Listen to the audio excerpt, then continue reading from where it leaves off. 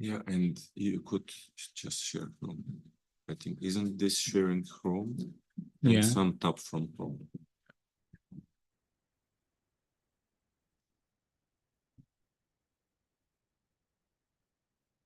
Or you could share the whole Chrome.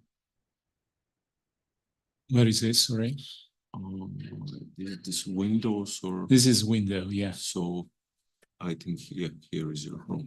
Okay. Okay. So you need to open your presentation. Right, here we are. And I need to Screen.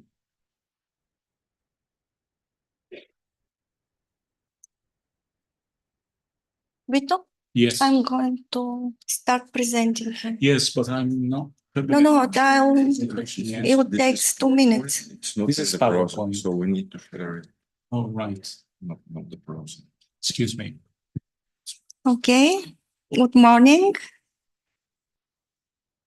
I hope you are not so sleepy as I am. But Yes. I'm expecting a very interesting day, the second day of the conference. So it's my pleasure to introduce Professor Vito Pirrelli, who is our next invited speaker. Professor Vito Pirrelli is the head of research at the Institute for Computational Linguistics, Antonio Zampoli, at the National Research Council in Italy. He's working in many very interesting research fields, most of them interdisciplinary fields, such as psycholinguistics, neurolinguistics, information science, and so on. Recently, he was a principal investigator in a research project devoted to the development of instructions, protocols, tools, devoted to collecting multimodal language data for analyzing reading literacy, but also for analyzing different impairments related with human intellectual capabilities. So I expect that his talk today will be pretty much related with this topic. And I'm sure that the talk will be very, very interesting. I also could share that since 2023, we are involved in a research project, our department, together with his research lab. And we also are involved in these very, very interesting activities for collecting language data, multimodal language data, from children at early school age to analyze their reading literacy here in Bulgaria. But also such efforts were made in Italy and, as far as I know, in some other countries in Europe. You got any suggestions?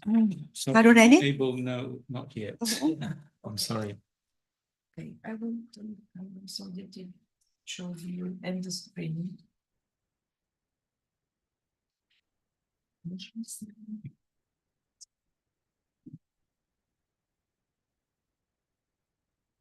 Should be some permission for sure.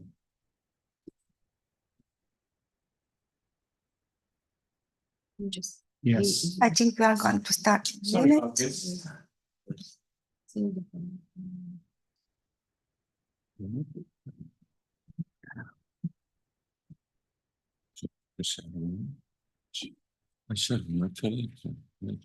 PowerPoint няма да вижте само таблета. We can give time for more people to come. Sorry about this. No problem.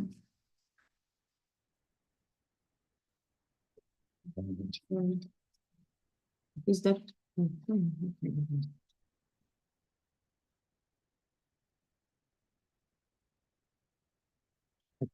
Stop sharing.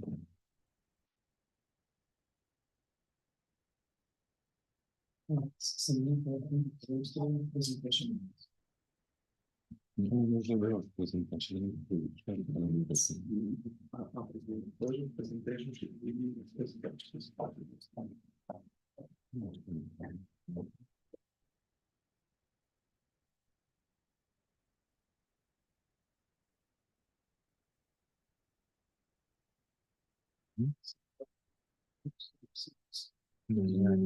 Okay. You see? Zoom is No, we're in the not. place. You're not sharing yet.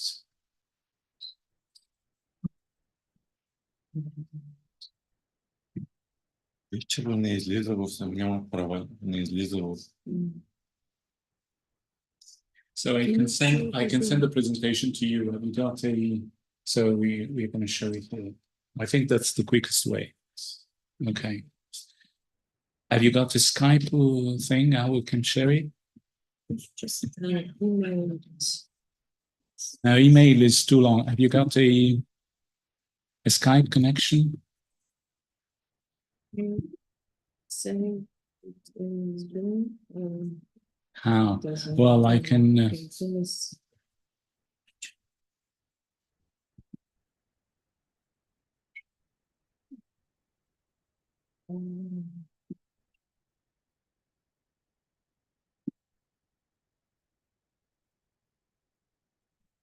I'm sorry about this. I didn't realize that was so difficult.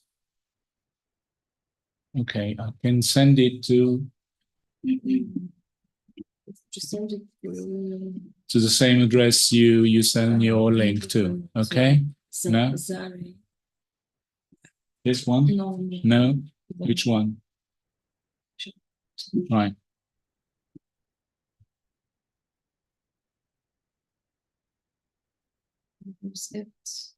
Him. Oh, sorry.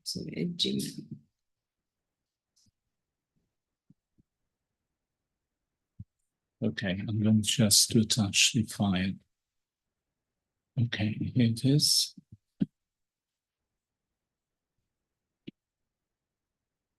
It's a big file, so I hope you will get no problems.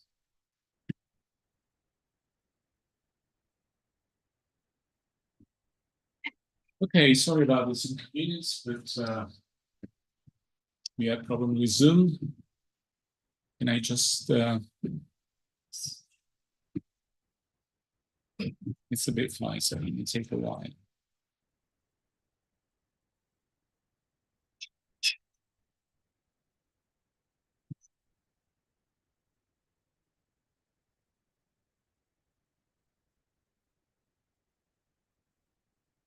So, thanks a lot, Svetla, for your nice words. I would also like to thank the scientific organizers of this wonderful event for having me here. Not here to write.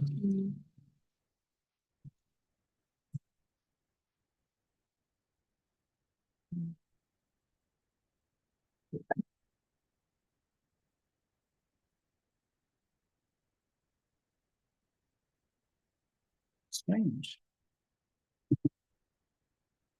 Well, it's a bit fine. So.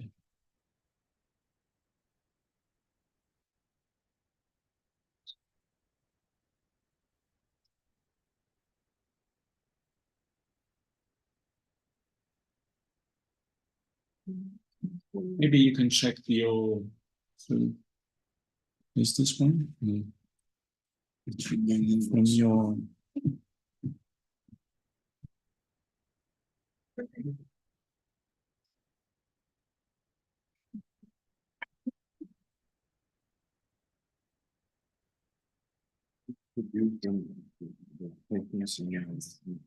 It's sometimes that at the moment we have some problems with it. That's why we have to For some reason, would you be able to transfer it to USB? Maybe you want to send this?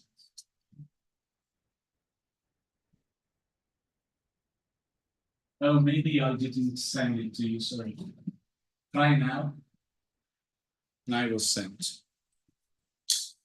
Wanted to check.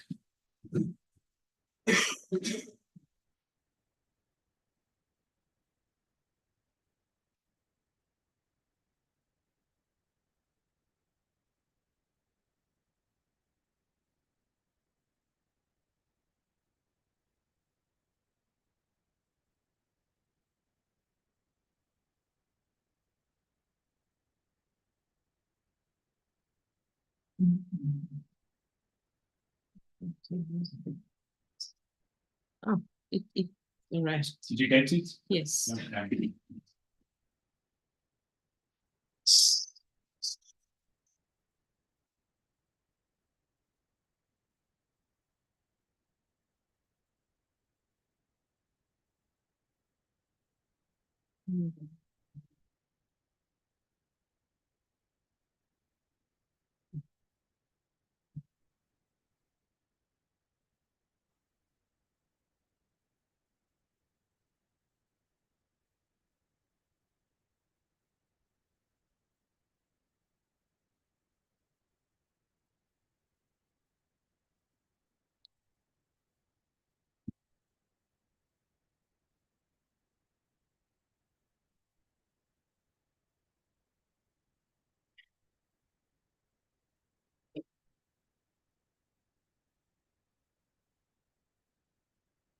Thank you very much, Evelina. Hope you, okay.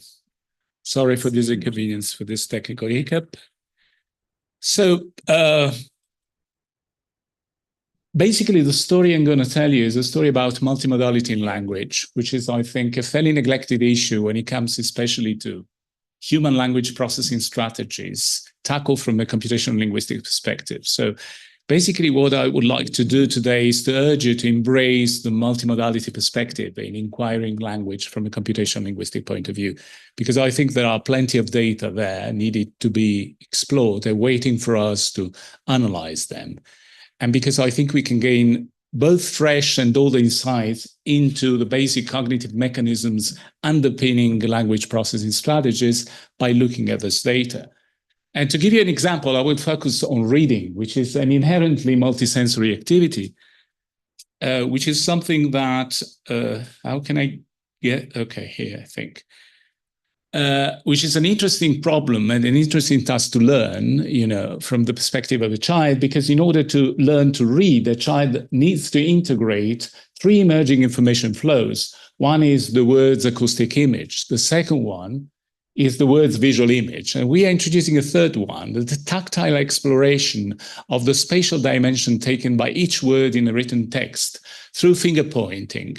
Well, finger pointing reading is a typical way of learn to read, which is a practice fairly established in our schooling system, for example. We invite the child, while the child is reading, to finger point the text and the single words. So in this way, you can get, you know, a kind of visual and tactile experience of the kind of words he's reading or she's reading. So investigating the multimodal nature of reading can provide new and old insights. And I insist also old insights, because I think the kind of evidence I'm showing today is kind of reassuring from a linguistic point of view. In order to capture all these kind of signals, we establish a kind of infrastructure, which we are sharing with several groups who are working with us. But I'm not focusing on this infrastructure, because some of the features of this infrastructure, the way we capture tactile data about finger pointing reading, will be illustrated by the next talk, you know, after my talk. So I will not talk about finger reading, but I will focus on the difference between eye tracking evidence and the vocalization of the words while we are reading them aloud. Okay, so basically the signal is the one that appears here on the top half of this screen. So we see the signals as we projected along two scales. We have the horizontal axis, which represents time, and the vertical axis, which represents the position of each letter in the text, okay, the ordinal position of each letter in the text. And we project the signal that we capture through eye tracking evidence as red dots in the top half, while the green dots represent the evolution of the vocalization, basically the audio recording of the file, the text being read. Okay, so the green dots are the vocal recording of the text being read, while the red dots are the fixation points of the eye, which is going through the text while reading. Okay.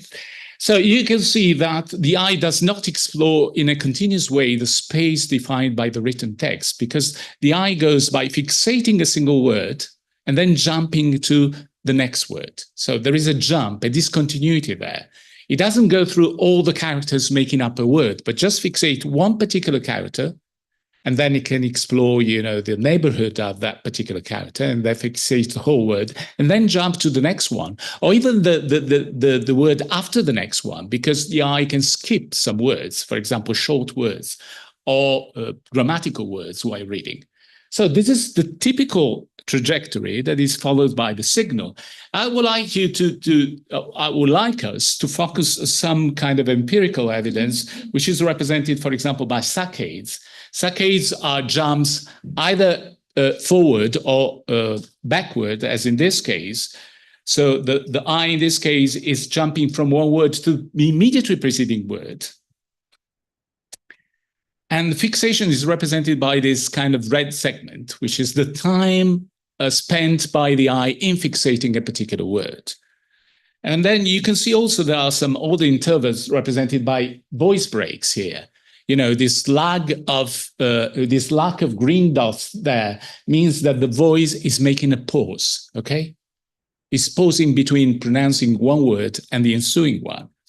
But we will focus especially on this effect. EVS means eye-voice span, which is the time distance measured between the time we fixate a particular word. Remember this notion, because it will be important across our talk. The time we fixate a word and the time we start pronouncing that word, vocalizing that word. This is not a kind of, this kind of event is not contextual, it's not concurrent, especially in fluent readers. We first fixate a word, and then after a few words, we start vocalizing that word, okay? And this time span is called the eye-voice span. It can be measured in terms of times, centiseconds or milliseconds, but it can also be measured in terms of space. Here we are measuring the distance between the eye and the voice along the vertical dimension, means along the dimension defined by the letters printed on the page, okay? And these are two complementary dimensions. So what we see here is that the eye-voice span is a kind of prominent effect in the way we read a text as adults, okay? We can see the progression of the eye-voice span. This is a kind of ascending, a kind of line going up as we go through different readers at different grade levels, a different age of schooling, okay? 13 ages, the younger one, younger adults, up to PhD students, PhD actually postdoc, 21 years of schooling, okay? And we see this effect, although they are all mature readers, they tend to widen their eye-voice span, which basically means that as soon as you become more skillful in your reading practices, you tend to widen up this kind of eye-voice span. So you tend to delay the articulation of a word with respect to the point in time where you started fixating that word, okay? So you remember that in terms of time, and also in terms of space, which is indicated in the other graph, in the other box plot at the bottom of the screen, you tend to increase your span as soon as you become a more proficient reader, okay? And this is something that we like to inquire also in the process of learning how to read. So there are several interpretations, possible interpretations. So this is a kind of schematic representation of what I mean, by eye-voice span in terms of space. Here we are measuring the distance in terms of characters. So we are fixating the first word in this kind of many funny episodes. I split the sentence in this phrase into syllables, orthographic syllables. And then you can see that the voice is pronouncing many, the first syllable in many, while the eye is fixating the ensuing word, funny, okay? There is this lag. And in this case, the lag is of about 6 characters. This is the way we measure things. So when you think of the I voice span, you have to think of this kind of space lag between what the voice is doing and where the I is looking at, okay? 6 characters in a kind of lexical way of reading words, okay? This is a kind of lexical strategy. We are pronouncing the first way, but we are fixating the second way. So in this style of reading, I will read something like many funny episodes, okay? Because while at the time I'm vocalizing the first word, I'm still fixating the second word. So I will introduce a kind of voice break between the first word and the second word being read, okay? There are different interpretation of this effect. For example, the most authoritative one is done in a paper by Laubrock and Kligel in 2015. And they say that proficient readers can parse written words visually more quickly than they can articulate them. Okay, that's the logic behind this. So already fixated words are then stacked in a reader's phonological buffer waiting to be vocalized. And this means that we can set an upper limit of EVS, and this is given by the capacity of a reader's phonological buffer. So the larger is our buffer, the larger the span, the e-voice span between the time I start fixating and visually read that particular word at the time I start vocalizing it, okay? So that's the story, the phonological memory buffer. I don't know if you're familiar with this literature about working memory, but basically we can stack several words and then we can start articulate them. And the larger the span in terms of our phonological buffer capacity, the larger the capacity of our memory buffer, the longer the span, okay? And this is done because the I is quicker than the voice. That's the story. There is another story. Okay, the effect of this, for example, experimentally, is that when EVS gets too large, when the I is too far ahead of the voice, the I slows down, okay? Because it has to wait for the voice to catch up, to go through the buffer. That's the story. It's a very simple story, but it's effective in describing this phenomenon, okay? But not as effective as, well, we will see. And we have evidence here that this effect really exists, that the I slows down when the span gets too large, okay? I won't spend too much time on this. There is another interpretation, which is more kind of telic interpretation. So what for? Okay, we do that because we have a phonological buffer of limited capacity. And the wider the buffer, the longer the span. But why? Why on earth we have to do that? Why on earth we have to coordinate the I and the voice in such a complex way? Okay? Well, the answer is that we do that because we are fast readers, because we want to be fast readers. And since the I can go faster than the voice, we can let the I go ahead of the test so that we are ready to articulate words because we have already fixated the words before we articulate them. So this gives us continuity to our way of reading. Instead of reading something like many funny episodes, I can do something very quickly. Many funny episodes, okay? Many funny episodes. I don't have to put breaks between words because I've already taken advantage of the fact that my eyes is going through the test more quickly than the voice, okay? So basically we do that because this is more efficient. And we calculated this effect, and this turns out in our data to be true. I'm not going to explain these graphs because, I'm a bit delayed, so we'll skip the evidence, but believe me, we found evidence that this is true. Fast readers actually have this kind of effects and slow down more often than slow readers because their eye goes quicker. And because their reading rate is quicker, okay? But this is not the end of the story. So this is where, so far I've talked about in terms of cognitive mechanisms, which are completely far away, completely independent of issues of the linguistic structure of the text, okay? I've reasoned in terms of cognitive mechanisms underpinning reading. I've not talked about, for example, the complexity of the text. Nothing in linguistic terms entered this picture so far. But this is not what really happens. Because, if efficient readers will maximize the EVS, the story that I told you so far, we should find the same kind of EVS across the text, no matter what we read. Okay, we should always maximize because we tend to be fast readers. So the span and the length of the span should be independent of the structure of the text. Okay, but this is not the case. Actually, in reading a text, we modulate our span in a kind of very elastic and flexible way. And it turned out that the intra-reader variance of the eye voice span, so the variability of the span within the same reader, is much larger than the variability of the span across readers. So the variance between my span and your span is much smaller than the variance of my own spans while I'm reading the same text. Okay?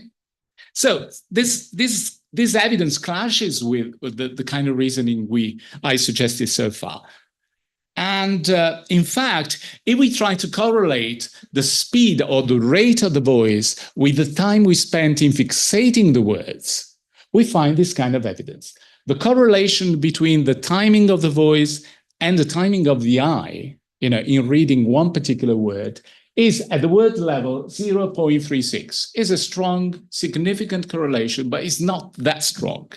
But if we look at the same correlation at the level of chunks, which basically means at the level of non-recurrent phrases, the correlation goes up to 0.6. This is a strong correlation, okay? But if we go at the level of sentence, the entire sentence that we read, the correlation gets even higher. Is 0.9, okay? The correlation between the time we spent in fixating a word, fixating a sentence in this case, and in articulating that sentence. The correlation is very high. It means that the two signals do not synchronize very well at the word level. They synchronize better at the chunk level, but they synchronize nearly perfectly at the level of sentence, which means that the voice can catch up with the eye at the end of the sentence. So that means that the span tends to get narrower, to reduce itself at the end of linguistic structures. Okay? That must mean something. Okay? Okay, that is reminiscent of one evidence that I didn't talk about so far, that we can have different style of reading.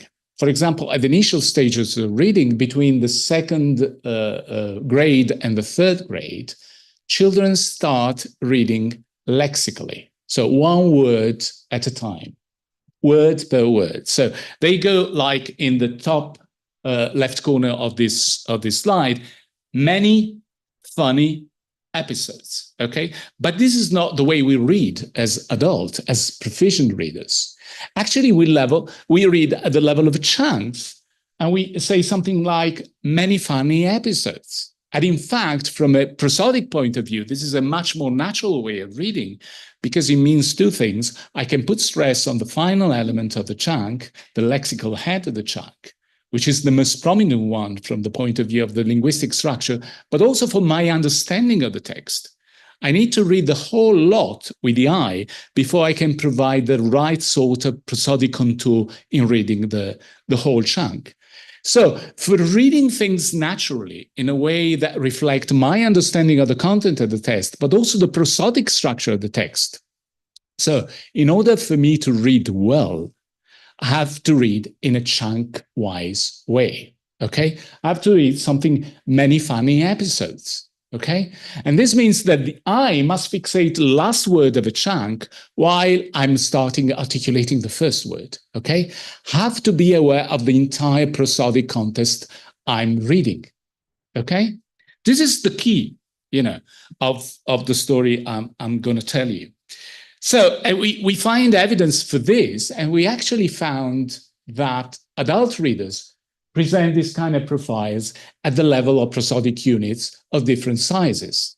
Okay, we have this curve, as descending curves describe the reduction of the span while we are reading either a chunk, a syntactic chunk, or a weak prosodic unit, which means a piece of text followed by a comma, for example, or a strong prosodic unit, which means a sentence followed by a full stop, okay, where we make a long pause. So we tend to reduce this boundary, okay? And this is the evidence we plotted about. This is about adult reading, okay?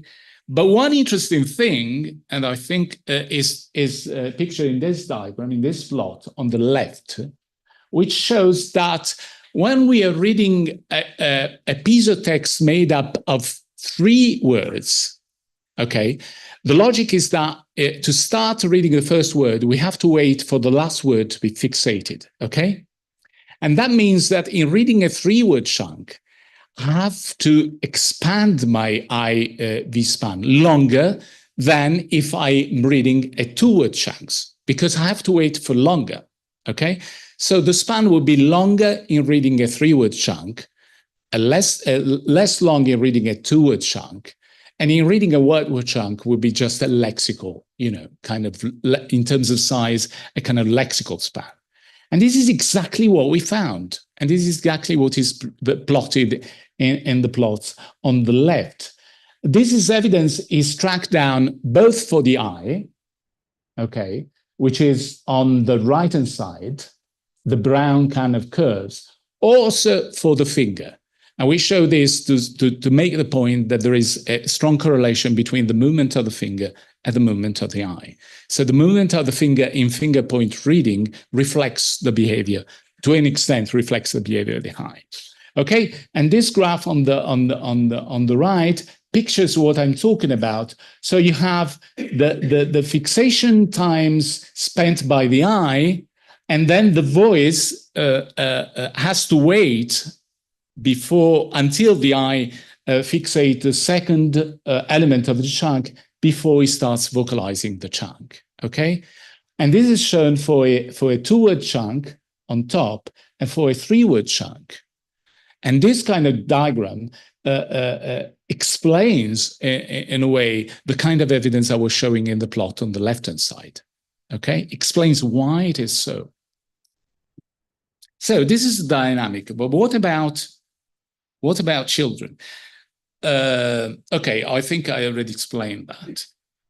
Well, this is what we call the adaptive reading hypothesis. Okay, EVS is not only an indicator of individual reading proficiency and working memory capacity, it also reflects an adaptive reading strategy, which is contingent on the structural features of a reading text. Readers have an elastic span, which stretches or strings far enough to read to language units of varying size. Typically, developing readers show a steady increase of the spatial eye voice and finger voice spans. Okay, but what about children? So this is the same box plot that I was showing for adults, which in this case is shown for children. And we have a mismatch between the evidence that I was showing for adults and the evidence for children, because the evidence we show for children is, in terms of time, we have a reduction in time as soon as we go from early readers, so from early graders to late graders, so like 5th graders. We have a reduction of the span in terms of time, okay? But we have an increase of the span in terms of space, in terms of the characters, which represent the advantage in terms of space of the eye with respect to the voice. Why it is so? Well, because the child is getting more and more fluent. So the time of preparation of the phonological representation corresponding to a written word and its vocalization is reduced. So in terms of time, we have effectively a reduction of the span between the eye and the voice. But in terms of the functional distance of the eye with respect to the voice, the span gets larger. So we have the same effect that we shown for the adults, also in the development of the child. We have a clear effect that the child is getting more proficient, and actually the child is moving from a kind of lexical way of reading to a chunk way of reading, okay?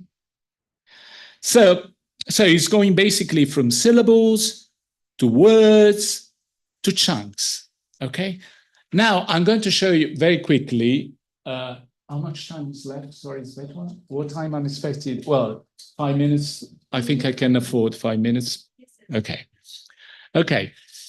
So I'm going to show you a few evidence attesting that the child is sensitive to linguistic units, to functional linguistic units for reading, not just letters or bigrams or, you know, more kind of distributional effects we are maybe more familiar with. But actually, the key point is that they are sensitive to linguistic units like syllables, for example, because syllables are functional to reading, actually. They are some kind of, you know, key prosodic units. And this is the effect, for example, between grade 2 and grade 4 and 5 children with respect to the frequency of the average frequency of one syllable within each word. So you can say that there is a clear effect of children of grade 2 speeding up if the syllabic structure of a word is more frequent. Okay, so they are sensitive to this frequency, syllable frequency effects, while later children, you know, later graders are no longer affected by this effect. That means they have already memorized all types of syllables, you know, in their orthographic lexicon, irrespective of their frequency. They have already learned a large enough amount of evidence concerning syllables to be sensitive to frequency effects of syllables. And the same kind of differential sensitivity is found when we measure the frequency of bigram of syllables, okay? Two syllables in a row. I mean, you see that, you know, the time of reading, of fixating goes down as a function of the frequency of the two syllables making up a word, while later graders are no longer sensitive to this effect because they have been exposed to large enough evidence concerning reader. So syllables and bigram of syllables. Obviously, they are also sensitive to word tree effects. Oh, this is a kind of nice evidence. I don't know. I don't think I have time to explain it to you fully, but we can discuss it in the break. I mean, the sensitivity to the conditional probability of going through a word. So how predictable that word is from the point of view of the lexical experience of a child. All children, I mean, of all graders, are sensitive to this. I mean, easier words are words which are more easily predictable. And this is what that graph is. So all children of all grades are sensitive to this particular probability structure. And here it's the interesting part. How sensitive they are to chunk effects, chunk effects. This is the plot of the sensitivity of 2-token chunk, 3-token chunk, and 4-token chunk, okay? Obviously, this is the measure in terms not of fixation time, in terms of the EVS span.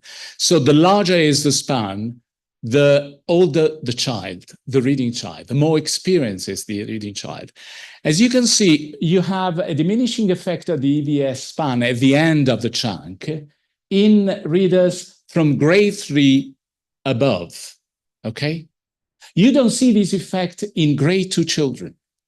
Okay, the curve is flat, it's completely flat. They are not sensitive to that effect at all, which means they can read lexically, but they cannot read chunk-wise. They cannot read longer stretches than just the lexical one. While later graders can. They can report those effects. Certainly for 3-token chunk, for 4-token chunk, it's difficult for them, okay? And this effect is no longer significant from a statistical point of view. But this is natural. This is what we would expect. Okay, these are other more classical effects on top, which is the word length effect. The longer the word, the longer the fixation time taken by the child. This is an effect more prominent for grade 2 children, less prominent for later graders, okay? And this, you have the word frequency effect, which is again more prominent for 2 grade children and less prominent for grade 4 and grade 5 children. What you can see in the 2 graphs below is that if we measure these statistics in terms of bigram of letters, which are not linguistic units, actually. They are just two adjacent letters in a word. You don't see any frequency effects, which means that children are sensitive to effects of syllabic units and beyond the level of syllable, also morphemes, because the word tree effect point to the morpheme, the morphemic structure of a word, but they're not sensitive to more abstract kind of distributional effects, like, for example, bigram of letters or trigram of letters, which is, I think, a reassuring evidence for us as linguists, either computational or not. The fact that in carrying out the reading task, the child is sensitive to linguistic effects, to distributional effects that concern the linguistic structure of the text, is certainly reassuring. Okay, here is some literature about the various phases in the development. And these are matches, this kind of model, which is by Uta Frith, matches the kind of evidence I was showing to you. Although we showed, I think, interesting multimodal evidence that this is true. I mean, in the developing child. And this is the hypothesis of how this can happen. This is a model by David Shares about the self-teaching hypothesis. I don't know if you are familiar with this two-root way of reading. I mean, the phonological way is shown on the right-hand side of this graph, while the lexical way is shown on the left-hand side, which basically means that if we know a particular word already, we can recognize that as a whole word. So we go through the lexical path, okay? We recognize the whole word. We access the representation of that word in our orthographic lexicon. We retrieve the phonological representation and we read it. So it's a kind of holistic way of reading, a lexical way, if you like it. While the other one is the phonological way. We read a word syllable by syllable, and then we blend this kind of sounds, and we obtain the whole reading. But this is slower, this is less efficient. This is why the child tends to move from a syllabic stage of reading to a lexical way of reading, because it's more natural and it's more efficient. And this is also true of languages with transparent orthographic scripts, like, for example, Italian or Bulgarian, for that matter. They go, they assume to go through the phonological reading, but in fact, for efficiency reasons, they try to shift, as soon as they can, towards the lexical reading. Okay? In fact, I do not agree entirely on this kind of two-way route of conceptualizing the learning. In fact, we have self-learning architectures like recurrent neural networks that can collapse the two dimensions. So you don't need to have a separate way for the phonological coding and a lexical way. You can collapse the two dimensions just in one recurrent dynamic lexicon that develops lexical representation on the basis of chunking a few strings of words, And I have no time, of course, to illustrate this kind of more advanced neural network-based models. But this is, in words, the self-teaching hypothesis revisited. No need to postulate two separate components. One single recurrent mechanism can account for the incremental storage of longer and longer letter-to-sound sequences. Pronouncing shorter strings with no delay, chunking, is a precondition to be able to fluently pronounce longer strings. And languages with phonologically opaque script require storage of longer consistent chunks. So the difference between reading, for example, Italian and reading English is that you need longer chunks of letters in order to correct reading an English word compared with a Bulgarian or an Italian word, okay? But that's the only difference in the learning mechanism. You don't need to postulate two different ways of reading or two different styles of reading. You can just compress them into a single mechanism. Okay, that's the end of the story. So we showed that multimodal, I hope I showed, that multimodal language evidence provides invaluable information on readers' processing strategies. Okay, this info sheds light on general cognitive mechanism underpinning as a language skills, like, for example, the phonological buffer mechanism, the working memory mechanism. But we believe that also sheds light on the requirements of the specific language task at hand. Okay? And I think it's, at least for me, I hope you're going to share this view, that is a matter of intellectual gratification that these requirements make readers sensitive to genuine linguistic processing units. Okay, and that's about what I wanted to tell you. Thank you very much for your interest. This is obviously work carried out by the entire lab. It's not just my own work. Thank you for your attention.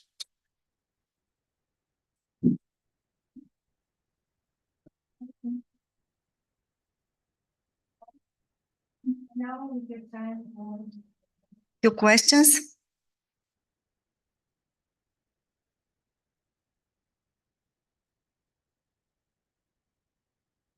Yep, yeah.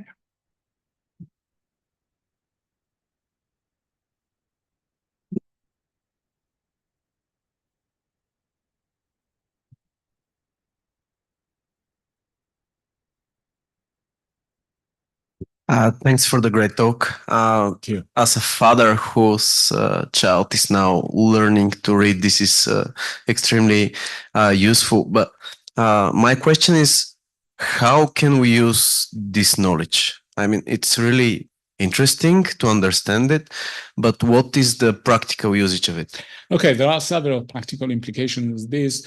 You know, until a few years ago, I think this kind of logographic or holistic way of teaching to read, the fact that the implication that the child was expected to memorize the whole word as a kind of holistic visual pattern was prevalent, especially in the teaching literature of the Anglo-Saxon word, for the reasons I explained to you.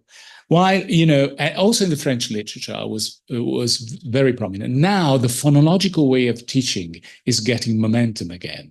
I mean, probably in phonologically transparent scripts, this was always the case. I mean, as an Italian child, I was taught to read through the phonological way, you know, by looking at syllables and then by blending together syllables. That's the way I learned to read. I can still remember that. But in the Anglo-Saxon tradition, that was not the case. Now they are revitalizing the phonological perspective, because eventually it turned out that this is the more direct way of learning new words instead of just memorize a few familiar words. So that's the implication from the teaching point of view. And finger point is a good way to allow the child to focus on the internal structure of the syllables in the word. So asking them to finger point to the words, because it helped them to focus their attention onto what they are reading and onto the pace of fixation of the eye. And do you think this knowledge can improve the pronunciation of, let's say, ChatGPT recently released a visual where where you can talk to it, but its pronunciation in languages other than English is just terrible. Do you think this kind of knowledge can improve the pronunciation of these models? I don't know. They need this kind of insights. I mean, we are witnessing a kind of gap between our, you know, cognitive acquisitions about how we speak or we read, you know, as humans, and the kind of computational mechanisms underpinning this technology. So I'm not sure whether there will be, probably in the future, but we have to switch, to shift a bit our approaches, I think, to get some momentum in that direction. What I think this kind of exciting technological era we are living at the moment can be helpful in this connection is that in exploring multimodal evidence, the kind of AI-based technology, the kind of large language models technology is extremely instrumental. So we can use the technology that is there available to analyze and to explore the kind of wealth of evidence of multimodal data coming from real speakers and readers to understand more about the ecology of language. Okay, so I think at the moment I see the direction more in the sense that we can use that technology for our own purposes instead to provide useful insights for that technology. I see the gap at the moment between these two things. Thanks. You're welcome. Evelina was there.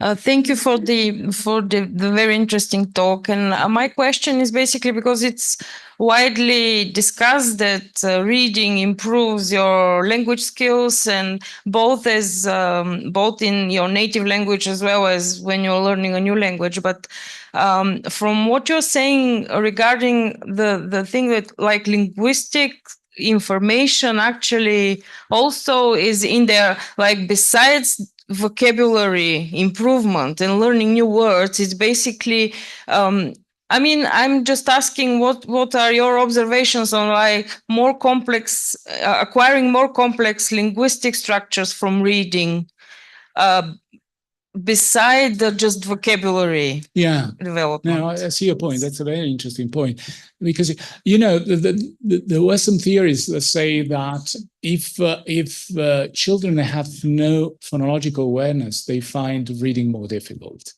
But probably it's the other way around. I mean, they have no phonological awareness because they find reading difficult. Because this kind of linguistic awareness you were pointing out too, I mean, it's actually very much dependent on our reading skills. Because in learning to read, we're actually acquiring a lot of information about the underlying linguistic structure of what we are reading, in terms of syllables, so in terms of phonological awareness, also in terms of morphological structure, for example. I mean, morphology is not part of the way we learn to speak, but it is actually part and play an important part in the way we learn to read. So it's probably correct to say that a bulk of our linguistic awareness comes with school, but basically comes through the process of learning to read, actually. That's an important part of our language awareness.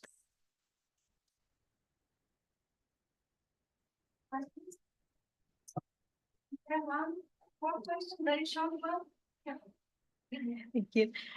Is there evidence of a difference between the practice of reading on paper versus off the screen? Because I feel like, and other people have confirmed, that it feels different and changes the way you read. Maybe there is more skimming through text or something. That's true. That's true. This is what the literature tells us about. Yeah, that's absolutely true. But I don't know how. Whether this depends on the time, on the types of text that I've read through the computer, rather than on the medium, okay? Because if we use the tablets as a kind of reading book, as we do, for example, in collecting evidence about finger pointing, I don't see, because now the rendering of this screen, this kind of screens, even touch screens, is beautiful. So I don't think that there is a great difference between reading a text on the page and reading a text on the tablet. Obviously, when it comes to reading different types of texts, like hyperlinked texts or web pages and things, then the difference in reading style gets into the picture. But that depends on the types of text rather than on the medium, I think. That's my view. Okay, I'm sure there will be more questions, but let me postpone the questions for the breaks. Let me thank one more time Professor Pirrelli for his very interesting and inspiring lecture. And now we continue with the next session, which is going to be chaired by Dr. Mariana Damova.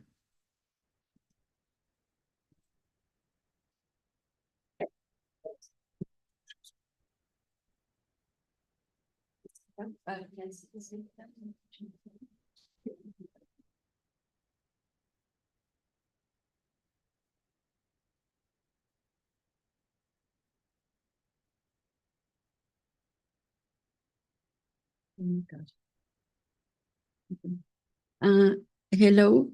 We are starting now the section 5 of the conference, Language Technologies and Language Acquisition. And the first talk is by Alessandro Lento, Andrea Nadalini, Marcello Ferro, Claudia Marzi, Vito Pirrelli, Tsvetana Dimitrova, Hristina Kukova, Valentina Stefanova, Maria Todorova, Svetla Koeva. And the title is Assessing Reading Literacy of Bulgarian Pupils with Finger Tracking, which is a continuation of the topic that we have already tackled. Okay. Thank you.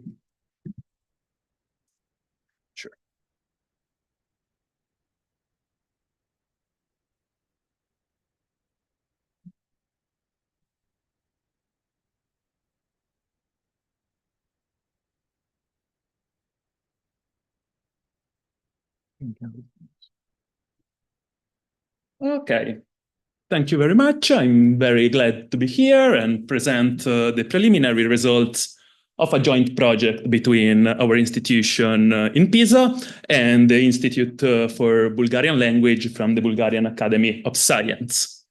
Okay, as Vito already prepared the field for me, my talk will address reading, which in psycholinguistics has been traditionally taught as a specific case of visual perception analysis and has been traditionally studied through eye tracking, a technique that allows researchers to keep track of the eye positions and the eye movement with a millisecond precision. The main idea is that by looking at ocular pattern, we can gain insights into the cognitive mechanism that underlie reading so that the eye can be thought of as a proxy of the mind. As Vito already said, there is evidence for strong correlation between finger and eye movements. Here I'm referring to a non-reading related study that has been published in 2019 by Leo and colleagues on Nature of Communication. Here in this experiment, participants were required to deblur a blurred image by either fixating it on the screen, and the point of gaze was deblurring the image, or either fixating with the fingertip on the screen. And we can see that the attentional map, the places where it was more probable for the blur to happen, were pretty much the same in the two modalities. Therefore, like the finger somehow can be thought of as well as a proxy of the mind. And this paper, together with the evidence that we will see in a while, suggests that tablets can be used to collect finger tracking data in an easy, cheap, quick, and ecological way. Okay, the way we keep and start this kind of research was through the development of the Readlet app. Readlet, as Vito briefly mentioned, is an infrastructure that allows, through cloud computing, the administration of reading tests, and that allows for monitoring of the reading capacity in readers, adult readers, child readers. That's very up to the researcher, and it's a flexible application. The user endpoint is a simple tablet where the actual reading happens. As Vito already said, and we'll see an example in a while, the reader explore and finger track the text while reading on the tablet screen, of course, and the app is able to capture the finger movements speed while reading in real time. In oral session, the microphone catches the speech of the reader, and all the data are pseudonymized and transmitted through a secure connection to a central repository. Post-hoc, researchers can extract this data that refers to text processing, haptic processing, and speech processing, and analyze them to come up with query, data viewing, statistical modeling, and kind of data that can fed to machine learning and AI technologies. To show you a real example, I'm sorry this is in Italian, but our reader here is Vito's daughter, and we have no issue in the privacy of the reader, and I can show you how this is work. What? The audio. No audio. Racconta storie. Mio nonno Andrea è molto bravo a raccontare le storie. Non racconta le storie della buonanotte. Il nonno Andrea non legge. Of course, if you're not familiar with Italian.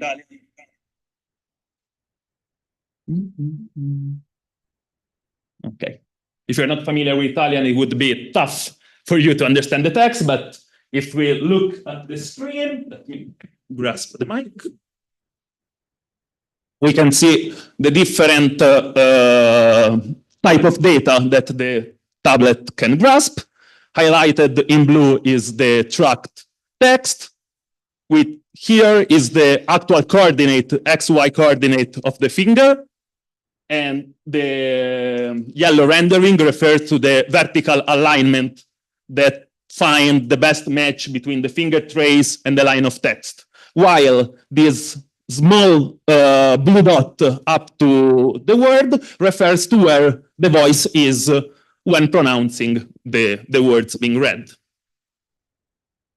And I hope this picture can represent pretty clearly the richness of the multimodal data that Readlet is able to acquire. Going to the actual experiment, our Bulgarian colleagues made a remarkable effort to collect more than 70 elementary school children from 2nd to 5th grade. The reading material was made up by 4 narrative texts that were counterbalanced across participants. Each text was made up by 5 chapters each that were originally written in Italian for the Italian version of the experiment, and again, with a remarkable effort, were translated into Bulgarian, keeping this structure, the complexity structure that was originally developed for the Italian text. Here we can see an example, for example, of the syntactic annotation of a sentence in the two texts. The English translation of this would be Ziggy, which is the main character of the story, wants to visit all the planets. And here we can see that the syntactic annotation was matched, of course, in the face of the differences between the 2 languages, but a remarkable effort was made to align the most the 2 texts. And when I'm speaking about increasing complexity, we can see that, for example, at the word level, at the lexical level, words were longer on the first upper plot. We can see that across episodes on the x-axis, while word length on the y-axis, and we see that words, content words in this case, were slightly longer in the later episodes. They were less frequent. And the lexical density, which is the ratio between content and functional word, decreased across episodes. Similarly, at the sentence level, we have longer text in the later episodes, longer sentences, and the dependency length was made longer. So that syntactic relationships that we're already familiar after the wonderful talks yesterday about UDs were increased, so that the syntactic complexity increases as well in the later episodes. Now we can see some preliminary results. I forgot to mention before that after each text, the children were provided with some questions in order to assess the comprehension. And we can see on the bigger plot, the Bulgarian, on the smaller plot, the Italian kids, that they, especially Bulgarian kids, apparently read more deeply the text and reach ceiling level almost already from the 2nd grade. The color code stands for aloud and silent reading, as all the children read twice different text, the first aloud and the second silent, or vice versa. Again, reading conditions were counterbalanced across participants as well. Going to the tracking time, therefore the time spent by the reader underlying each word in the text decreases across grades. And again, we have grade level on the x-axis, the tracking duration on the y-axis, color code for aloud and silent reading, and we can appreciate this decreasing pattern both for Bulgarian and Italian readers. I want to show and highlight here the difference between aloud and silent condition that do not appear in the 2nd grade, as the t-test is not significant. The same for Italian. It means that even when reading silently, the kids somehow articulate internally, and they do not distinguish different strategies that instead for adult and more mature readers are at stake when reading either silently or aloud. Here we see some modulation, some benchmark effects regarding word length. Again, we have color code for grades, allowed and silent on the two sides of the plot, bigger plot for Bulgarian, smaller plot for Italian kids. And again, we see how the longer the word, the longer the duration of the tracking. And this effect was much stronger in the second and the third grade than in the fourth and in the fifth. And again, the pattern was very similar in the two population, Italian and Bulgarian. Similarly, the word length, the word frequency. Again, we have a reduction of tracking duration for more frequent words, and the effect being more pronounced for younger readers. And here, in order to compare the frequency coming from different corpora, of course, for Bulgarian and for Italian, the Bulgarian national corpus was used to assess frequency of Bulgarian words, while in Italian, we used Subtlex, which is a corpus made up from movie subtitles. But again, and the zip scale, which is a standardization of the raw counts of word frequency, can be used to compare different frequency measure from different corpora. And we see again that the modulation was pretty similar in the two populations. So, summing up the result, we saw that children correctly read and understood the text. We also observed a reduction of reading times across grades. Silent reading resulted in shorter tracking times than allowed reading from the third grade. And finally, a stronger effect of word length and frequency in lower grades. And I think it's very interesting that similar results were observed for both Bulgarian and Italian children. Of course, this is just the starting point of our project. The speech-to-text analysis is what we will do further. We have already the tool to align Bulgarian speech, to transcribe the speech of Bulgarian kids to the text and try to replicate the results that Vito showed regarding eye voice and finger voice span with Bulgarian, and therefore come up to more fine-grained analysis for different linguistic levels and explore the multimodal interaction between voice recording and finger tracking. And that's it. Thank you for your attention.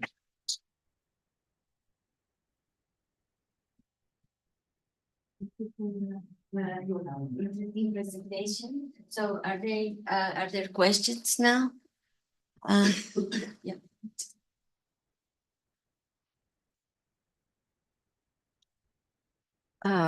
Thank you for the presentation.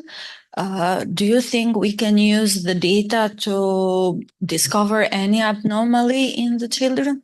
Okay, yes.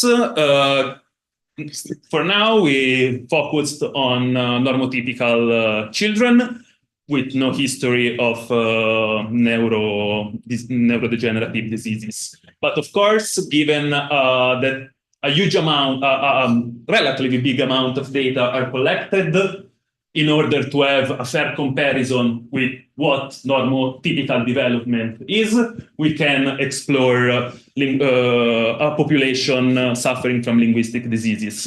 And in Italy, this kind of experimentation is already going on. We have already published a study with autistic children in collaboration with infantry psychiatry, with some clinicians devoted to address that kind of impairments. And there is ongoing data collection with these dyslexic children or young adults. And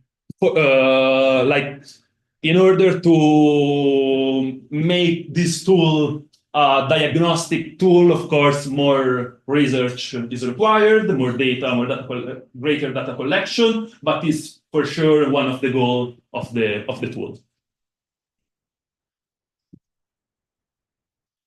Other questions?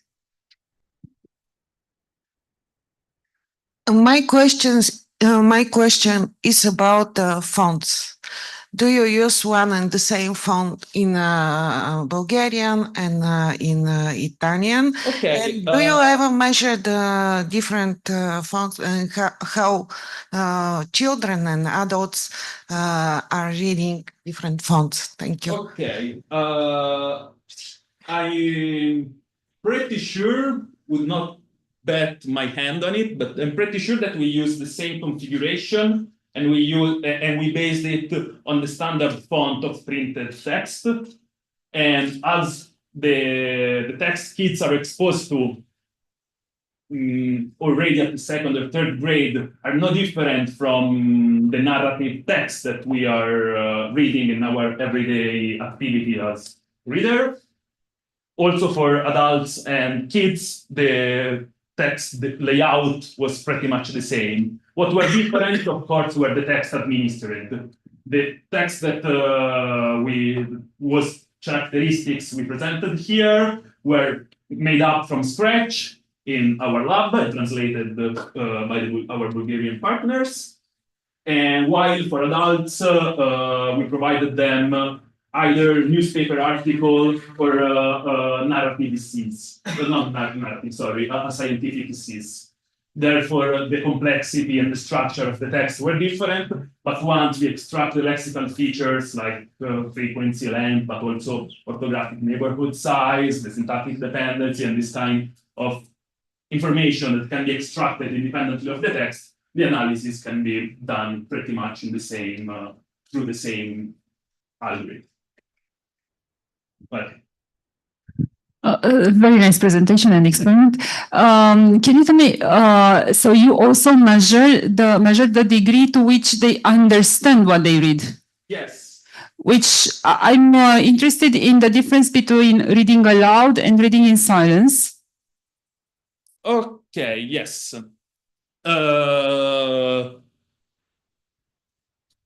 First, like the questionnaire that were administered to each participant were made up by up to 10 questions each. So it was not super comprehensive. And in other studies, in the future studies, we aim to get better questionnaire, longer, in order to come up with more fine-grained analysis, even at the comprehension level. Now, the main goal of the questionnaire were to be sure that the kids were actually reading rather than mind-blowing. And aloud reading that somehow requires a higher attentional focus as they have both to decode, encode visually, and then articulate, may require a better, more resource spent in the reading process and therefore a better understanding. But with the type of questionnaire that we have now, this is still an open question. Oh, okay. And have you experimented with the Italian children if for a foreign language, the results are different between reading aloud and reading in silence? Okay. Right now, we focus on native speakers with their mother tongue, and we have not explored how bilingualism, for example, can affect the reading strategy of kids. But this is surely an interesting point, and somehow even rather than with kids, maybe with adults that are second language learners, that somehow the learning process can resemble what kids underwent while they're learning to read their mother tongue, can show some nice insights into the comprehension. And if I would predict what to expect, maybe the aloud reading, because of being more resourceful, may impair the understanding. But this is still something that may be explored in the future. Thank you. Are there other questions? I have one question. Sure. Do you have cases where fourth graders, for example, manage better than fifth graders? Sure, pretty much. And what is the reason for this? Okay, I think it's just idiosyncratic. we can see, for example, that in the silent reading here, fourth graders actually read faster than fifth grader. And even for Italian kids, the two groups were not statistically different. I think that it's about these idiosyncrasies between kids, inter-individual variability, that either you gain hundreds of kids and you may assess these kind of differences more in details, or with 20 kids, which is still a nice sample to assess the reading strategy, but to say that 4 or 5 grades have different capabilities, we need a bigger sample for sure. But I would say that even on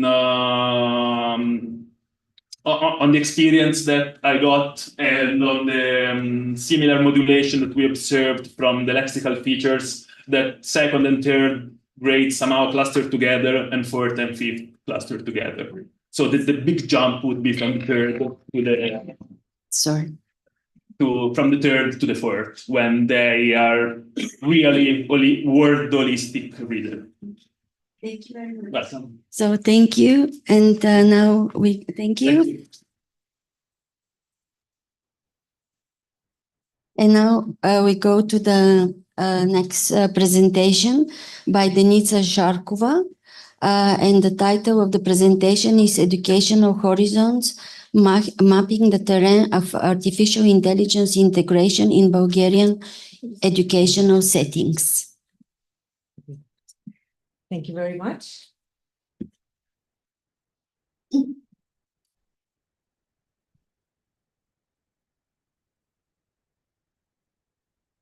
Wonderful. Just a second. Not showing.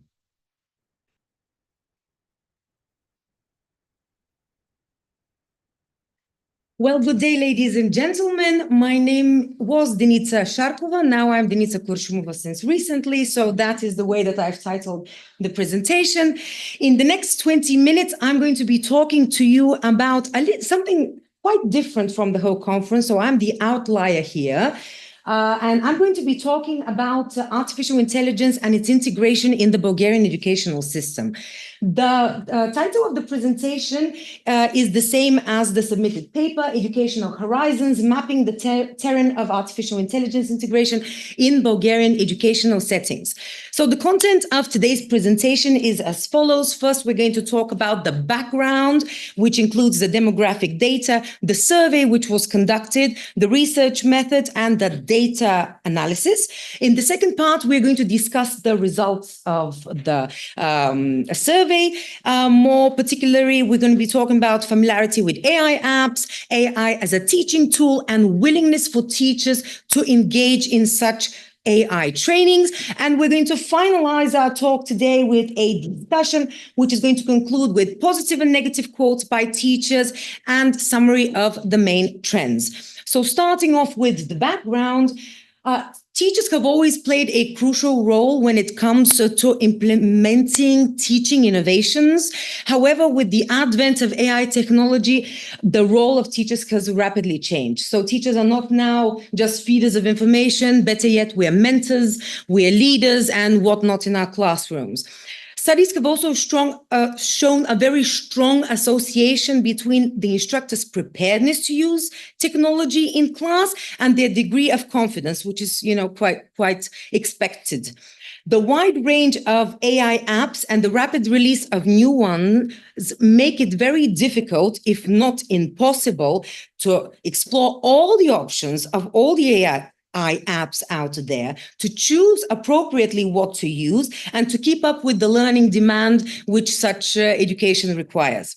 So currently, AI implementation into the teaching practice is mostly haphazard and governed by instinctive decisions. This teacher decides to use that in her classroom, maybe test this, but there's no synchronicity between what exactly is going on, except for one document, which I'm going to present in a little while. So teacher education programs nowadays in Bulgaria provide none to minimal knowledge and skills for integrating such technologies in the Bulgarian classrooms. So Familiarity with AI is something which is discussed in depth in the survey, and there's shown to be a significant factor in shaping teachers' attitudes towards and willingness to participate in such training and include AI in their classrooms.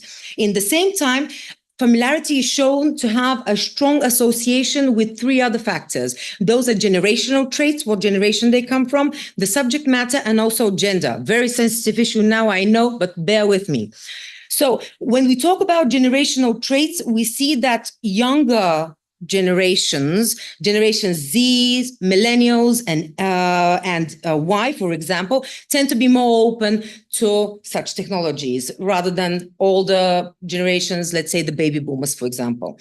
The subject matter, once again, something which is expected. Teachers who come from backgrounds with technology, mathematics, informatics, and etc., they tend to be, again, more open to using AI in their classrooms. And gender, female teachers show high level of apprehension, but less interest in AI. This is something which struck me the most out of all these three factors. So the purpose of the present study was to provide information about the current status of AI and its integration in the Bulgarian classroom in the nascent stage. Even though AI has been going on for quite a while, in Bulgaria, it's still in this nascent stage, and we still need to find appropriate instructional ways to integrate it in our classrooms. Hopefully that will happen soon. If you think so, we'll see.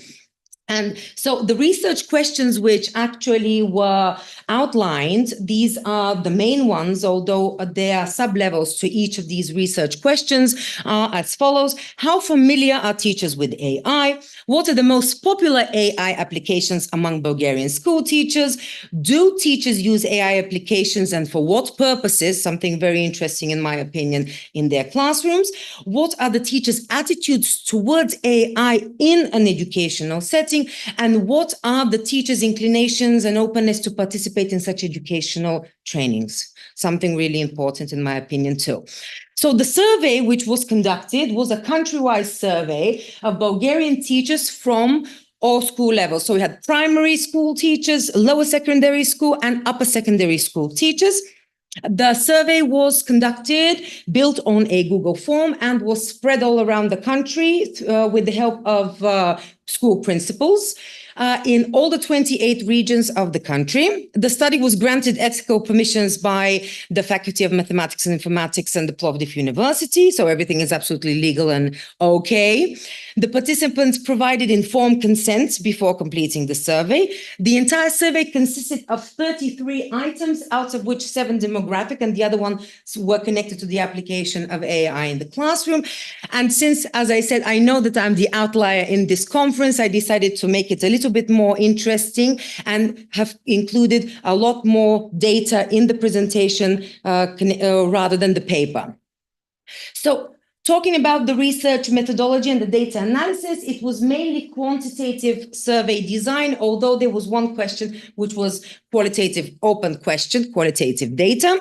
The data was analyzed through statistical methods, including chi-square z-tests, Kruskal-Wallis tests, and Bonferroni paired comparisons. And now the demographic data. The survey was filled out by 2,252 public school teachers, it's a very stable sample, out of which 1,886 were women, totaling 83.7%. The men were 366, which actually reflects the distribution among genders in Bulgarian schools. So that reflects actually what is really going on in Bulgarian schools.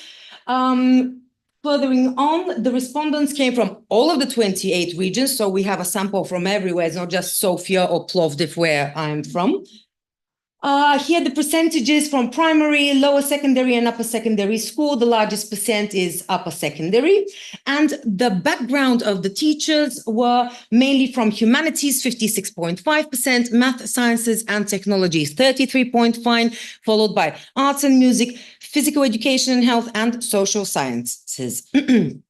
Talking about the age groups, we can see the lowest percent here being the youngest teachers, 5.7%, those aged between 20 and 29 years of age, and the highest percent, those between 50 and 59, which are 37.4%. Now we're going to come to the more interesting, for me, hopefully for you too, part, the results of the survey. So here we are going to talk about the familiarity of teachers with AI. And here it should be noted that the portion of teachers who reported being familiar, and that includes very familiar, and somewhat familiar, they all fall into that category. The percent far is 70.3 and far exceeds those who are unfamiliar, rather unfamiliar and unfamiliar totaling 29.7%. When we talk about familiarity across age groups, here we see a significant association between age and familiarity. So the younger ones are more familiar and the older ones are less familiar, something that it is expected. These tendencies are also backed up by other, let's say, fairly recent studies from 2020 onwards. There are also other variables, as I mentioned before, which are significantly associated with familiarity, and those include gender, as I said, and the subject area in which teachers teach. So more male teachers were familiar with AI than female teachers. I think that's also maybe common knowledge, let's say, backed by data now. The subject area, of course, those who were in the fields of mathematics, sciences, and computers were more open to technology, and those who are in physical education and health and arts and music less inclined to use AI in their classrooms. To the question, how often do you use AI in your teaching practices? So the teachers who did not use AI, and we're going to focus here on the never section because we can see the percentages up here. You have the option to see the presentation also later. So the teachers who did not use AI in their classrooms, first, more often taught in primary schools, were more often age 60 and above compared to the other age groups. You can see here the percentages of the age groups, and taught, as I mentioned before, physical education and health, and in the arts and music fields, let's say.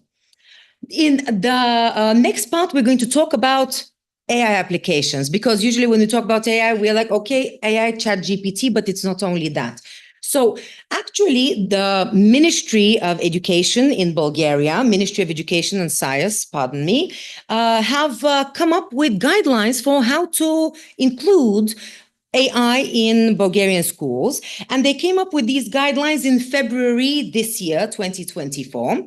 In their document on page 11, you can find a categorization of all the AI tools which they have presented. And in order to make my survey compatible with what is happening in the Bulgarian system, I also based my survey on their document. So they have designated these 3 areas of AI, and those are chatbots, logically chatbots, video, audio, and image generators, and virtual human generators. And here below, you can see some examples. Of course, ChatGPT for chatbots, Google Bard, Gemini, Microsoft Bing, etc. For video and audio generators, we have DALL-E, Stable Diffusion, Midjourney, etc.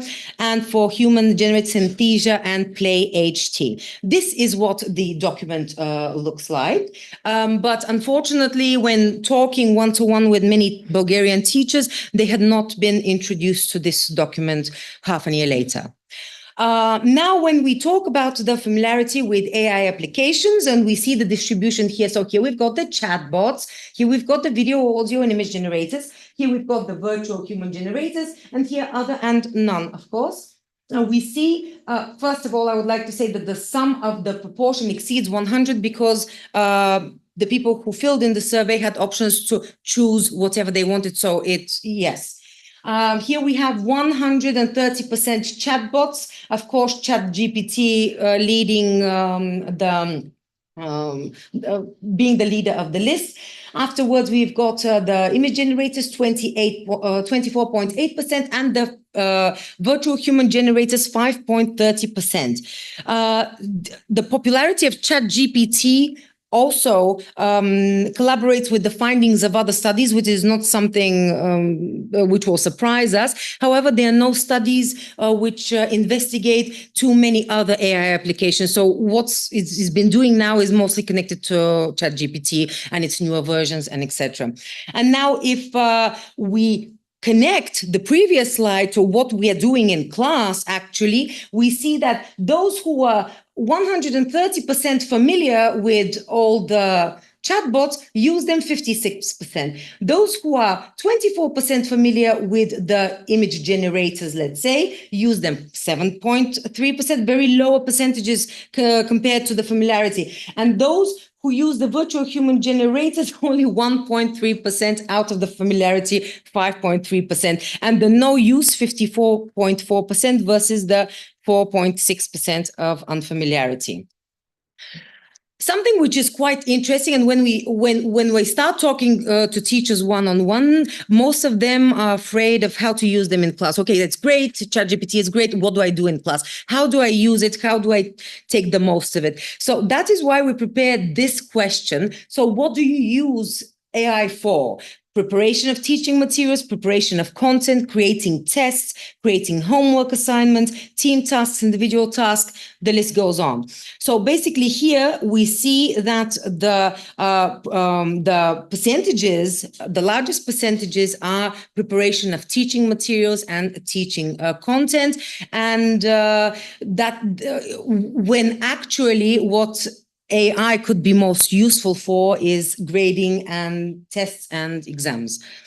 Now we're going to talk a little bit about the opinions of AI as a teaching tool in class. So how useful is actually AI for educational purposes? And here we have a Likert scale: useful, somewhat useful, not useful. And I decided to add this while I was building the survey, more harmful than useful, decided to see what people will, teachers will answer. So here we have more positive responses than negative, 76.8%. Those are the useful and the somewhat useful. And the skeptical, both of these fall into that category at 23.2%.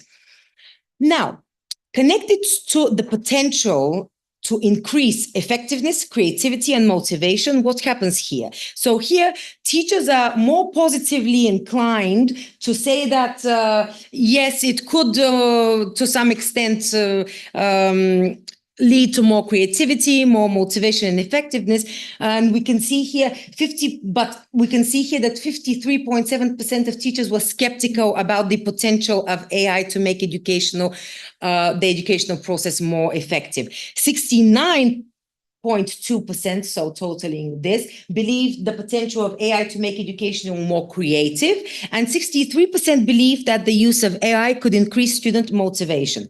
However, when it comes to the cognitive abilities of thinking analytically, critically, and creatively, we see a lot of skepticism, and we see that across all of the three cognitive abilities, above 85% in analytically, critically, and creatively. So teachers are very reluctant to use AI technology because of all these. And we'll see later in the quotes that teachers think that there will be a lot of negative effects, especially in these cognitive abilities. When we talk about challenges, there are many challenges to applying AI in class, and the teachers pointed out that plagiarism and cheating practices are the leaders here. Not so much the method, not so much the technical difficulties, but exactly that. And something which I try to focus on is the need for training. Are teachers open to be trained, or they're like, this is what I know, this is what I do, AI is bad, I'm not going to use it in my classroom because of this and this and this. So overall willingness to receive training, we see here that overall teachers are willing to receive training. Especially in testing and assessment, we can see that 86% are willing to be trained in those fields. Connected to the technical skills, we see here 80% are open, and training in methodology, we see 72% interest. So when we talk about the interest across school levels, we see that those who are most interested in receiving such trainings are those in upper secondary schools, and those who are least interested are in lower secondary schools. Talking about gender, we see here that overall 76% of the female teachers and 70% of the male teachers showed interest in such training. 60% of the male teachers provided firm, positive responses versus 48% of the female teachers. According to age, here we can see the interest in training decreases with the increase of age, something that I mentioned before. And the teachers older than 50 are more hesitant or not interested at all.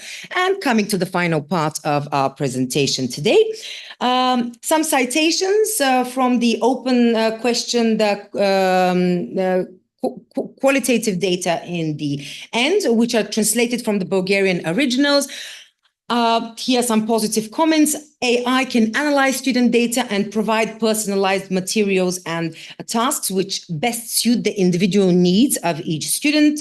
AI can be extremely useful for educators if they know how to use it. It can create a lot of useful learning content.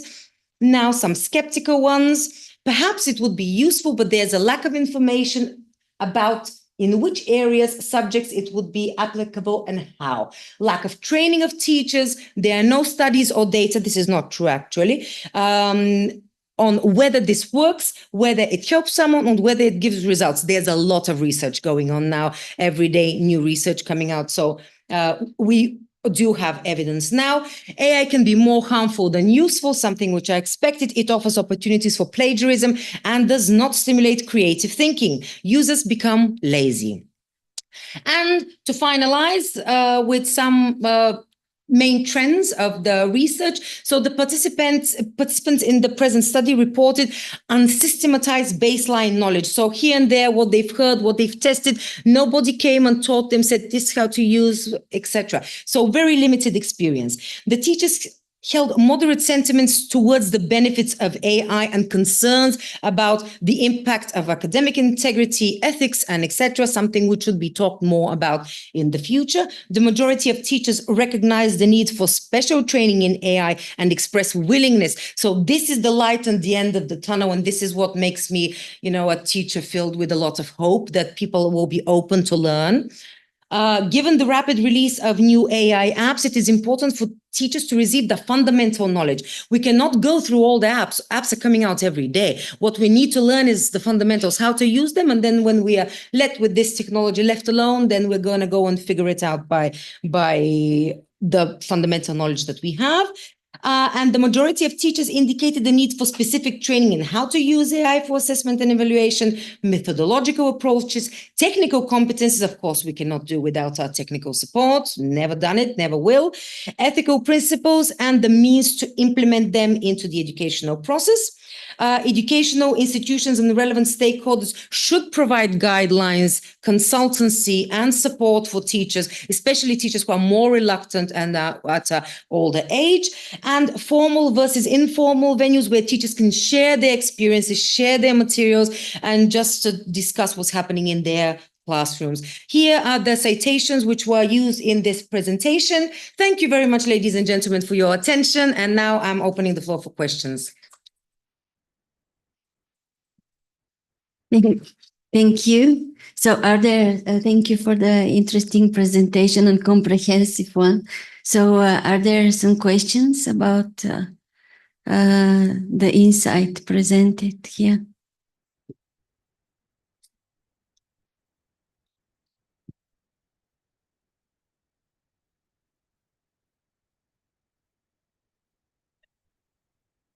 Congratulations, very nice. What are you going to do about, so as an aftermath of this survey that was spread around the country? So it's clear that they do not, most of them, not only in Bulgaria, in many countries, I think the situation is more or less the same. So you know that they are not aware. And you said in the classroom, we are supposed to be managers and so on. Are we supposed to be researchers as well? Because you said they are not aware that there are studies published around. Okay, is this in their task fact or whatever that is called. So it's, I think, the ministry's responsibility to make them aware. And so what are they going to do about it? Teachers thank you for this question. It's a very comprehensive question. So teachers in the past few years have been overwhelmed with all the trainings. So many teachers are still struggling with Google Cloud and the Google Suite and Google Drive and how to use this and how to share that. And now it's AI, here you go, what you're going to do about it, especially when their students are using the apps. And so they are faced with this huge problem. The ministry gives this document, does nothing about it. It spreads them to the regional offices, which spread them to the principals. The principals almost never spread them to the teachers, so basically nothing happens. There are a few schools, let's say, I don't know, 100, which do such trainings, which pay for such trainings to happen and send their teachers for credits to go and do those trainings. What happens usually, the reality is that they go, they're trained for 1 week and they're motivated, and when they come back in their classrooms, they don't apply anything. So I think that most teachers need something ready, not only the fundamentals, but they need to be shown, well, this you can use for tests. This you can do for this, this you use for this. They want to, they're like students sometimes. They need to be shown exactly what to use and how to do it. And maybe that's the way to do it, especially when we're more reluctant to use it. And no, it is not in the teachers, you should know this. They're overwhelmed with being so many things in their classrooms. We cannot expect teachers to do research. That's for us at universities. We are the ones who should do that and spread and etc. So maybe I think that if we start step by step, little by little, just integrating from here, from there, small trainings, and I think the initiative should also come from the principals at school. They should be more open. I saw a lot of reluctancy with principals in very renowned schools in my hometown. They told me, what? Artificial intelligence? I don't believe in artificial intelligence, and they just close the phone. This is not religion. You cannot not believe in artificial. It's there. It exists. Even though there may be other opinions, but I think it's something which is here. It's here to stay. And instead of just fighting it, we should just embrace it to the max. I hope I managed to. I would like to ask you if there is like a sociological difference between an urban environment or a more rural or peripheral environment in the aptitude toward the AI technologies. Yes. We also have some statistics. It's not presented here because it's a huge, yes.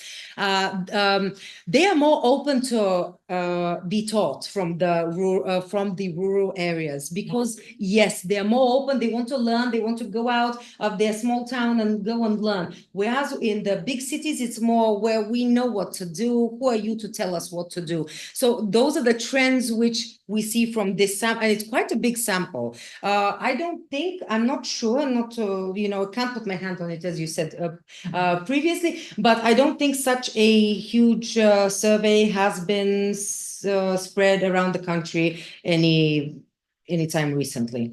It's quite difficult to do that, by the way. And the whole sample is 3,193 participants, but some of them are from universities. So the university professors were left aside, and I just used this sample for this paper. Thank you for excellent presentation. And I would ask a question, considering that it's been about 2 years since we have an AI which is useful to some outside researchers. So is this, can we say that these results were rather remarkable? And should we have some sort of consensus? Because I think that they're bombarded with a lot of hype and misinformation about AI, especially when we have a lot of consensus that they will reduce creativity. And I don't think that there is any research about how would it long-term impact, because... Yes, thank you very much. basically, I think that all the cognitive abilities that I talked about previously should be papers of their own, pieces of research by themselves, because it's quite huge and it should be tested individually. Most people think that it will eliminate creativity, analytical thinking, and etc. However, that there is a strong need for teachers to shift their tasks. It's not now which year was blah blah blah blah done and what were the results. That means nothing anymore. That's why it was not so precious now to have a lot of general knowledge as it was before. People with general knowledge were, wow, the hype, right? Because they would read and they would learn. And now it's better yet, the smart people are those who know where to find the information to find it faster than the others. So I think that teachers, whether at schools or university, should just shift their teaching. They should create tasks which would engage students, and students should be allowed to use such technology, but in a very regulated way. Did I manage to? I think I didn't answer one of them. Can you repeat? No. I was focused on more about supplying teachers with correct information, because I'm thinking that from what I saw from your survey, a lot of their information comes from media, from social networks. She said. Yes, anecdotal and something that they're making a common sense conclusion, which tends to look a lot of like hallucinations when we ask them about what we are not trained them to. So yes. Would it be useful to create some sort of pamphlet or something to give answers to those questions? Definitely. Yes, well, that is what the ministry tried to do with this document, which I presented. But honestly, the document is quite, I'm sorry to say this, but quite poorly written. A lot of people, I actually know some of the people who have participated in this whole process. I think that a pamphlet and such a document will not do the task. It should be rather, let's sit down and I'll tell you why this is good for you, why it's good for your classroom. So participating in forums, workshops, teacher training, being engaged in this and teaching them that it's not so bad. It's just something which is new. Well, people were reluctant to the internet. People were reluctant to a lot of technological innovations, which actually are now part of our everyday life. So they need trainings for sure, and they need to be taught. And now the problem is, if there's a teacher which is going to retire in 2 years, how can you make them go to an AI workshop when they're, waiting just to stop working and, relax, get rid of all the students and be like, oh, I'm going to the beach for the summer. So there are a lot of issues, and there are multi-level issues on that topic. Okay. We are running out of time, so thank you very much for your presentation again, and let's thank the speaker. Thank you.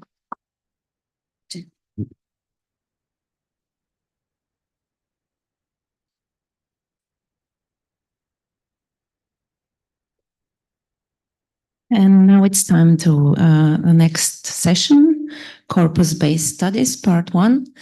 And it is my pleasure to invite Ekaterina Tapomanova, who is going to present us evidential auxiliaries as non-reliability markers in Bulgarian parliamentary speech. And I'm looking forward to this because Bulgarian parliamentary speech is very interesting indeed. So let's see what we can learn.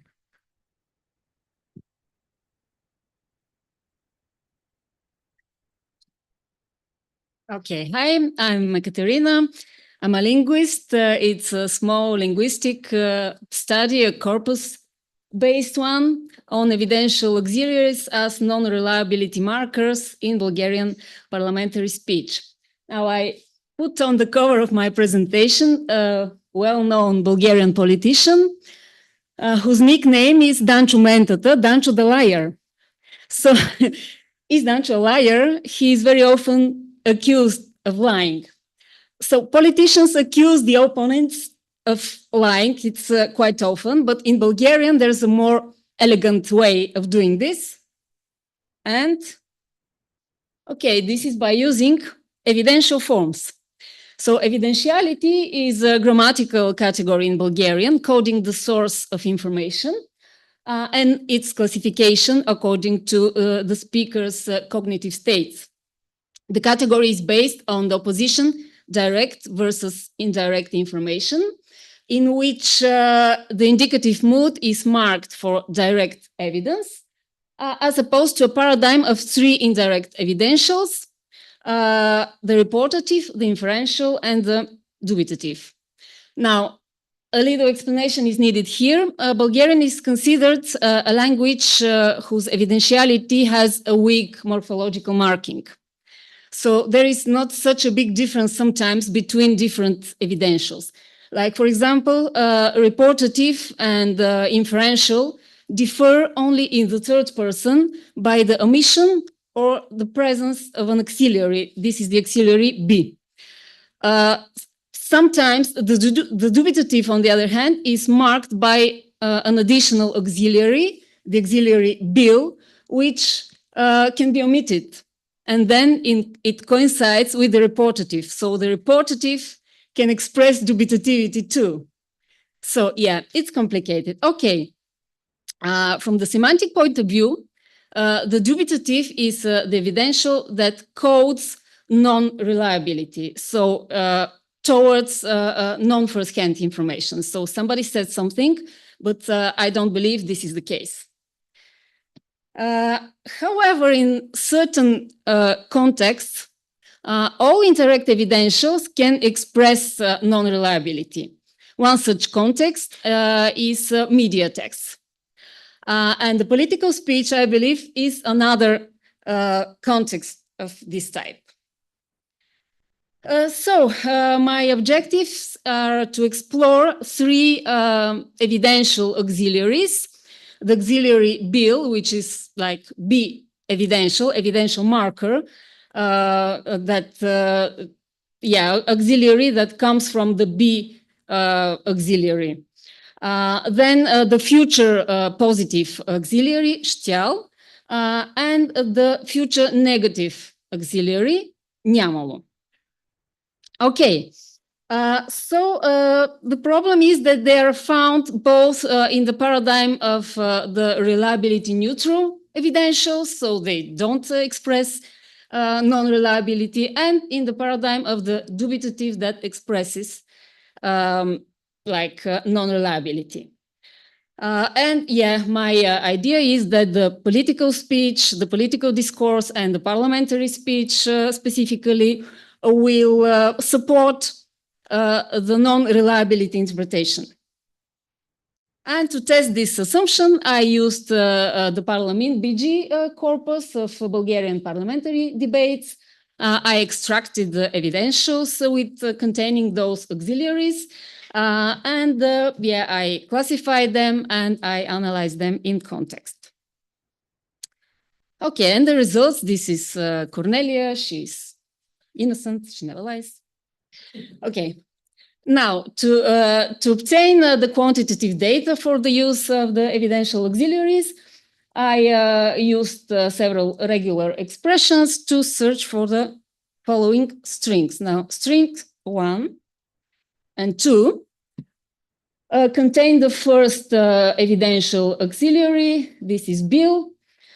String 1 contains also the auxiliary B indicative, and string 2 is without the auxiliary B indicative. So in this case, the auxiliary B indicative is omitted.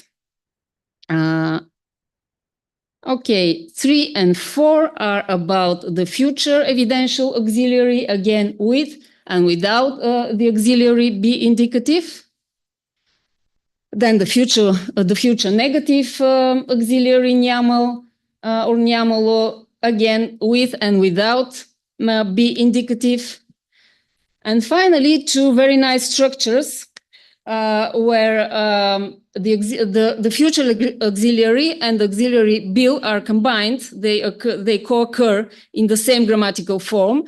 And like string 7 and 8 should be interpreted as dubitatives. They are not ambiguous. Unfortunately, they are very rare.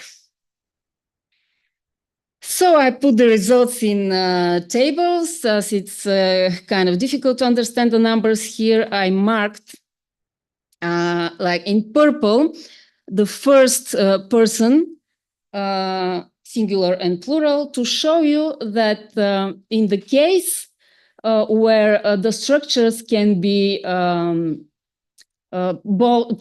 interpreted both as non-dubitatives and dubitatives, which is the case with the first and the second person. Let me remind you that in these persons, the reportative and the inferential and the dubitative sometimes coincide completely. So the interpretation is only dubitative. So 0 cases of non-dubitative interpretation. On the other hand, the third person in this structure should be interpreted as inferential. And still, there are the marking in yellow, there are some dubitative interpretations. So yeah, my point is that probably the context of parliamentary speech supports this interpretation, which is unusual. Okay, and this is the table with the auxiliary bill, but without the auxiliary be indicative. Very complicated, I know. So just to show this, the output is only in the third person because the omission of the indicative auxiliary is only possible in the third person to form thus the reportative and the dubitative. So first I wanted to point out here that there are much more results for this type of structure as compared with the previous type with the auxiliary be indicative. And almost all are dubitatives. Okay, same thing for the future, for the positive future evidential. I will not go into details. And without the auxiliary be indicative. Then the negative future without with the auxiliary be indicative is quite rare. Only 3 occurrences. 2 of them were dubitatives. Of course, there were more negative futures with omitted auxiliary be indicative. And finally, as I said, the beautiful dubitative structures almost do not occur. There was 1 positive and 0 negative dubitative structures, unfortunately. Okay, so yes, I think this hypothesis that political speech would support the dubitative interpretation of evidential auxiliaries is justified, but as expected, depending on the co-occurrence with the auxiliary be indicative and its omission. Now, the constructions with the auxiliary be indicative are grammatically ambiguous in the first and the second person, as already mentioned, and they tend to be interpreted as dubitatives. While in the third person, they should be interpreted as inferentials, like reliability neutral evidentials, because the inferential cannot usually express dubitativity. They usually have temporal value, as I have shown in sentence 8. Когато ГЕРБ е дошла на власт, е бил влязъл в сила. Така ли е? Така е. When ГЕРБ, this political party, came into power, it had supposedly been put into effect. Is that correct? That's correct. So this is the inferential pluperfect here, like a preceding action as compared to came into power. Still, there were enough occurrences with dubitative interpretation, which, as I said, is unusual for inferentials. But yeah, I think this context really supports this kind of interpretation. So on the opposite, constructions with omitted auxiliary be indicative are most often interpreted as dubitatives, with a few exceptions, really. As you saw in the tables, there were only 3 in the first table and 8 in the second one. Now they can be tenses of the reportative, like they just report some information, they quote somebody else's words. Or, which is more unusual, sometimes they have inferential reading. I think it was only 1 or 2 such cases. So how do we disambiguate? How do we know a certain evidential form is dubitative? Of course, the context helps us disambiguate. And as we can see from the examples I extracted, there are specific contexts that in which the dubitative occurs. In a very nice study on the dubitative in Bulgarian, Krasimira Aleksova states that as a grammatical form, the dubitative is the core of the dubitativity subfield of the functional and semantic field of reliability, whose periphery comprises different lexical modifiers. And she defines 4 types of lexical modifiers. Well, my study confirms this, what Aleksova states, and adds some more contexts that are not described by her.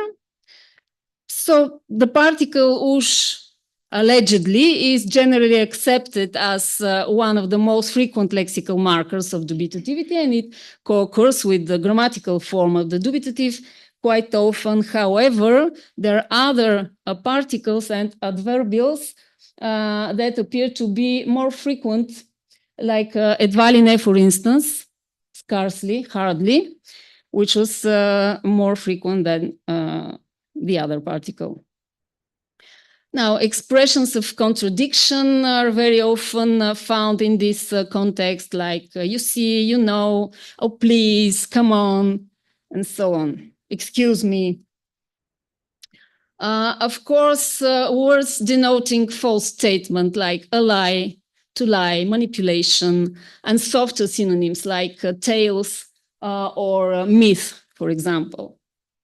Like in 23, четвърти мит, санирането щяло да подкрепи местния бизнес. 1/4 myth, remediation will support local businesses. So this is the dubitative form here, supported by the lexical unit myth. And there are some other devices besides lexical ones that can suggest or to intensify the non-reliability of a given information, and those are some syntactic structures and some textual structures. Okay, yeah, negation is very often used like a device, like a disclaimer of the previous statement, as it is shown in 24. Да, ама те ни били останали 0. Не, останали са и изброяваме. Yes, but they had 0 left. No, there are some left. So yeah, the speaker just make a disclaimer of the previous statement. Adversative conjunctions are very often found in the context of the dubitative.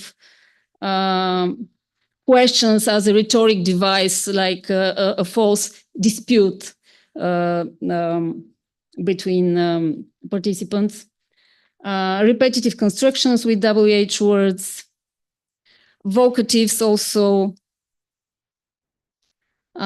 And there were enough cases in which there were no other means to suggest non-reliability. It was just the dubitative form, so it is usually enough to suggest non-reliability. And to conclude, the auxiliaries I analyzed are used to form complex evidentials, which in political discourse are most often interpreted as dubitatives, and especially if the B indicative auxiliary is omitted, then the dubitative interpretation is 98%. So those auxiliaries may be seen as a grammatical means to express non-reliability, as compared with some lexical means that suggest non-reliability too. They're not less frequent in parliamentary speech. Like all the evidential auxiliaries extracted for this study were 955. while all the forms of the noun lie, 1,300. A manipulation, 600. And the verb form is lăgă, he or she lied, 88, just 88 occurrences. So the study may have some applications for recognition, disambiguation, and annotation of evidential forms in corpora, and for sentiment analysis. Some references, and thank you for your attention.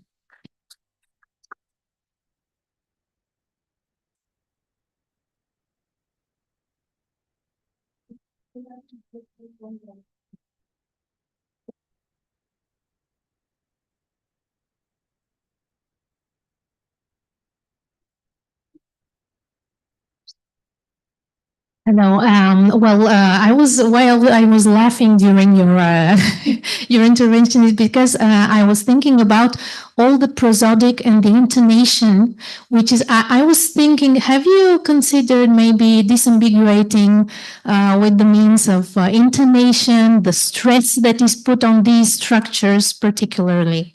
Yeah, very often, especially when the dubitative marker is omitted, this is the intonation that helps. But this is a written corpus transcriptions of the debate, so I couldn't use. Yes, because it's very rich. In fact, the debates, yes. they're very rhetoric. They're Yeah. very, yes, focusing on this. Yeah. Yeah.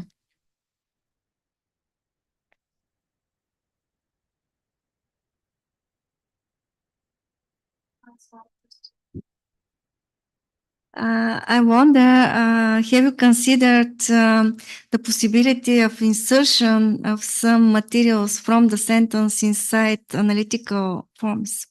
I think in those forms exactly, nothing can be inserted. Actually, it could be, for example, some adverbials. Yeah. Нямало вчера, да съм. It could be inserted. Yes, it could be inserted. Yeah, no, I haven't. No. Okay. I could because it's possible to search with the distance. I mean, yeah, but I didn't.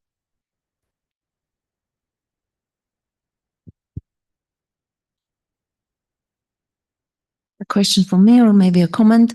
The strictly dubitative forms, the 7 and 8, that you said that they were rather missing.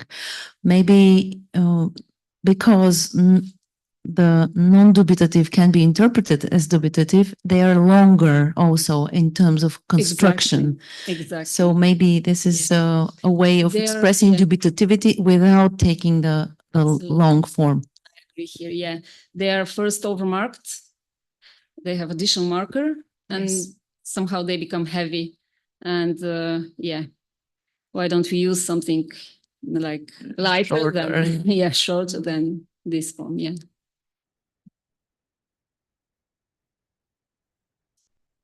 And what about, because this is speech, so the corpus comes from minutes of the speeches. And what about in written text? Have you examined some I don't know, rhetoric articles or things like that? It could be done. I just focused on parliamentary speech because it's a part of a project research. Any other questions? Well, if there are no questions, thank you very much for your interesting presentation.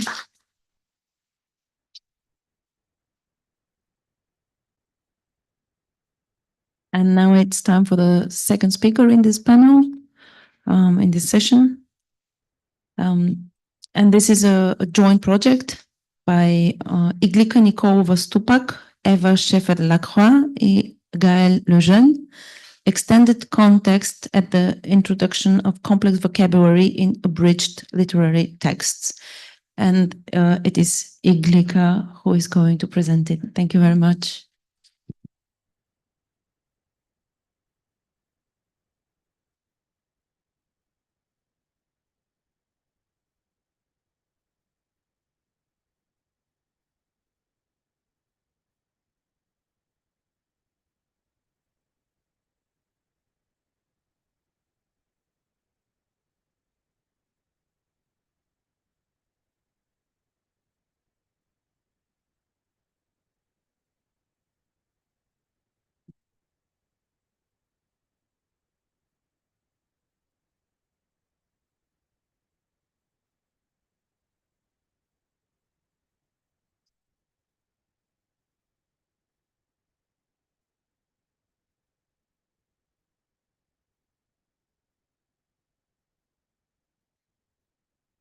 Hello.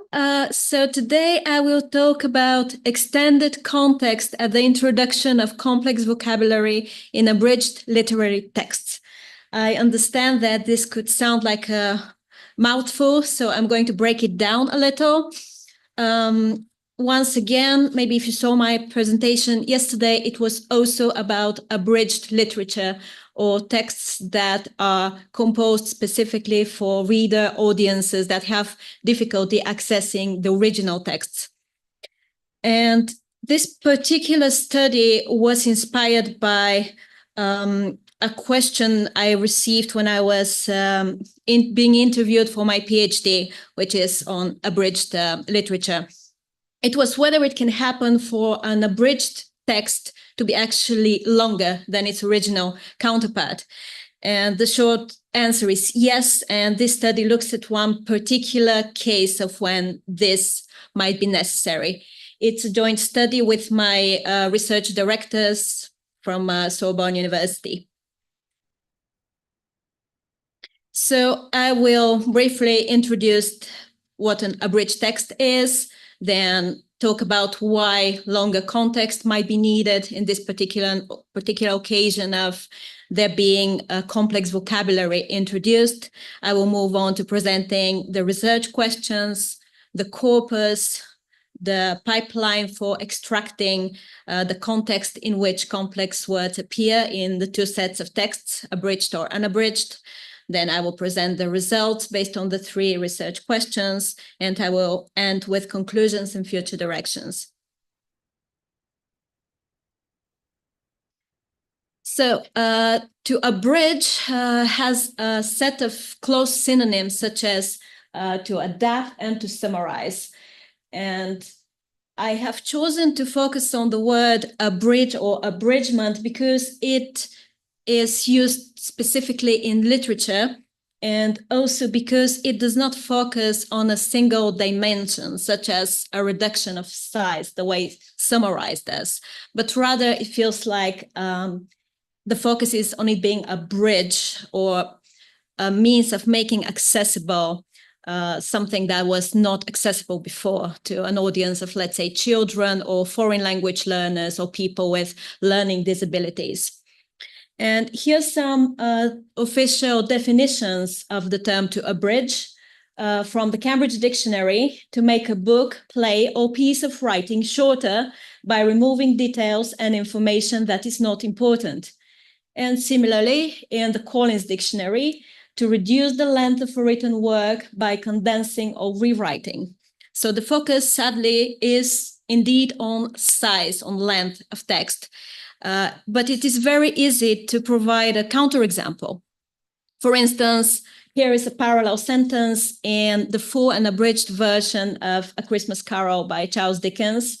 And in the full text, we see the collocation solitary lighthouse, but in the abridged version, we see a lighthouse built on a lonely rock, which is obviously longer. The research questions are as follows. Does complex vocabulary appear in a longer context or sentence within an abridged rather than full literary text more frequently than random vocabulary does? Then question 2, when present, can the lengthening of context in an abridged text be systematized with the help of relative linguistic theory and textual examples? And finally, can qualitative and quantitative differences of the phenomenon be observed in relation to different languages and different reader audiences? Moving on to a little bit of theoretical motivation behind why I am looking for longer context, in particular when it comes to the introduction of complex vocabulary. So linguistic theory talks about a process of fine-tuning. For instance, parents introduce new vocabulary to children by involving additional cues about the meaning and use. Here we can see the target word leopard. When we address a child, we might say something like, the spotted leopard is running like a cat. In this way, we provide additional information to the listener about what the leopard looks like, how it moves, and what it resembles. Also, there is evidence that within text, there is balance being sought, like a compromise between complexity in terms of vocabulary and in terms of grammar. And on the other hand, something on which in particular the linguist Harris really focuses is that simpler syntax is often associated with longer constructions, that language is often presented as contractions, and this is what causes complexity in it. And that if we were to go back to an original, fuller version of a statement that would contain the same amount of information, it would be easier to understand. The corpus consists of 8 famous literary texts. In particular, they are very popular among younger reader audiences, and they're often part of school curriculums, such as Alice's Adventures in Wonderland, for instance. And the corpus consists of both full and abridged versions. The full versions might be up to 3 per book per language. And of course, if we're not talking about a translation, then there can be only one, the original version. But as I will mention, we also have translated texts. So in this case, there can be up to 3 full versions. And there are also up to 4 abridged versions per text. There is a total of 92 texts and 38.81 million characters. Also, some of the abridged texts are specifically indicated as being focused on a particular type of reader, such as children, foreign language learners, and people with learning difficulties. And there are 4 languages present in the corpus: English, French, Russian, and Spanish. When pairs are put together of original and abridged versions for every work and for every language, there is a total of 72 pairs. And I'm happy to say that my colleagues and I have made the corpus publicly available, so you can access it through this link or a link provided in the paper. Moving on to the context extraction pipeline that allows to compare the first contexts of appearance of a complex word in a pair of texts. First comes just traditional pre-processing. All the texts are brought to a plain text format. Meta text is removed, including prefaces and including those by the author. Then some easily definable mistakes, such as those caused by OCR, are removed. Then lemmatization is applied only for the Russian language as being strongly morphological, and part of speech tagging is performed on all texts in all languages. Then the lists of verbs and nouns that are common to each pair of texts, each abridged and unabridged pair, are extracted. Verbs and nouns as they carry the main meaning of text. And once these lists have been identified, they are compared against frequency lists for all languages that contain 5,000 words each. And we're left with just a list of the complex verbs and nouns that exist in a pair of works. And now we can juxtapose the sentences, the pair of sentences that is associated with the pair of texts, and we can see if the sentence is longer for the abridged version, in how many cases, and in what kinds of cases. An additional experiment is conducted in relation to research question 1, as I mentioned before, which is that this phenomenon of longer context in an abridged text occurs more often when it comes to complex rather than random vocabulary. So here, before filtering based on a list frequency list is conducted, random words are extracted from the list. And here come the results of research question 1 just mentioned. So 720 sentence pairs were sampled per scenario. So introduction of random versus complex vocabulary.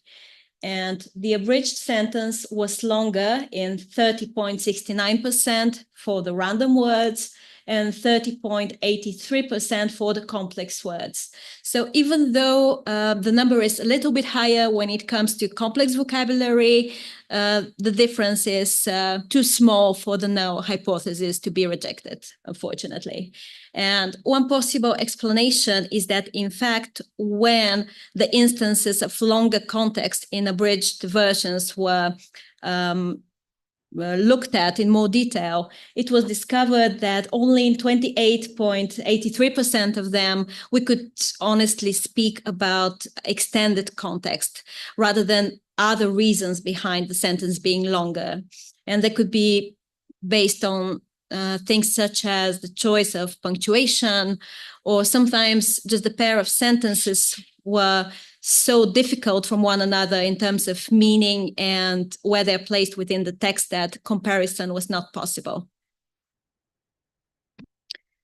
Then the results of research question 2, which was whether if there are instances of the described phenomenon, they can be systematized. Yes, indeed, there are 3 types of additional context that have been easily identified. The first and most common one is additional vocabulary from the same lexical field, such as the leopard and the cat coming together, for instance. The second one was grammatical transformations. And the third one, actual definitions of the complex word involved. Here are some examples of the first type, additional vocabulary. Here's an extract from Oliver Twist. In the full version, we have roared, which is the target word here. And in the abridged version, we have roared with all the force of his baby lungs. So now we know in more detail how one roars. Then in Tom Sawyer, in French, the target word here is explorer, to explore. In the full version, nous devrions l'explorer encore. We should explore it further. And in the abridged, il découvre une grotte et pénètre à l'intérieur pour explorer les galeries. So here we have more information. They discover a cave and they enter inside it in order to explore the galleries. So we know in more detail that we have to go someplace in order to explore it. Then type 2, the grammatical transformations, very highly related to what Harris speaks of in terms of contractions and then extension of context. Here comes a set of parallel sentences from Romeo and Juliet in Spanish. In the full version, we have ningún mendigo le pedía limosna. No beggar asked him for alms. Alms, limosna is the target word. And in the abridged version, we have a subjunctive. Ningún mendigo le suplicó que le diera una limosna. So even though the subjunctive is not necessary as the subject and object is one and the same in this sentence, it has been added in the abridged version. Alice in Wonderland in Russian. In the full version, we have tak revet, to howl like this. And in the abridged, revet v 3 ruchi, to howl like a stream, or literally like 3 streams. How in this way is actually extended to say how exactly. And then Romeo and Juliet in Spanish in the full version. kori, the verb to ran in the first person singular in the past. And in the abridged, we also have the pronoun I, yokori, even though it is not necessary in Spanish due to the strong inflection of the verb. And finally, definitions, which might come in two types. They can be metatextual or outside of the text, like in the first case. This is from Les Misérables, the original French text. In the full version, we just have the word délabré or run down mentioned. And in the abridged one, we have a definition provided in the margin, délabré or mauvais état, run down in a bad state. And another example in French, where the phenomenon was most present, is from Romeo and Juliet. In the full version, we have frère Jean, religieux du même ordre. And in the abridged version, c'est un religieux, un homme d'église. So here we have a definition of what a monk is, a monk, a man of the church. So this is a definition that just flows into the text, that is not provided separately. Here are the results of research question 3, namely whether one can perceive some differences in relation to the research phenomenon when it comes to different languages and different reader audiences. First of all, by language, we have the 4 examined languages. We can see that related vocabulary is most prevalent for English and French, and that although it is still very common for Spanish and Russian languages with stronger morphology, there is little difference between the prevalence of related vocabulary and grammatical transformation, even grammatical transformation tending to be a little bit higher. And finally, definition is the least used, as mentioned. Then by targeted audience, namely children and foreign language learners. Unfortunately, people with learning difficulties were not included here, as there were no instances. It's very likely that the reason is that all texts of this category came from the Spanish language to start with, and the one and the same publisher. So we can see that for children, by far the most common means of extending the context in abridged versions is through providing related vocabulary. While for foreign language learners, the 3 methods come much closer together, which might be intuitive, as while children really learn from context, foreign language learners may sometimes resort to translations or explicit explanations of vocabulary item. And finally, conclusions and future directions. So as the first research question was not properly answered yet, the no hypothesis not being rejected, more research is required in order to determine the prevalence of the phenomenon. Then there is evidence that more morphologically strong languages might benefit more from grammatical transformations as compared to the other 2 types. Then foreign language learners, like we saw, might benefit from a higher variety of added contexts of the 3 types, rather than focusing on a single one, such as more vocabulary of the same lexical field. Some future directions would include including sub-audiences, such as when it comes to children, their age or grade level, and when it comes to foreign language learners, their proficiency level in the language. Unfortunately, as of now, the corpus is a little bit limited, so there are only a couple of instances per category per phenomenon. And finally, this research focused on a very narrow phenomenon of there being extended context in the abridged version, somehow caused by the presence of complex vocabulary. But in fact, there is evidence that has shown through a verification of the examples that there may be other grammatical transformations that are broader in nature, that do not necessarily speak of Harisian extension of context, for instance, but that may speak of a change of verb tense to a simpler one, or removal of negation to leave a positive sentence. Here, length is not implied, but again, it speaks about differences caused by complex vocabulary. Okay, this is all. Thank you very much. And you're welcome to ask questions if you have any.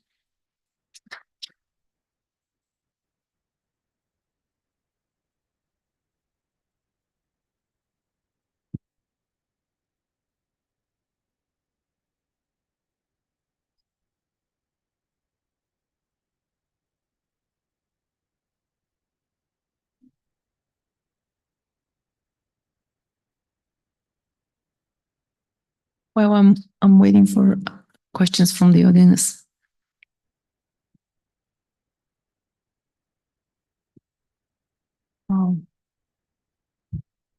Okay, clear enough, I guess. If there are no questions, then now is the time to have a coffee break, and then well, so there is an announcement. No break yet.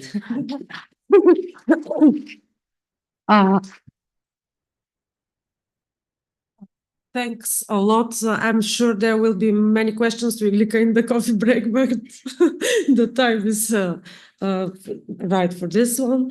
So my first announcement is you didn't believe me when I told you that it will be much colder today, but it is, which should not, in fact, make you not join us at the dinner, and I hope that everyone here and everyone else will be joining. So it will start at 7:30 at a restaurant near the Mariana Lake, which is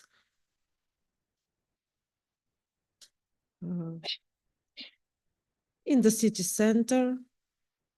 Let me just check. Social program. You can find it on the. It's about, okay. So I'll share my screen then.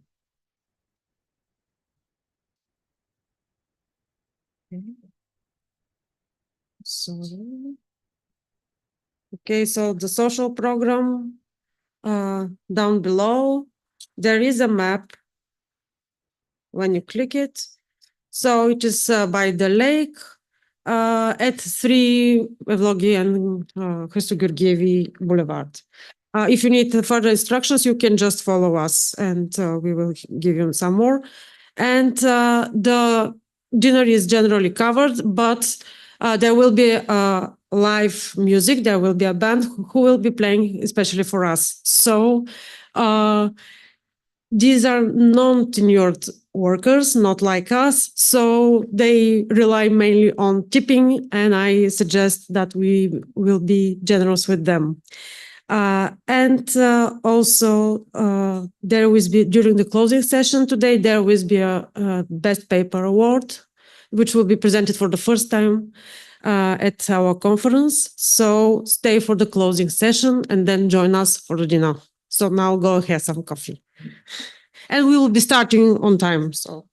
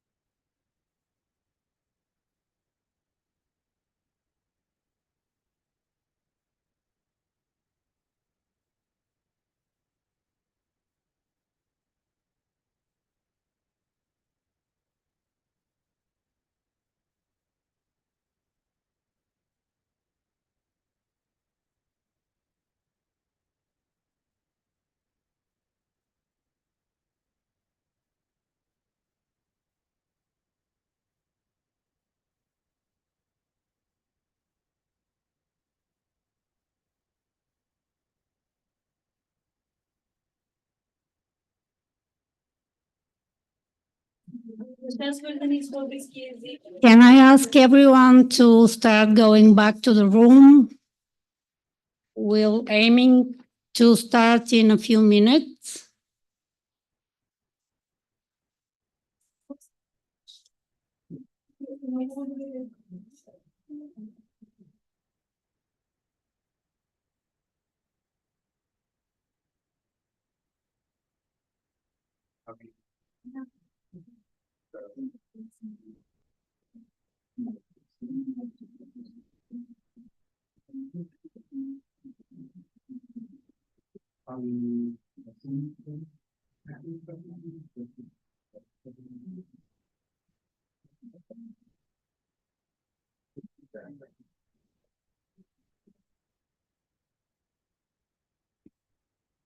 I'm sorry for the rush, but we have to catch up with the time. So I hope you managed to quickly get refreshed and ready to focus again. We're going on with part 2 of our corpus-based studies session. And I want to invite our next speaker, Dunia Murita, with his topic, Corpus-Based Research into Derivational Morphology, a Comparative Study of Japanese and English Verbalization. So the floor is yours. Thank you very much for giving me a chance to read the paper here, and thanks again for coming here. Let's start. Section 1, Introduction. It is widely accepted that derived words are divided into 2 types, non-compositional, fixed, for example, communicate, and compositional, productive, for example, Hegelianize. Derived words of the latter type show not only word attributes, but also the phrase attribute of free composition. As part of the investigation of the syntax morphology relationship, the present study attempts to show where and how Hassuru derivatives are produced in Japanese, exemplified in 1 and 2. Look at number 1, G, ones, kokumin, people, or accusative, momai, ignorant, ka, change, suru, do. So, jikokumin o momai ka suru means make one's people ignorant. And 2, shinikaketa, dying, momiji, maple, or accusative, bonsai, bonsai, ka, change, suru, do. So, shinikaketa momiji o bonsai ka suru means turn a dying maple into a bonsai. The complex suffix ka suru consists of two bound forms, ka and suru. The verb momaika suru in one indicates that the complex suffix ka suru attaches to an adjective momai to drive a verb which expresses a causative meaning. The example in 2 illustrates the same point. The causative verb bonsai kasuru implies that the object's referent, momiji, is affected in some way and becomes a resulting state indicated by the base noun bonsai. The aim of this presentation is to explore the semantic and structural aspects of word formation processes in Japanese and English, focusing on how verbs are derived by the suffixes kasuru and ais. The organization is as follows. Section 2 exposes the communicative functions performed by kasuru verbs. Section 3 deals with the productivity of kasuru verbalization. Section 4 illuminates the semantic properties of the verbs in kasuru and compares them with the properties of their English equivalents. Section 5 elucidates the differences in their base structures. Section 6 explains the origin of the semantic and formal differences between these derived verbs from an anti-lexical standpoint. Section 2, functional properties.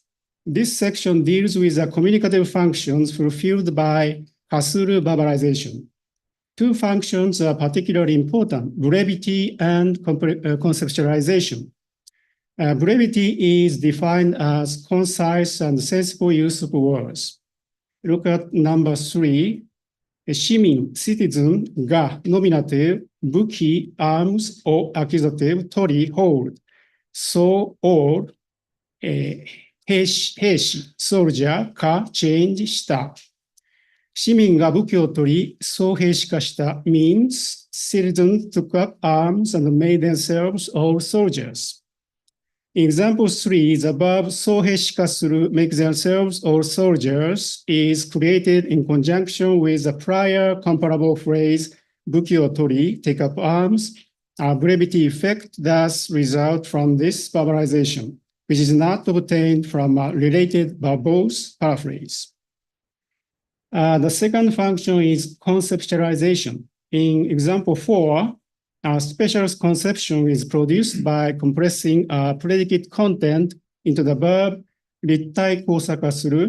The act of turning a road into a grade separated intersection is labeled by the innovated verb. So, doro, road, or accusative, rittai kosa, grade separation, ka, change, suru, do. So, doro rittai kosaka suru means turn a road into a grade separated intersection. In contrast, the act of making one's hands crossed is not lexicalized by a kasuru verb as seen in 5. This is because the action at issue is not worthy of the name. Number 5, ryote, both hands, or accusative, kosa, cross, ka, change, suru, do. So, ryote o kosaka suru, kosoka suru means make one's hands cross, but this is not correct. To sum up, we have revealed two important communicative functions of kasuru verbalization, brevity and conceptualization. They demonstrate the lexical attributes of kasuru expressions. Section 3, productivity. Among several approaches to quantifying productivity, I accept a hapax-based productivity measure, which gives a key role to hapax legomena of a large-scale corpus. This rests on the view that capacity of an affix to create new forms crucially involves the degree to which the affix yields words of ultra-low frequency. According to the proposed measure, we calculate the productivity value of kasuru derivation based on balanced corpus of contemporary written Japanese, a 105 million word corpus. BCCWJ research has attested 130 hapaxes and 516 word types of kasuru derivatives, and so its productivity value is 0.252. specifically productivity P equal N1 divided by V, which N1 is where N1 is a number of hypoxes and V is a total number of wild types. So 130 hypoxes are detected and 560 wild types are detected. So the productivity of Kasuru bubblization is 0.252. In this measure, the productivity of Kasuru's affixation is defined as a potentiality of creating 130 kinds of new words when 516 kinds of Kasuru derivatives are used. Nearly a quarter of the tested Kasuru types are innovative above. It then turns out that Kasuru bubblization is very productive. Section 4, semantic properties. This section deals with some semantic aspects of Kasuru derivatives, focusing on adjective and noun bases. Let us consider adjective based. Look at number 6. 開発許可 development permission or accusative 弾力 flexible 化 change する do 開発許可を弾力化する means make development permission flexible. Thus, the adjectival Kasuru verbs essentially convey transition to a resulting state by causation. We refer to this meaning as result. Turning to noun-based Kasuru verbs, they basically have the same meaning as those based on adjectives. Look at number 7. Namagomi, kitchen waste or accusative, 対比 compose 化 change する do. 生ゴミを対比化する means change kitchen waste into compost. Thus, the object referent is affected to become the resulting state expressed by the base noun. Let's now compare Kasuru with the English counterpart eyes. A notable semantic difference is that denominal eyes derivatives have several sub-meanings, whereas their Japanese counterparts especially retain the original meaning. Table 2 shows the result of our research into semantics of Kasuru verbs and eyes verbs. So let us focus here on the sub-meanings printed in Gothic phase. The reading of result is central to noun-based verbs in both languages. So 325 Kasuru verbs are detected and 54 eyes verbs are detected. While there are a certain number of eyes derivatives that express meaning other than result, their Japanese equivalents are almost never tested. Specifically, we see English have onative, adjunctive, instrumental eyes verbs, whereas Japanese rarely have the corresponding verbs. So firstly, Kasuru verbs rarely express an onative meaning. Onative meaning is change y so that y is given. So while an eyes verb expresses an onative meaning as in accessorize the dress, change a dress so that accessory is given, its Japanese counterpart cannot, as in ドレスをアクセリー化する, which is wrong. Secondly, Kasuru verbs do not bear an adjunctive sense. Change y into a state where something is being done by x. Although eyes derivatives can bear an adjunctive sense, as in patronize the shop, change the shop into a state where support is being done by patron, the comparable Japanese derivatives, 店をパトロン化する, are not acceptable. Finally, Kasuru verbs do not indicate an instrumental reading, change y into a state where something is being done with x. while verbs in eyes bear instrumental reading as in cauterize the wounds, change the wounds into a state where treatment is being given with cauter. Verbs in kasuru cannot have this meaning as in kizu o yakigote ka suru, which is wrong.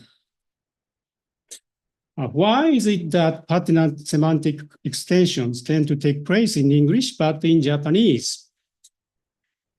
Suffix "-is" forms a causative verb that means make y be x, which entails that the surface object y is made to have some relation to the base noun x.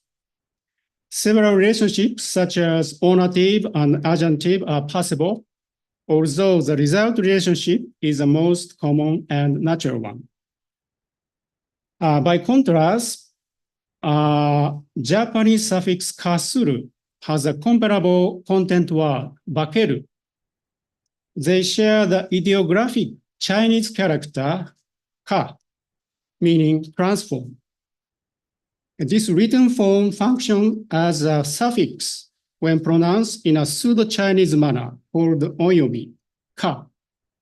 It functions as an independent verb when pronounced in a Japanese manner called kunyomi, bakeru. So the suffix kasuru, not eyes, kasuru has developed from the cognate synonym bakeru, and the bound form itself signifies the meaning transform. The verb transform entails the resulting state, affect y and change it to the state x, representing an outcome state. For example, the movie transformed her overnight from an unknown schoolgirl into a megastar. So transform entails the resulting state. Therefore, the lack of relevant semantic extension in Japanese stems from the fact that the suffix ka, which originates in a Sino-Japanese ideographic free form, continues to retain its primal meaning. So let's skip slide 20 and 21. So section C, theoretical implications. So the next step is to formalize kasuru verbalization and explain the difference between kasuru verbs and eyes verbs. But due to the time constraint, I will only focus on the main points briefly.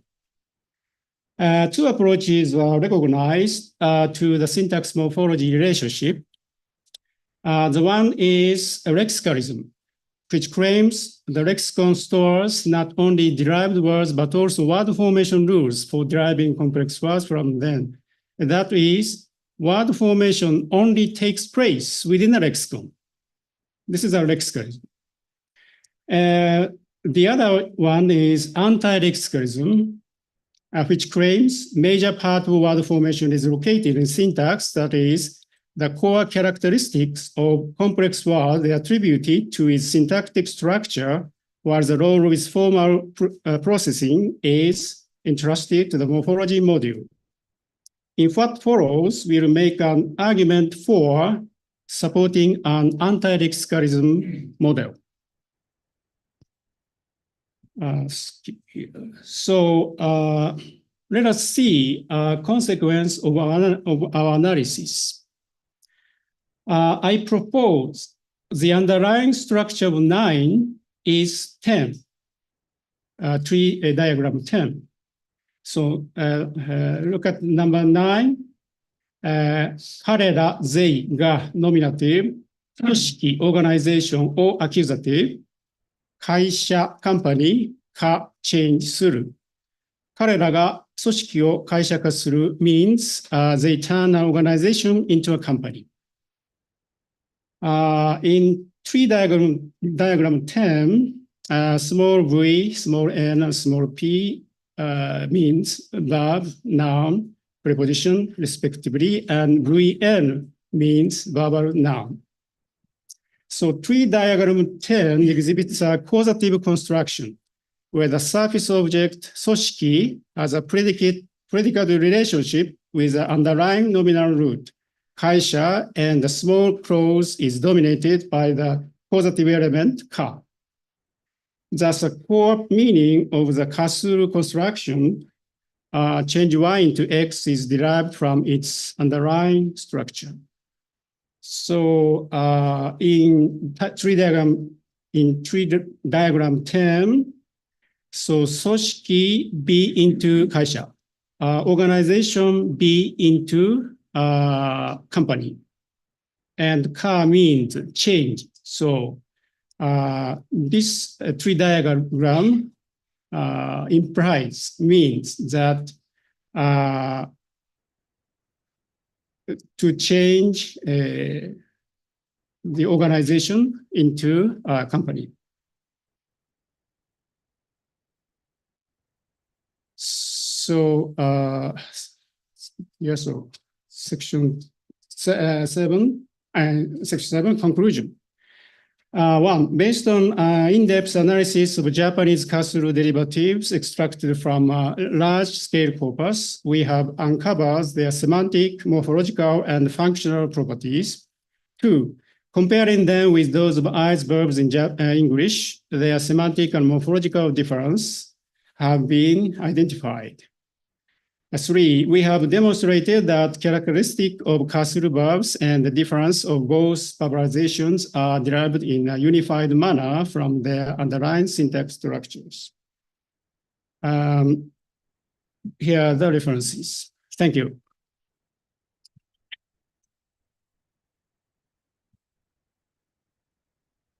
Very much. If anyone has a question, now is the time. We are even ahead of time already, so. Thank you very much for your interesting talk. I had a question about your methodology and your general interpretation of the data. Apparently, from what you say, the reality of this derivational suffix is, this derivational suffix is the outcome of a process of grammaticalization, whereby a verb expressing originally causation was then turned into a suffix, a derivational suffix. If that is true, and that explains why you have this strict causative interpretation of the suffix in contrast with the eyes suffix in English. So if that is true, you should probably provide some diachronic evidence of the relative recency in terms of time of this process of grammaticalization. So have you any kind of evidence available to you? Thank you. Thank you very much for a good question. So I don't have any evidence, but my point is that so Japanese kasuru has a comparable content word, bakeru. So you mean bakeru is grammaticalized to kasuru, right? So you mean no? Well, I don't know. What's your interpretation of that? I thought kasuru, from what you said, my understanding was that kasuru was a verb in its own right. And then it was turned into a suffix. So kazaru as a derivational suffix was the result of a process of grammaticalization. So yes. So I was wondering whether you have some kind of diachronic evidence of this process. Yes. So usually grammaticalized word is so grammaticalized item have no meaning, right? No meaning. But so breached. So, but Japanese have Japanese writing system is ideographical character. Okay, so ka means transform.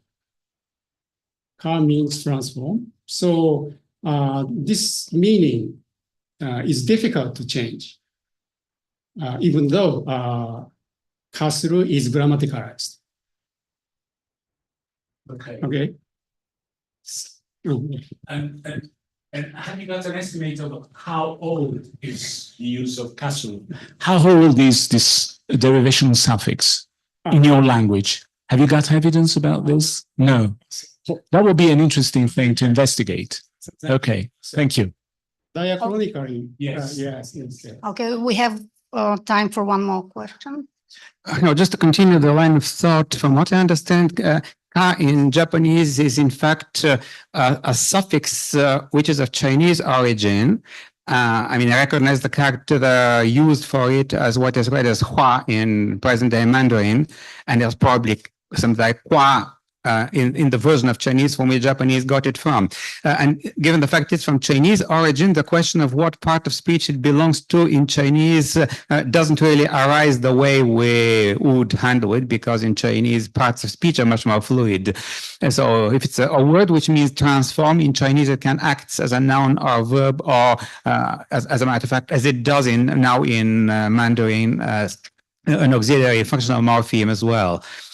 So in fact, it was already a morpheme which was used in Chinese as a suffix, and it has a fixed meaning when it arrived into Japanese at whatever time this happened, presumably quite a long time ago.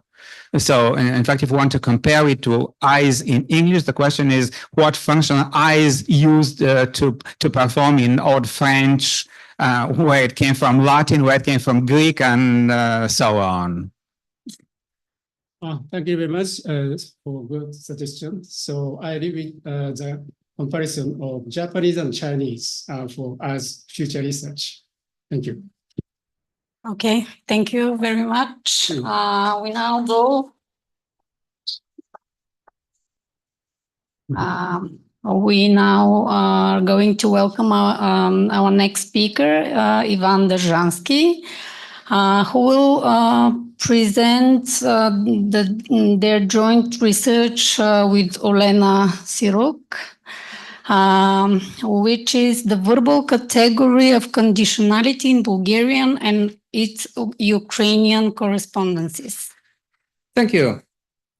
A few words on what we mean by verbal category of conditionality. The idea is that we use this as a sort of umbrella term which covers both the grammatical and semantic issues. So there are some verbal forms which are traditionally called conditional in the descriptions of one language or the other.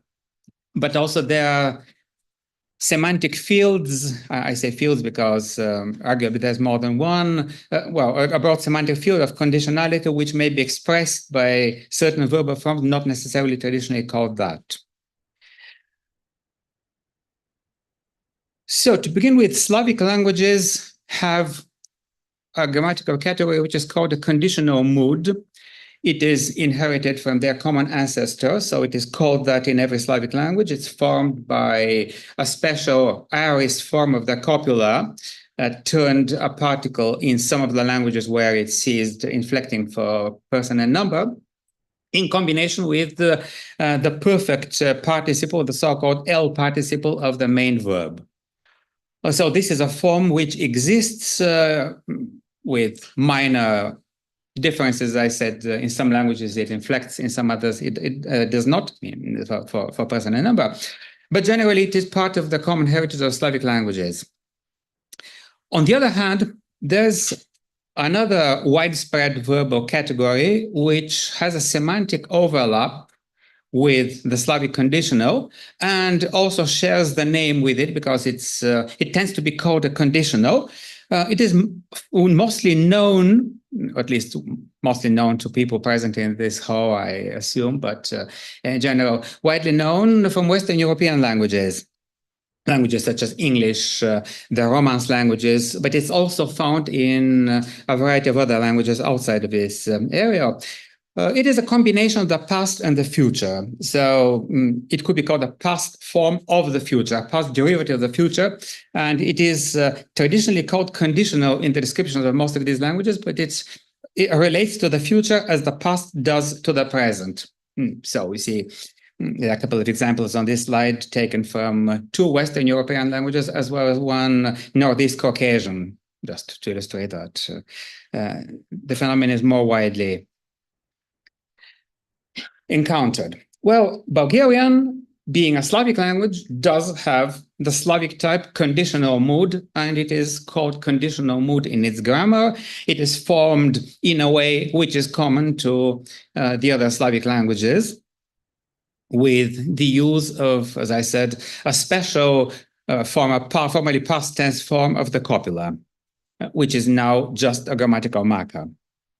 But Bulgarian also has a category of the verb which is called the future in the past, and is part of the big tense system of Bulgarian. So the future in the past tense, and it's a related tense, which is the future perfect in the past, which is built out of the future with an operation which in fact corresponds to forming a past tense. So it is very literally a past form of the future, or at least etymologically, before some minor changes happened. So as such, it is exactly parallel, or very, very nearly exactly parallel to the form which is called conditional in the grammars of the Western European languages.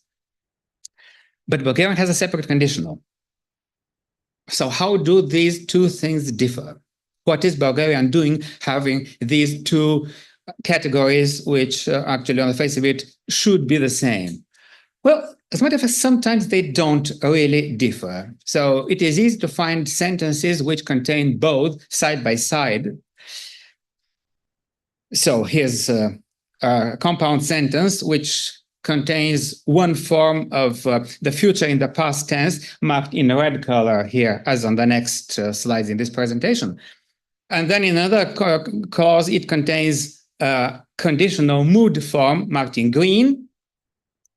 And the two of them seem to have the same interpretation. So if you look at the meaning of the sentence, it's very hard to find a reason for which the writer used different forms. Well, except for just avoiding repetition in this case, which is not always the case. Sometimes you can find examples of a similar use of the two categories in close succession in a text in which it is possible to look at them closely and to find a slight semantic difference, to say that, well, the conditional mood has a tendency to express an inclination. So the event might be possible, whereas the future in the past is a necessary consequence of a condition which is perhaps unexpressed. So here, for example, in this example, which has an English language original, the Bulgarian translator chose to use different forms where English had an identical form. So we could find an explanation of why the Bulgarian translator did that. Although, of course, whether this was the case, nobody can know, perhaps not the translator himself either. Well, sometimes when the forms are coordinated, again, the future in the past may refer to a time which follows what the conditional refers to.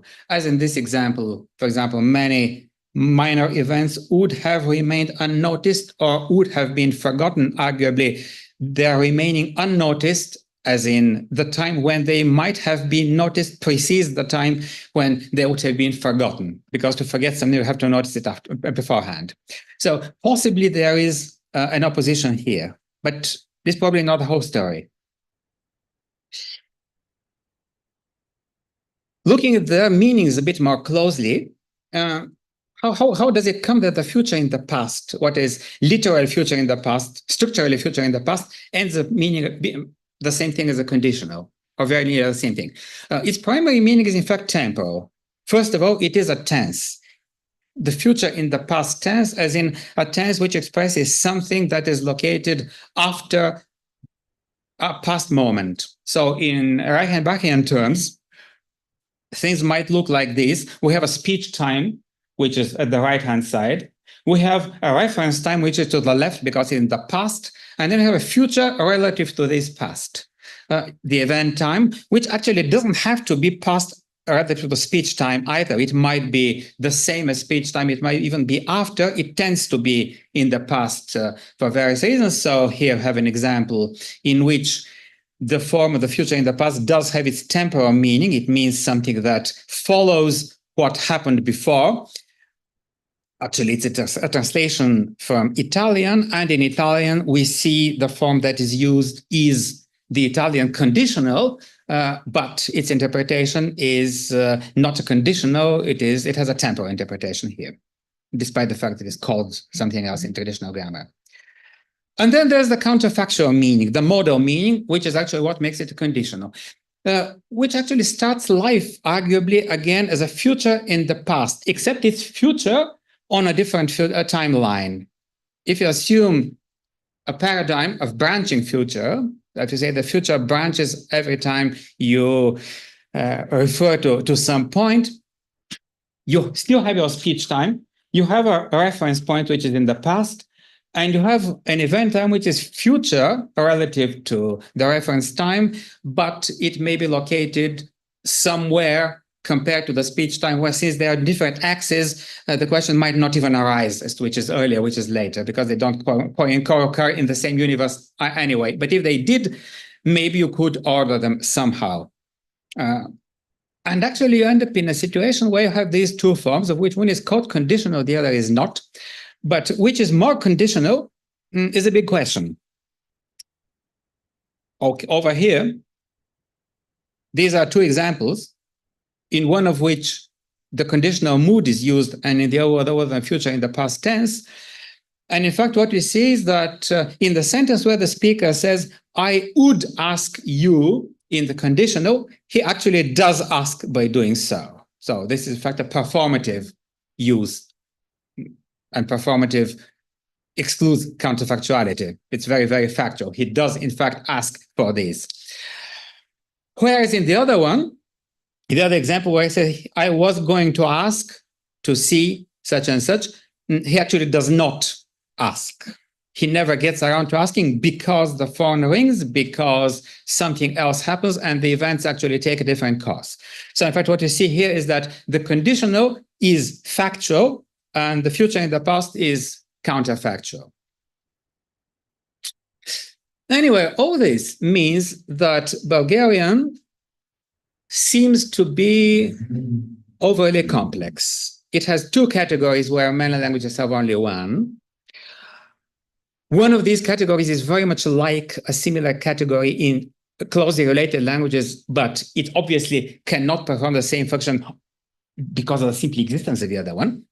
And this is a big source of problems for people learning Bulgarian, starting as speakers of other Slavic languages. Actually, my co-author can confirm, I think, from her own experience. I hope not so bitter, but still instructive. Okay, it is an issue that comes up with translation, human translation and machine translation. It is an issue that comes up with when we get grammatical description of the languages and so on, many situations, theoretical and practical.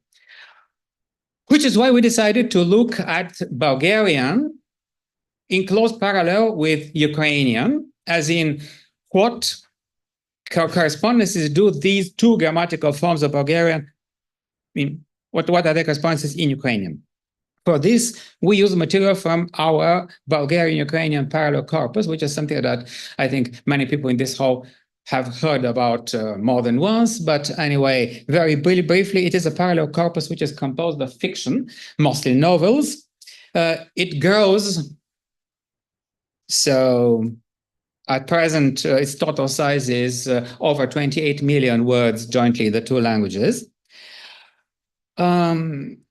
Yeah, see, the decimal point is in the wrong place here, actually. It is 15.2 million Bulgarian, 13.4 million Ukrainian. And it's composed of 10 sectors according to the language of the original, and the sectors are the same size. Now, if we look at all the forms counted together of the two grammatical constructions that Bulgarian has, conditional, mood, and future in the past tense, one thing that we see is that in half of the corpus, they occur more often. In the other half of the corpus, they occur less often. But on the other hand, In the part of the corpus where they occur less often, they have a Ukrainian counterpart with the use of the Ukrainian conditional mood with greater regularity. And tellingly, they are divided into sectors with a Slavic original language and sectors with a non-Slavic original language, which in itself is very interesting, but we are not going to look at this now because we're going to concentrate on only 2 sectors out of the 10, so 20% of the corpus, 1/5. The 2 sectors which are the Bulgarian original texts and the Ukrainian original texts and their translations into the other language, the so-called direct translations. As I said, it's a design feature of the corpus that all sectors are of the same size. So we have the same amount of Bulgarian original text and its translations into Ukrainian and vice versa. And the first thing that we see is that all told in Bulgarian, we have more such forms than in Bulgarian, that is, we have more such forms in the Bulgarian original text than we have in the Bulgarian translations of Ukrainian texts. Now, looking at the 2 categories separately, we see that the Bulgarian conditional mood is used a good deal more frequently in original Bulgarian texts than in Bulgarian translations of Ukrainian texts. When I say a good deal more, I mean 1.5 times more, a factor of 3 to 2, which is quite telling. And most of the time, it does have a Ukrainian correspondence with the Ukrainian conditional mood. If we look at the verbs which are used, the one that's number 1 with a very, very big march is the verb moga, which means can or may. So things like expressions like could I, might I, are used very often. And then the next one is treabvam, be needed. So these modal verbs of possibility and necessity, followed by iskam, want, followed by the copula, followed by the verb kaja, say, and so on. The others are less frequent, a good deal less frequent. And what are the Ukrainian counterparts? Well, most of the time it is the Ukrainian conditional mood that we see used here, most often as in with a huge marge. As a matter of fact, the next ones are more or less occasionally used. But the one, well, occasionally still a fair number of present indicatives, followed by past indicatives, followed by future indicatives. So generally, tenses of the indicative mood, different tenses.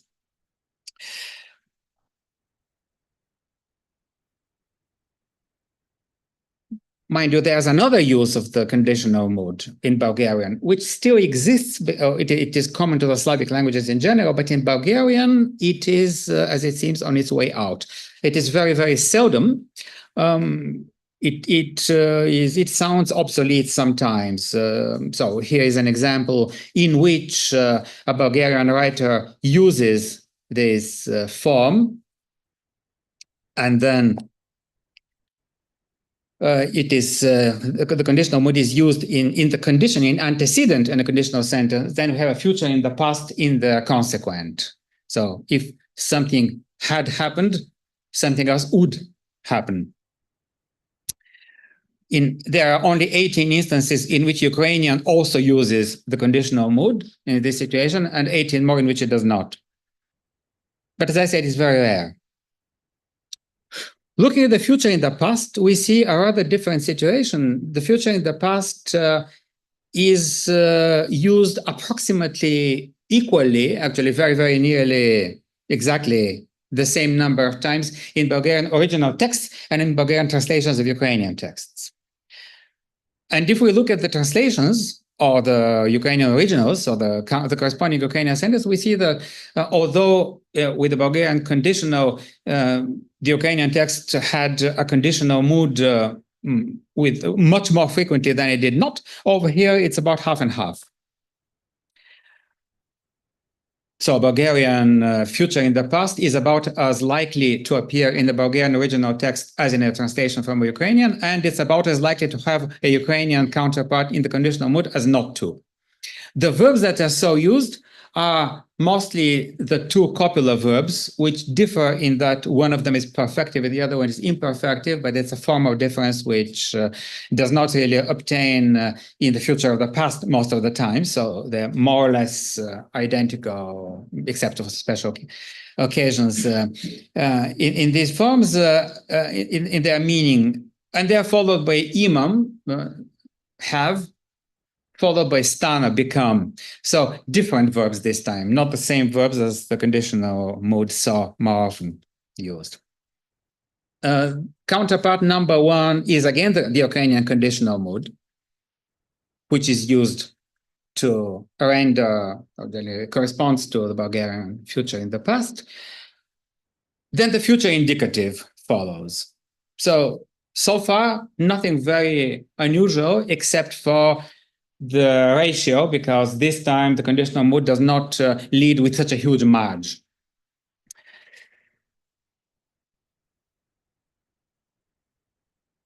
I said that in translation, the question of how to render these forms can be problematic sometimes, which indeed it can, because after all, Bulgarian seems to have, as I said, an excessive wealth of forms. So what do Ukrainian translators of Bulgarian text, for example, do to render the difference that we might see sometimes? Here's an interesting interplay of moods and tenses in the two texts, Bulgarian and Ukrainian, where the Ukrainian translator attempts to convey the meaning, but in fact says something, strictly speaking, different. So this is part of a Bulgarian novel where a boy's father explains to him that a certain girl from the neighborhood is better than you, and if she were of your age, surely she would be smarter as well. She would be smarter, expressed in the future, in the past in Bulgarian. The Ukrainian translator makes the father say something different. Literally what he says, when she is as old as you are, obviously as you are now, she will surely be smarter. So if you compare the two things, what one says and what the other says, the Bulgarian original has a situation in which two universes are compared.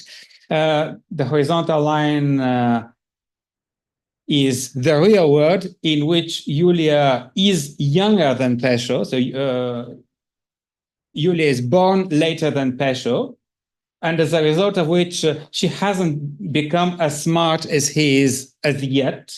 But in the parallel universe where Yulia is born at the same time as Pesho, and they're of the same age now, Yulia is already smarter.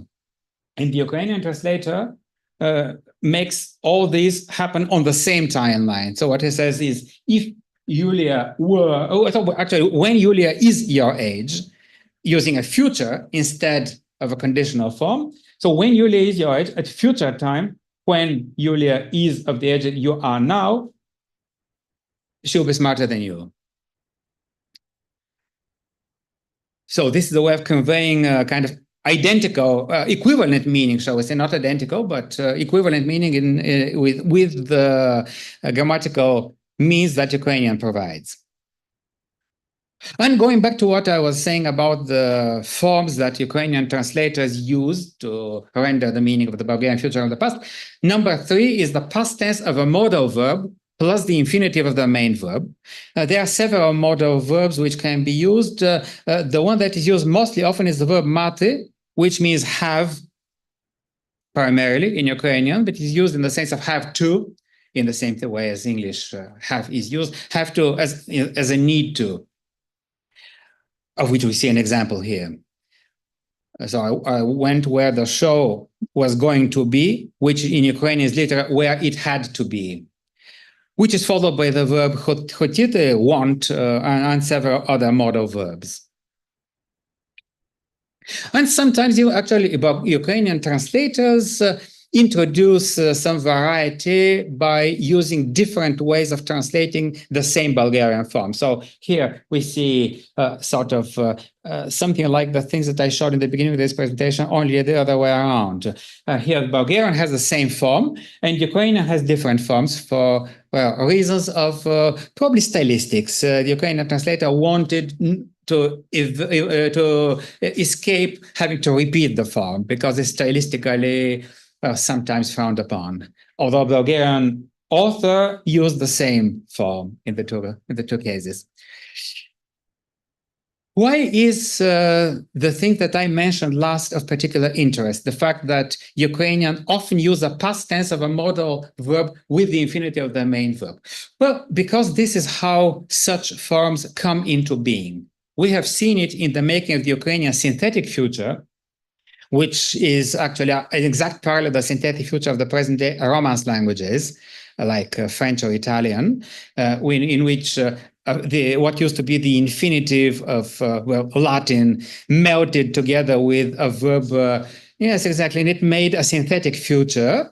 And Ukrainian has done exactly the same thing with its own means. And also we know that the future in the past tense or conditional mood of Western European languages is born in the same way. So maybe we have a mood in the making here. And then the other thing that's interesting to look at are the asymmetries in the translation of tenses and moods. So, for example, that you see the pair Ukrainian present tense and Bulgarian conditional mood, its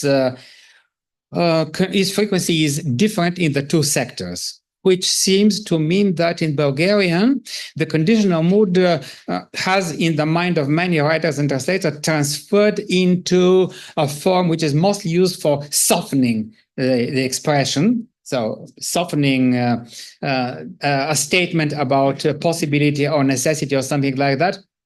And this is something that Bulgarians do when they write. Ukrainians don't bother rendering it when they translate, and Bulgarian translators from Ukrainian don't bother supplying it when it does not exist in the original either. On the other hand, the Ukrainian conditional used for rendering the Bulgarian future in the past less frequently than in the opposite direction. This is something for which you don't have an explanation. Maybe the stylistic of the text has something to do with it. Anyway, this deserves further study, as does the Ukrainian conditional mood and its counterparts in Bulgarian, but, well, some other time about this. Thank you for your attention.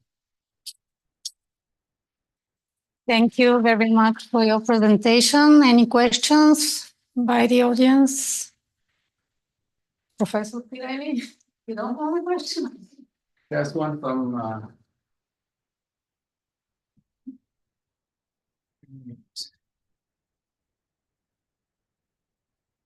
Thank you for this interesting presentation. Just a little clarification before I ask the question. So there is not an exact counterpart of the Bulgarian future in the past in Ukrainian, right? No, well, at least none that has been grammaticalized. Yeah, that's a grammatical. Wait and see. Yeah, because I'm not aware of the temporal system. No, there is not. Okay. Indeed, Ukraine has a future which is, as I said, built in the same way as the future tense of the Romance languages, but for some reason it has not created a future in the past at the same time, although it might have had the opportunity, but it didn't think it necessary, let's put it this way. Okay, so my question is, now, according to Russelina Nitsulova, talking about future in the past and conditional in Bulgarian, and like the way they are related. So in conditional sentences, using future in the past makes the result more probable if the condition is true, while the conditional implies less probability. What do you think of that?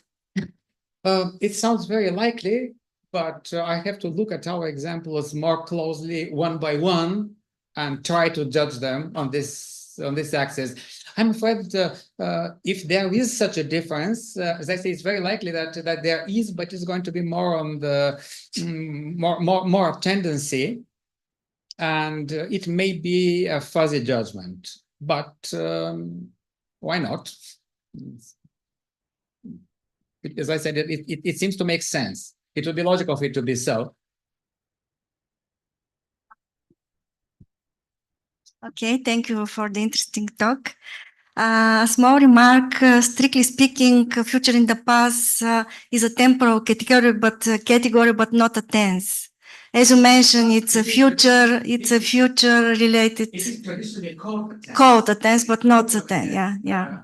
But yes, semantically, of course. It's a temporal category. Yes. Yeah. Oh, sorry. Yes. So I call it a tense because it is traditionally called a tense, but as I said, it does have a temporal interpretation plus a modal interpretation. Yes. Okay. So if you were more patient, I will finish saying as you said, and you'll continue. But I said strictly speaking, but strictly speaking, yes. Yes, we have to be but strict. I have another. Actually, I have a question, and the question is: can we claim that conditional mood can be replaced in a sentence with future in the past, preserving, let's say, to some extent, the truth value of the sentence, but not vice versa? And if so, how could you explain this? Depends. Well, the conditional does have uses which are not carried by the future in the past. Most picturesquely, the ones in which it is used simply to soften the expression. As in, when the example where somebody says, I would ask you to do so and so, which in fact means I do ask you to do so. And I want to sound polite while doing so, but I'm not really giving an option to refuse. So I'm just being polite. This kind of thing cannot be replaced by the future in the past. Whereas we see that the quote-unquote future in the past, so the structurally identical form in Western European languages can be used in this way. So the two of them. So it's all about here. Yes. Actually, the meaning is not the same. I would ask you. For example, you can say, бих те попитал дали ще дойдеш и щях да те попитам дали ще дойдеш. Okay, so this бих те попитал does not preclude the possibility that I am in fact asking you. I actually do want to ask you. Whereas щях да те попитам does mean that I was going to ask you, but I'm not going to, because something happened which made this question superfluous or whatever. So I no longer need to ask you, either because I already learned what I want to do, or because the information is no longer needed, something like that. In any case, this is a place where they differ. Okay. Although, of course, they overlap to a large extent also. I just wanted to add a short comment, because I think what this discussion shows is that it supports Mark Aronoff's view about inflection as a disease of languages, actually.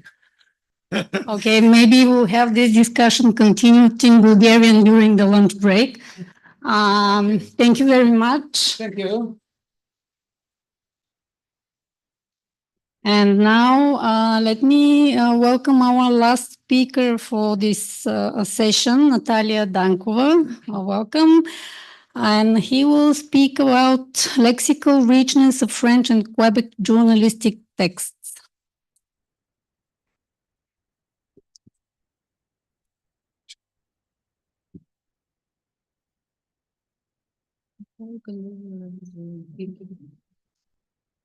It's like that. Oh, here, okay. Backward, could use spaces. Okay.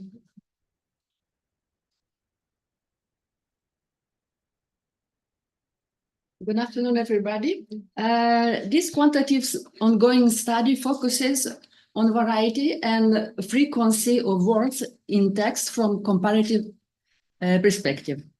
This exploratory study aims to test the hypothesis regarding differences in lexicon of verbs and adjectives between two varieties of French. French from France and French from Quebec. The study analyzes French and Quebec journalistic texts written in French and recently published in major newspapers such as Le Monde, Le Figaro, François, Le Devoir, and La Presse.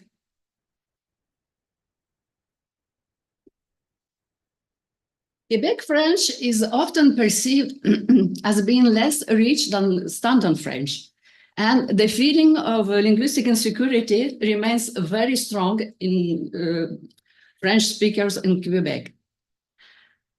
Written Quebec French, especially in the text intended for publication, follows the model known as International French, which shows minimal signs of regional variation. These differences are mainly lexical. Syntax and grammar conform to standards shared by all French-speaking countries. Consequently, one would expect very few notable differences between French and Quebec texts. My previous studies on variation in French highlighted the choices of verbs that differ in oral narratives in French from France and French from Quebec.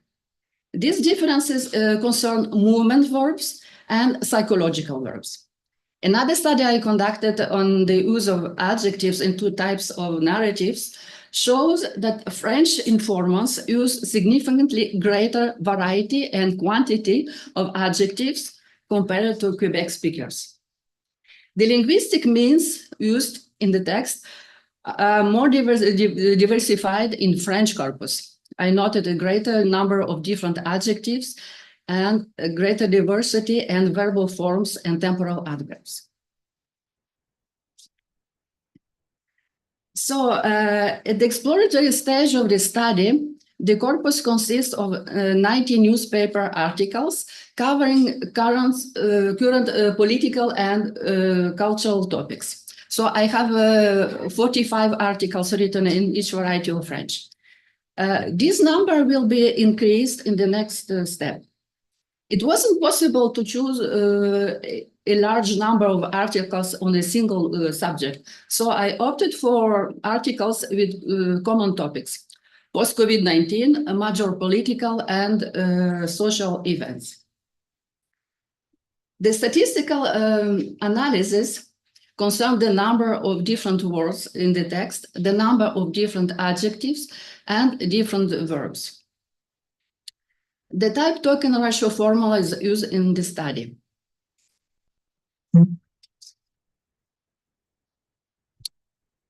There is no consensus regarding the delimitation of the category of adjectives, the criteria for adjectivity, or classification of adjectives.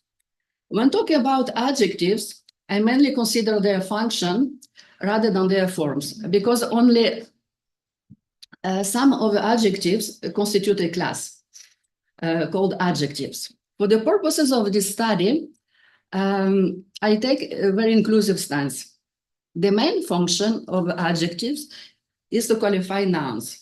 There are qualifying adjectives, une robe noire, a black dress, relational adjectives which can be replaced by a complement of the noun, une décision gouvernementale, versus une décision du gouvernement, literally a decision of the government, and finally referential or third type adjective, for instance, une carte bleue, that means literally a blue card, that means credit card in France. Adjectives that are part of compound nouns, which designate institution, political parties, or newspapers, for instance, are excluded from the calculation. So we have La République Française, the French Republic, le Parti Vert, the Green Party, etc.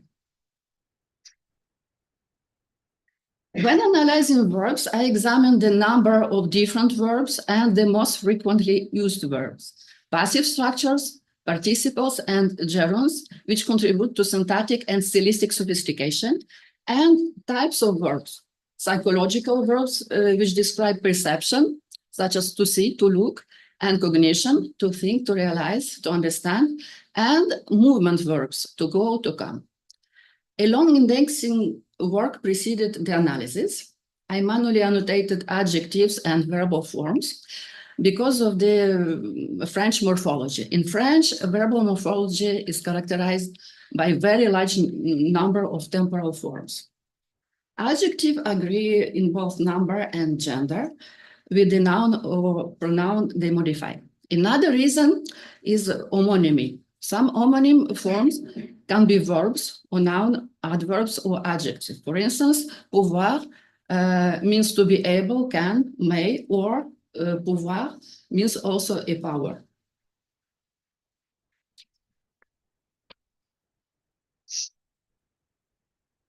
Adjectives are not always as essential as verb or nouns. Qualifying adjectives appear where the speaker needs to express an inherent quality of the referent and selects one of the dimensions which constitute an essential characteristics. Results show that the corpus in French from France contains more adjectives, and the corpus in French from France contains 1.55 times more different adjectives than the corpus in French from Quebec. These results confirm other results of my previous study on the use of adjectives in oral narratives, which also shows that French informants from France use a greater number and variety of adjectives compared to Quebec speakers. Regarding the numbers of verbs and number of different verbs, I observe no differences between the two corpora. The same observation applies to passive structures. Verb of perception, such as to see, to look, to hear, and cognition, to think, to realize, to understand, are 2.5 times more frequent in French from France than in French from Quebec.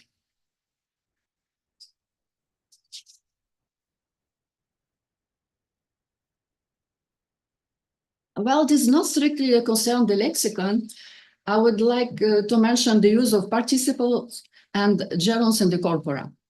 Participles that are not part of compound tenses and do not function as adjectives, along with the gerunds, usually appear in written text, enhancing so stylistic complexity as illustrated in the example. Certains parents dépassent les limites en exposant leurs enfants à des applications de lecture.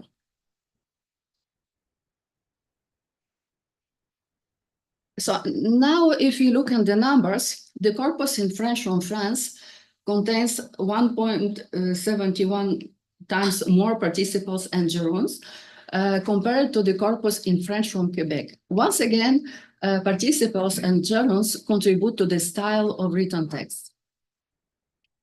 And my conclusion, the results of the study confirm those observed in my previous studies on oral narratives in French from France and in French from Quebec. They highlighted differences in verbal morphology and the types of verbs. Verbs of perception and cognition are more frequent in French from France, and verbal morphology is considerably richer compared to Quebec corpus. There are no differences in the number of verbs or in the number of different verbs. While the type of the text imposes certain standard and is the same language, my results indicate that French texts from France exhibit greater lexical richness and sophistication. They contain more adjectives, a wider variety of adjectives, as well as more participles and gerunds compared to the French text from Quebec. And the next step, I will increase the size of the corpora to validate these results. Thank you.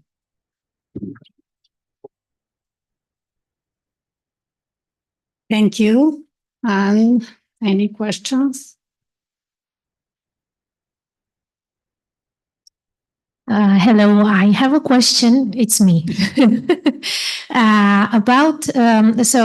As we saw, can we consider, do you think that we can consider Quebec texts, journalistic texts, as less complex in the light of, let's say, foreign language acquisition?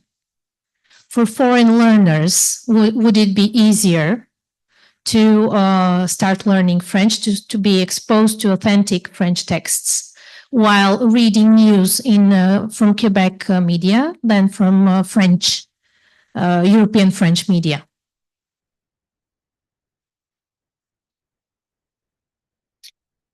So it depends on the content of the text. It depends if topic is complicated or not. I cannot answer yes or no, so it depends. But the problem in French journalistic text from Quebec, even learners of French as second language find mistakes. Okay, That so is this not is good for a learners. completely different dimension. I was asking just about, yes, I know, I'm familiar with all of these. I am a French language teacher, so yes, and with Quebec French. But I was wondering if when speaking of less variability of less vocabulary, can we speak of less complexity? So yeah, no, your answer is no. I So understand. if you look in each text, you will not notice the differences because you take one by one. But if you count everything, statistically speaking, with big corporate, you can see the difference. You know? Yes. And my second question is, are the same events described in less detail, let's say, or in the same detail in the different media? Do you have coverage of the same events from two journalistic articles? Le Monde, Le Figaro, and François for French text, and for Quebec, La Presse et Le Devoir. Yes, I mean. So I think it's pretty the same. All depends on the position of the journalist, what he or she think about it, and personal opinion. So, but in general, it's pretty similar. Yeah. Thank you. Thank you very much. Thank you for your question. Anyone else with a question before lunch?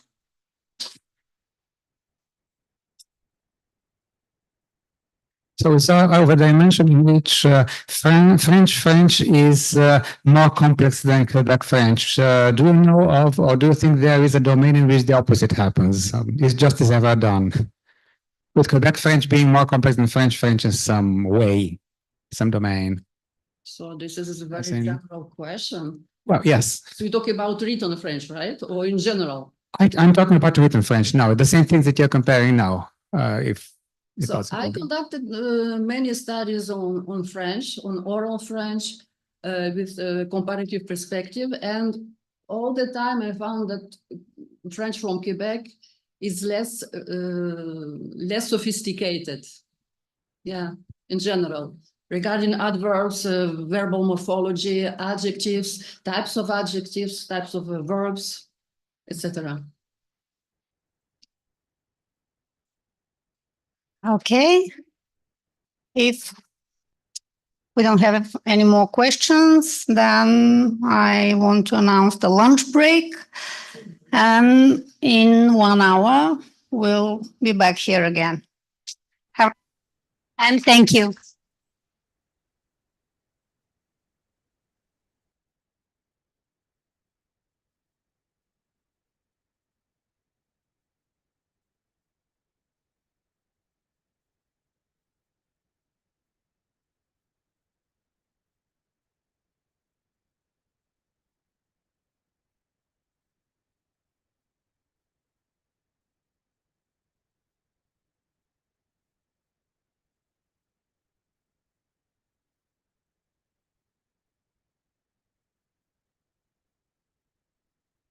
Добре, а след това ще го... Добре.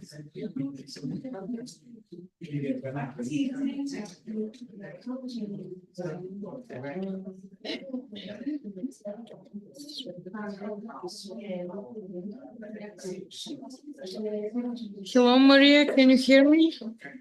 Yeah, hello. Nice to see you. Thank you so much for help. Hello? Yeah, hello. Can I see me? Yes, we can see you and we can hear you. Hello. Yeah, hello. If you would like to test sharing your presentation.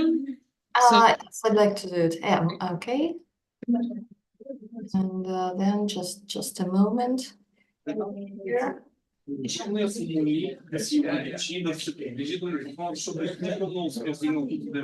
Okay. Okay. Yeah, okay, that's it. Yeah. Can we just ask you to talk closer to the microphone so that we can hear you better here? Okay, I will do my best. Yeah. Okay, is that better? Okay, yeah, that's much better. Okay. Yeah, okay, yeah, thank you. So everything works, so we'll see you in a bit then. Yeah, okay, yeah, see you later. Yeah, bye. I will stop your share now. Okay. Bit. Значит, я сама все замешала, не речешь. Да. И другия, който ще е онлайн.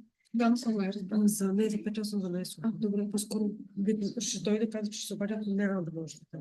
Добре. Докато тя слуша презентацията, вече се шерва тук екрана. Добре. Следващото. Преди това не е шерват екрана изобщо.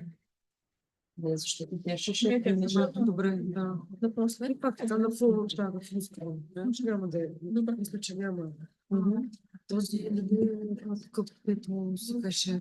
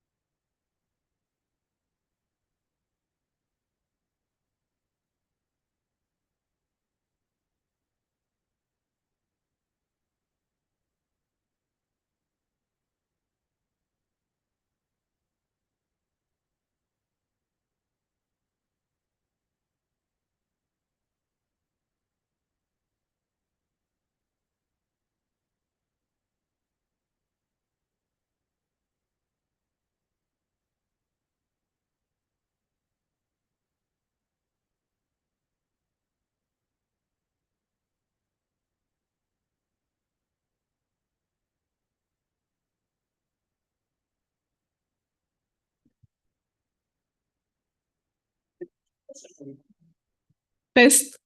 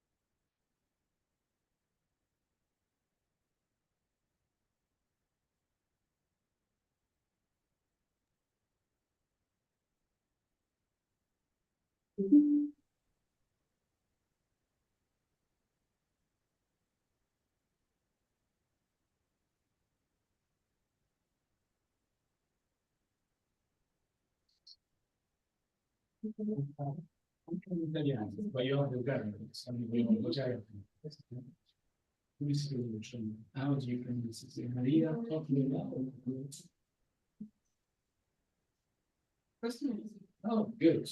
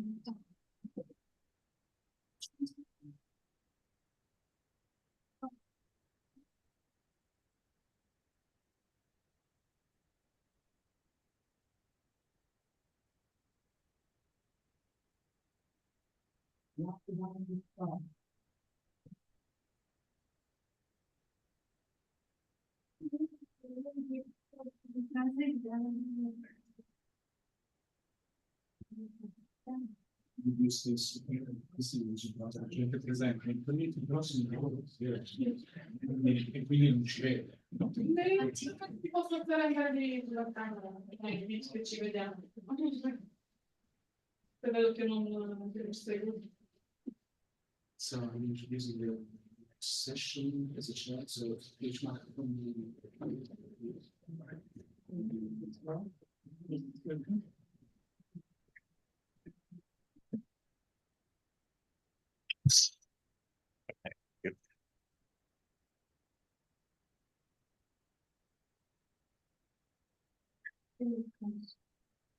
Okay, I think you can start this early afternoon session of the conference. Maria Koklova is already online, right? Yeah, So right. I think I can hand over the floor to her. And the title of our talk is A Corpus of Liturgical Texts in German towards a multi-level text annotation. Maria, the floor is yours, please. Yeah, well, thank you so much. Thank you so much. And thank you for the invitation. And sorry for not being able to present my talk in person. So it would not be an exaggeration to say that modern works related to the analysis of language and literature, they deal with corpora, and corpora, they have become a necessary condition for such studies. However, most corpora, they are focused on modern language, and historical texts, they remain out of scope of attention mostly. For example, church hymns and other texts dealing with church tradition. Of course, there are various indices and reference books, materials, but they are fragmented and are also difficult to access. Also, we need to mention that in most cases, we do not have access to text in electronic form, so the task of the searching, scanning, and recognizing arises. In our study, we like to make the first attempt to create a corpus for German Catholic tradition for these purposes, to study this liturgical tradition. And we know that hymn tradition, it is important and it should be studied and analyzed. So the ways we propose to do it, to analyze at least 2 editions of Gotteslob. Gotteslob from 1975 and 2013. The first edition existed previously and was used everywhere in Germany, while the second one exists nowadays and is being used nowadays now. So the related work, of course, we can name a number of projects that to a certain the are similar to our work. For instance, Deutsche Diachron Digital, diachronic corpora of the German language, from Old German to early modern High German. And this project, it brought together researchers from 15 universities and research institutes in Germany to create such a variety of diachronic corpora. Then we can name Deutsches Textarchiv, which consists of 2 parts, and also it has this diachronic part. Then we should mention Emma Corpus. This corpus contains German and English poetic texts with annotation for aesthetic emotions. And this project is of importance due to its nature, because it do not only comprise these diachronic texts, but also they studied with computational methods, for instance, sentiment analysis. Then the corpus of German poetry in New High German, it should be mentioned also. Then the project Berliner Repertorium. This project comprises medieval German translations of Latin liturgical songs from the 9th up to the early 16th centuries. Then we should mention an ambitious project, Mainz and Gesangbuchsarchiv, and this project should contain at least 8,000 units, but it is only in its initial stage of preparation and digitization. Hence, we should admit that there is no specialized corpora of German language liturgical poetry, and so there is a need in such a corpus. So this corpus will have two books, two kind of material, Gotteslob 1975, that covers the period from the Middle Ages up to the 17th. Then this corpus will be supplemented with the results of the analysis from the second edition of nowadays, and the stages of processing. They include not only preparation, but also metadata annotation, tokenization, and morphological and syntactic analysis. The selected hymns belong to the genre of so-called Kinderlied, and these are church chants that are the core part of the hymns. And these two books, these two sources, they help us to study this living tradition. The first one that represents living connections between the cultures, and the second one, its current state. In Gotteslob 1975, we use all hymns from its core part, not the original one, and mark the ones, annotate the ones that are absent in the second edition. And vice versa, in the second edition, we mark only new hymns that were not present in the first edition, and it helps us to understand what disappeared and what was invented. Here in the table, you can see a number of examples for corpus statistics. For instance, our corpus comprises more than 200 hymns and about 33,000 tokens. It's not so much, but for such a corpus, it's pretty good. Then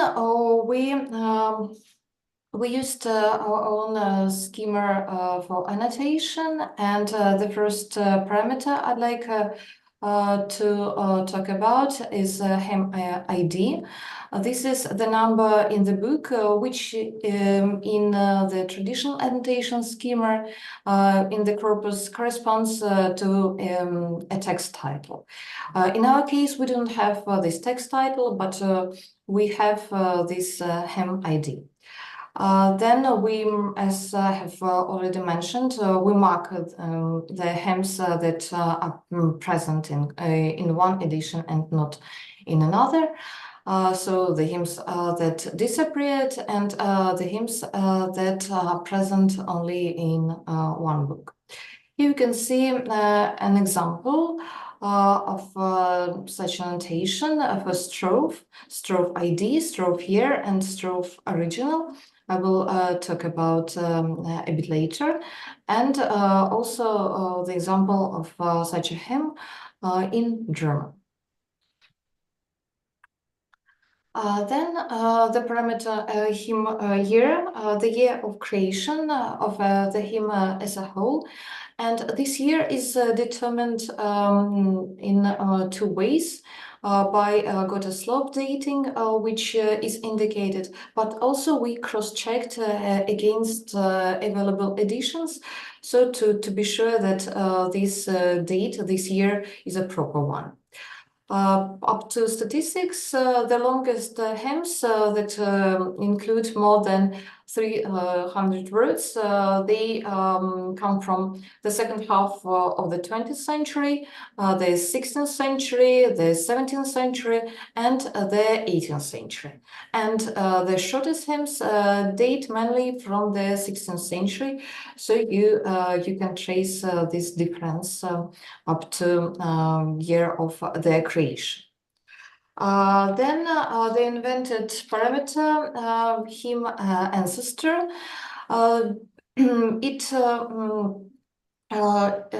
it deals with the fact that we pay attention whether it was the original text that was subjected to editorial revision or new stances were added to it.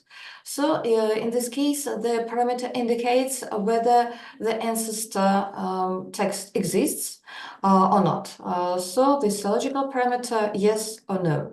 The majority of hymns have no preceding text. More than 91% do not have it. Then hymn category, and this is actually the century of hymn creation.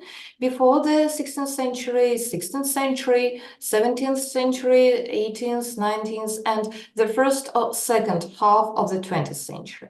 And here on the diagram, you can see that the majority of hymns they were written in the second half of the 20th century and also in the 17th century.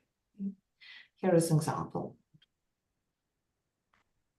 Then the parameter hymn category number 2. So we take into account the musical accompaniment. So the texts were divided into 2 groups. The first category, T plus M, and it means that the musical arrangement corresponded to the time of creation of the text itself. Or category T, namely text only, so the text received a completely different musical arrangement, usually from a later period. Here we should mention that more than half of the hymns, about 60%, have musical accompaniment created during the period when the text was written, but also about 40% they belong to this category only too, so the musical arrangement was added later.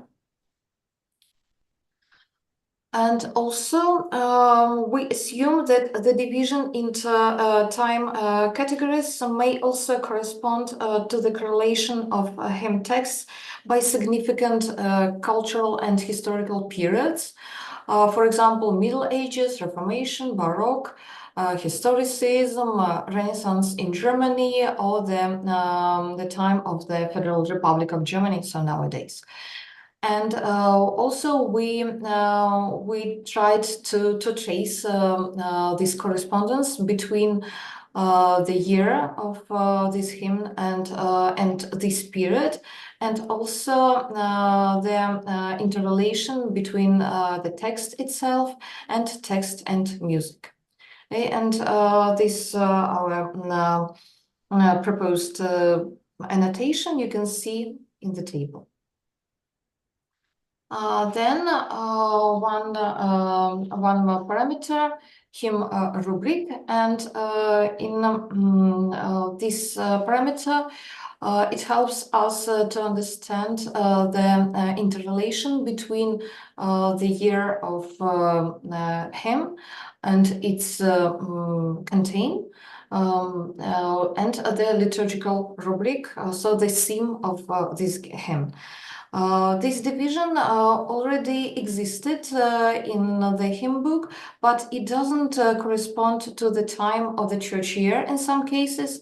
So we needed to make such an expert classification. And then we added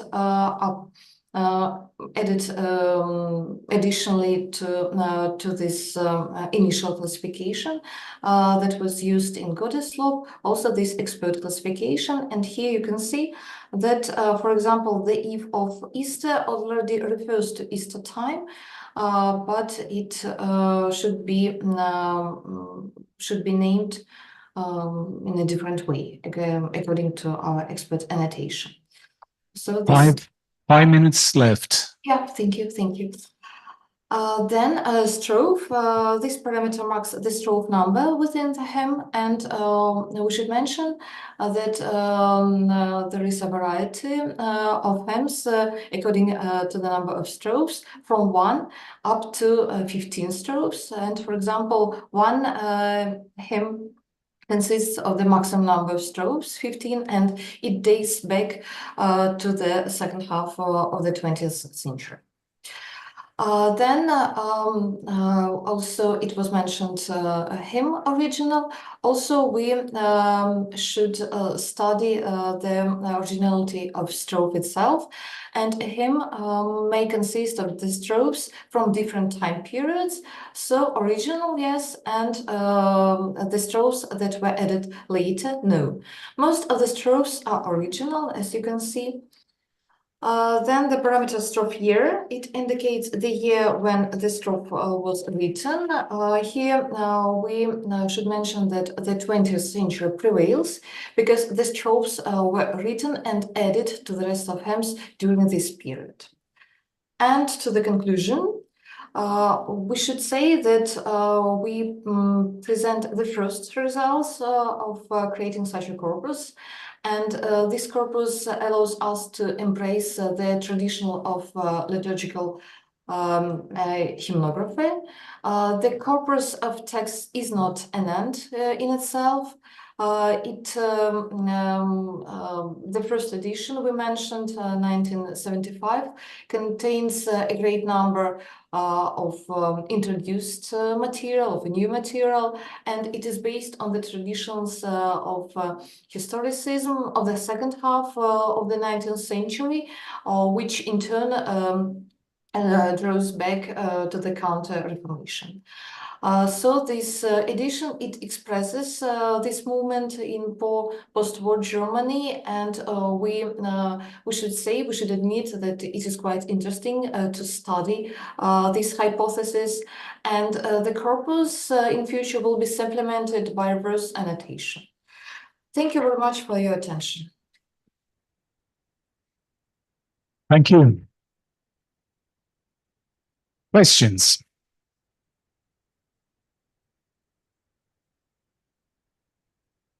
Well, I've a couple of curiosity questions, actually. One is, if, when, and how do you intend to make this material available in the future? We'd like to make it available in future. We'd like to develop a website or upload it to a Corpus Manager, and it will be free and open for all the users, but not now. Yeah. Okay. Any possible date you can anticipate, or I mean, how long will you keep working on this, as far as you can anticipate now? I think by next summer we can make a new version available to users. Yeah. Okay, excellent. Okay, I have an extra curiosity question. Did you intend to add some supplementary material like the musical score or the audio recording of these hymns, or it will be just a text-based corpus? Not now. I should admit text only, and we would like to, for instance, in future, to use this annotation for verses, and also to use this original part of Gotteslob, because they vary in Germany, so it can be also interesting. But audio files, yeah, it should be next step in several years. Yeah. Okay. If there are no other questions, I think we can thank you again. Thank you for being with us or by virtually. Thank you. Yeah, thank you. Thank you so much. So we can move on to our next talk. And the title, yes. The title is A New Text Summarization Dataset on EU Legislation in 24 Languages with GPT Evaluation. I think the speaker is Valentin Micharov. Okay, I hope I pronounced in a kind of understandable way your name. Okay, thank you, Dimitri. The floor is yours.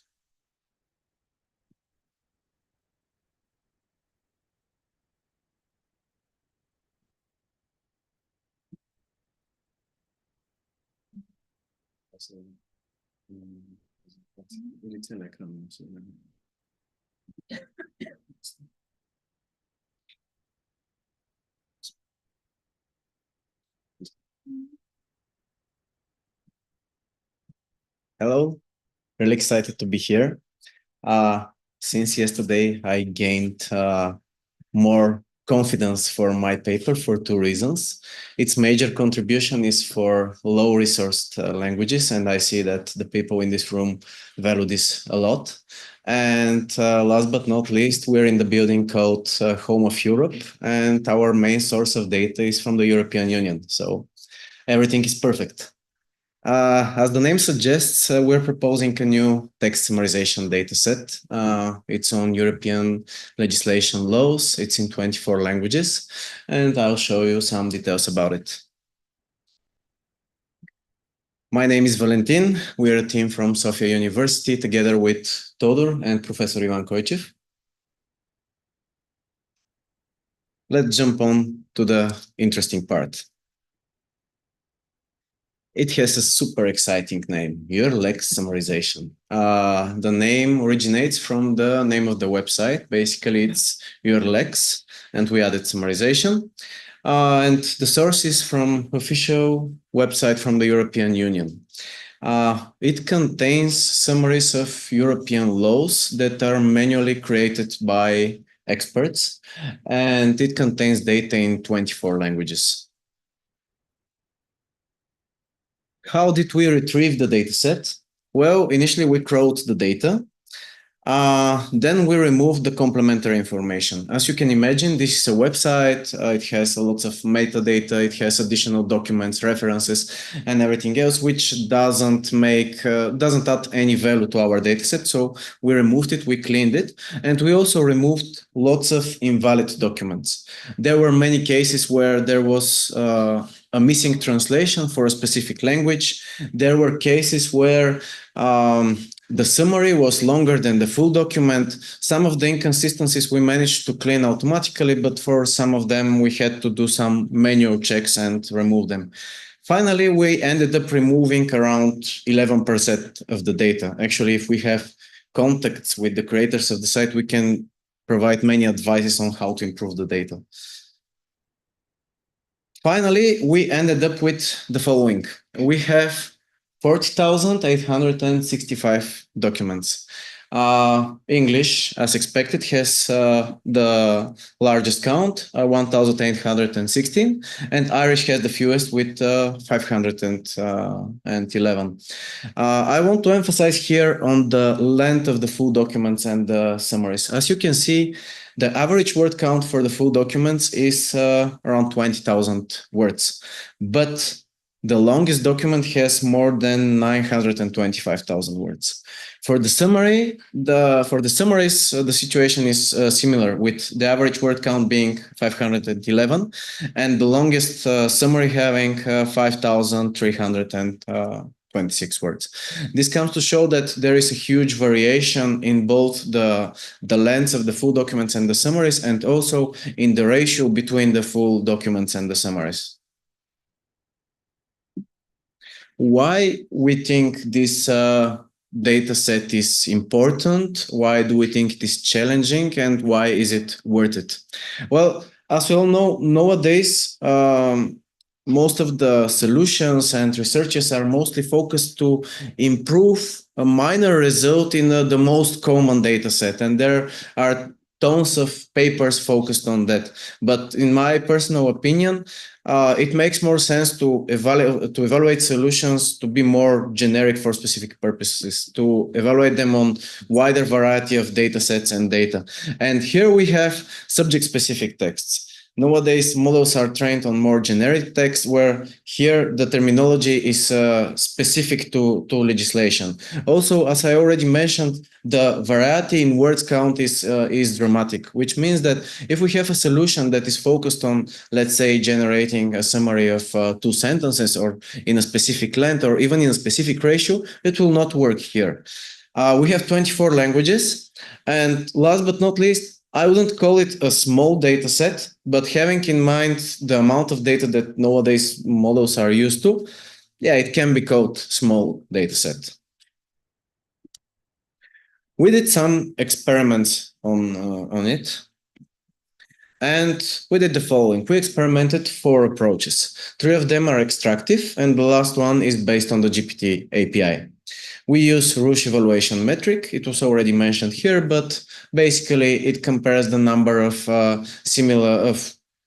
of equal words in the generated summary towards the gold summary. We have Rouge 1, Rouge 2, Rouge 3, Rouge N, which basically compares 2 consecutive words, 3 consecutive words, and so on. We added an important restriction to our experiments. We tried to generate summaries with the same length as the gold summary. We added this restriction because you can imagine with the wide variety of word counts that we have in the summary that if we generate a summary with a totally different length than the gold summary that we're comparing against, it's really hard to evaluate and to measure any results. So we add this important limitation here that we want to generate summaries with the same length as the presented golden summary. Let's dig into the experiments a little bit. First, we set up a baseline. Our baseline is really simple. Basically, we summarize the full document by extracting the first sentences from it until we reach the length of the desired length, actually. It turned out to be pretty good baseline because many studies show that the most important part of many documents is in the beginning. The next one is TF-IDF summarizer. It's again pretty simple. Basically, we calculate weighted frequency of all words in the full document. It doesn't have any training. It's entirely based on the information in the full document. We create weighted frequency for all the words, and then we calculate a score for each sentence. Basically, we sum all the weights for each of its words, and then the sentences with the highest scores end up in the generated summary. The last extractive approach is TextRank. Here, it creates vectors for all the words using word-to-vec algorithm. Then it concatenates the vectors for all words for each sentence. Since the sentences vary in length, we use zero padding to make sure that all the vectors are the same length. And we create a square matrix of all the sentences and apply the PageRank algorithm. The most interesting part of the experiments, in my opinion, is the GPT summarization. We use the GPT API, and first, of course, we start with some prompt engineering. We assign GPT the role of lawyer. We start with, you are a lawyer. We need you to correctly answer questions about the following text. Then we provide the text, and we say, summarize the text without using any introductory words. Some comments here. We explicitly specify don't use introductory words because otherwise GPT tends to start the summary with, for example, here is a summary of blah, blah, blah. We want to avoid that, and this is why we did some prompt engineering here. We use the model GPT 3.5 Turbo. This is good because the next release model is significantly more expensive. And if we would have generated summaries for all the text, it would have cost us around $600. So we ended up generating summaries for 10% of the document, including some experiments, including some mistakes that we made. We spent around $100 for these summaries. We had 2 challenges here. The first one being that there were full documents which were with huge words count, and GPT has a restriction on the number of tokens that it can handle. What we did is we split the text on equal chunks and summarized all the chunks and concatenated the results at the end. The next challenge was that we want to generate a summary with a specific length. But for those of you who are familiar, GPT does not allow a parameter where we can indicate we want this exact length. We can specify the maximum length, but not the exact length. We did some manual tweaking with the ratio between the length of the full document and the summary, and the results are quite promising there as well. What did the result show? Well, the TF-IDF summarizer outperformed the baseline in all languages. And the TF-IDF summarizer was outperformed by both GPT and TextRank in all languages. The results for TextRank and GPT were quite similar, where GPT outperforms TextRank on 8 languages and loses on 16 of them. We did lots of menu curating and analyzing of these differences. The two methods are so different in their origin that these differences can be expected.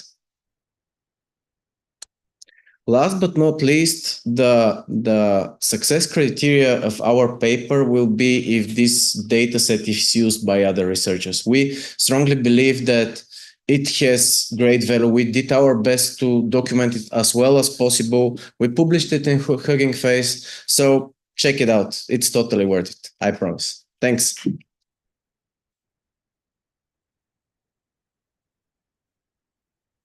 Time for questions.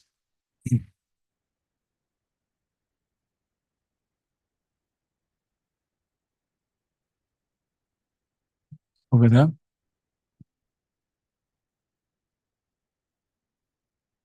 So this is purely subjective.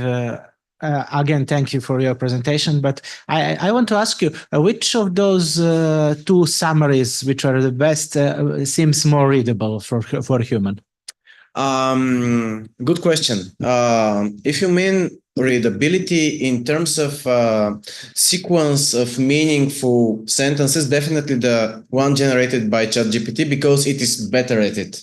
But in terms of which contains the most important information, I would say the extractive one, because it only contains text from the original document. It's just not ordered in a way to express it more for humans.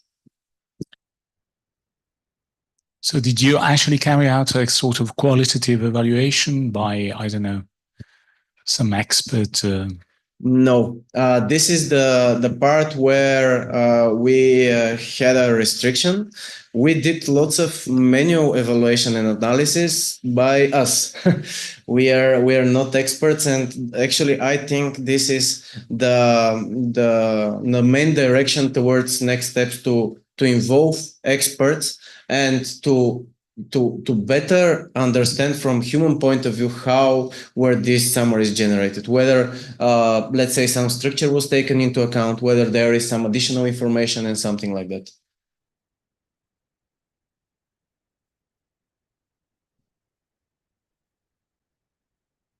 And do you, sorry, there is a question over there.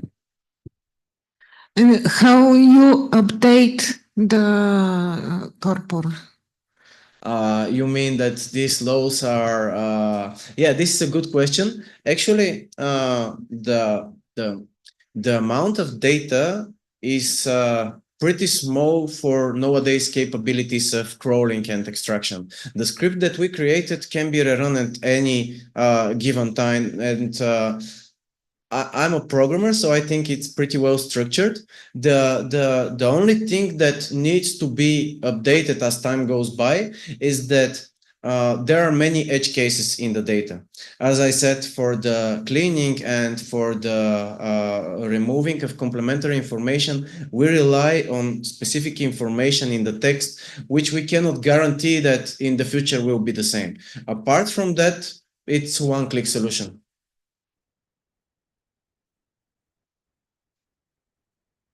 Please, Vito. Okay. What do you use for crawling algorithm, and if it's developed by you from scratch, is it also shared the same question for summarization algorithms implementing TF-IDF and TextRank? The data set is Yes. is shared publicly, and all of its statistics. The code that is responsible for extracting the data in analysis in a public repository. It's not explicitly referenced, but it can be accessible at any point of time. And something that I'm quite proud of, anyone can rerun it, because it is not run on any machine, but it's entirely run in Google Collaboratory, which means that it does not depend on any specific hardware, any installations, and so on. Excellent. Okay, if there are no other questions, we can thank our speaker again. Thank you very much, Valentina. So we can move on to our next speaker. The title of the talk is on Hertlex resource for Bulgarian. And the speaker is Petya Ozenova. Thank you. Too generous. The floor is yours.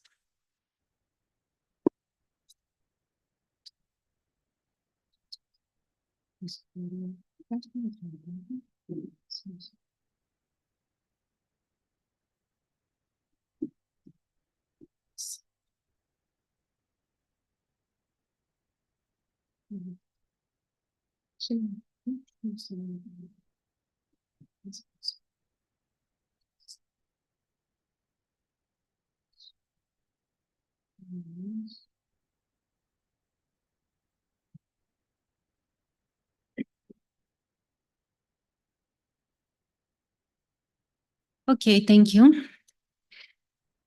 So I would like to say a few words about a work in progress, and it is on a Hertlex resource for Bulgarian, but of course I don't mean to hurt you before having your coffee. So let's see what it is about.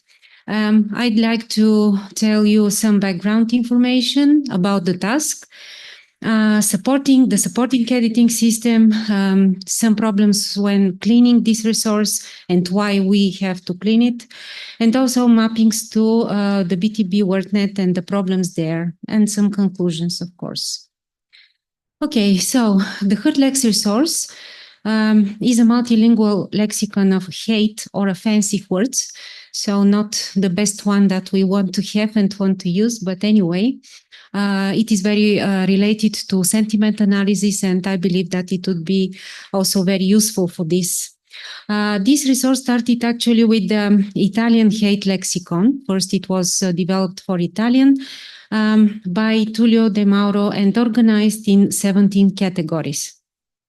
Later on, they decided to extend it to other languages through links to available synset-based lexical thesauri, among them multi-WordNet and also BabelNet. And of course, they used machine translation to connect these lemmas to other languages. So, as I already said, it is a lexicon of offensive, aggressive, hate words in over 50 languages, among which Bulgarian. So they did this one in automatic way. Then the words were classified in 70 categories, like the source area of usage, whether the offense is related to plants, animals, or other things, the target qualities or groups, like moral, behavioral defects, potential negative connotations, and so on. There, it's very interesting because another category was added, whether the word expresses a stereotype or not. However, these are very culture-specific, I would say, features.